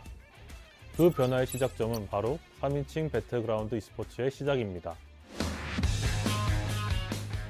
배틀그라운드는 지금까지 전 세계 10억 명 이상의 플레이어가 즐겨온 가장 대중적인 배틀로얄 경험입니다. 그리고 그중 상당수의 플레이어가 3인칭 시점에서 배틀그라운드를 플레이하고 있습니다. 물론 지금까지 배틀그라운드 e스포츠를 만들어 온 중심에는 1인칭 시점에서의 치열한 경쟁이 있었습니다. 그 무대에서 최고의 실력을 보여준 선수들과 선수들을 응원해온 팬들의 열정과 헌신은 지금의 배틀그라운드 e스포츠를 있게 한 가장 소중한 자산입니다. 지금까지의 1인칭 e스포츠는 깊이 있는 경쟁 구조를 만들어내는 데에 분명 강점이 있었지만 동시에 많은 플레이어와 팬들이 느끼는 실질적인 게임 경험과는 조금 거리가 있었던 것도 사실입니다. 그래서 이번 변화는 기존의 1인칭 e스포츠를 부정하거나 대체하려는 것이 아닙니다. 오히려 그 유산 위에서 배틀그라운드 e스포츠의 가능성을 더 확장하려는 다음 단계의 진화입니다. 저희가 3인칭을 도입하려는 이유는 보는 게임과 하는 게임의 일체화, 즉 라이브 서비스와 e스포츠가 하나의 흐름 안에서 연결되도록 하기 위함의 변화입니다. 게임을 플레이할 때의 경험과 플레이를 지켜보는 관람의 경험 사이에 존재했던 단절을 줄이고 공감과 몰입의 폭을 넓히기 위한 시도입니다. 배틀그라운드는 단순한 슈팅 게임이 아닙니다. 지형 지물의 활용, 위치 선정, 정보 싸움 등이 중요한 복합적이고 깊이 있는 배틀로얄 게임입니다. 그리고 이러한 플레이의 본질은 시점과 상관없이 살아있으며 3인칭 시점에서는 오히려 더 많은 관객과 플레이어가 공감할 수 있는 방식으로 확장될 수 있다고 판단했습니다. 이번 결정은 결코 짧은 고민 끝에 이루어진 것이 아닙니다. 물론 새로운 변화에는 언제나 다양한 의견이 따르며 현재 커뮤니티 안팎에서도 여러 시선과 우려의 목소리가 있는 것 역시 잘 알고 있습니다. 지난 1년 동안 배틀그라운드 e스포츠는 총 3회 이상의 팀, 선수들과의 소통 세션을 통해 현장의 목소리를 꾸준히 듣고 공유해 왔습니다. 그 과정에서 수렴된 다양한 의견들을 실제 게임 업데이트와 대회 운영 구조에 최대한 반영되도록 노력했습니다. 이는 단순한 의견 수렴의 과정이 아니라 함께 논의하고 함께 방향을 설정해 나간 과정입니다. 또 하나의 중요한 검증 무대였던 PUBG 플레이어스 투어에서는 시즌당 약 5,000명 이상의 고유 참가자가 참여하며 3인칭 기반의 경쟁 경험에 대한 가능성을 직접 보여주었습니다. 앞으로도 팬들의 목소리와 데이터를 바탕으로 더 투명하고 신뢰할 수 있는 방식으로 배틀그라운드 e스포츠를 함께 만들어 가겠습니다.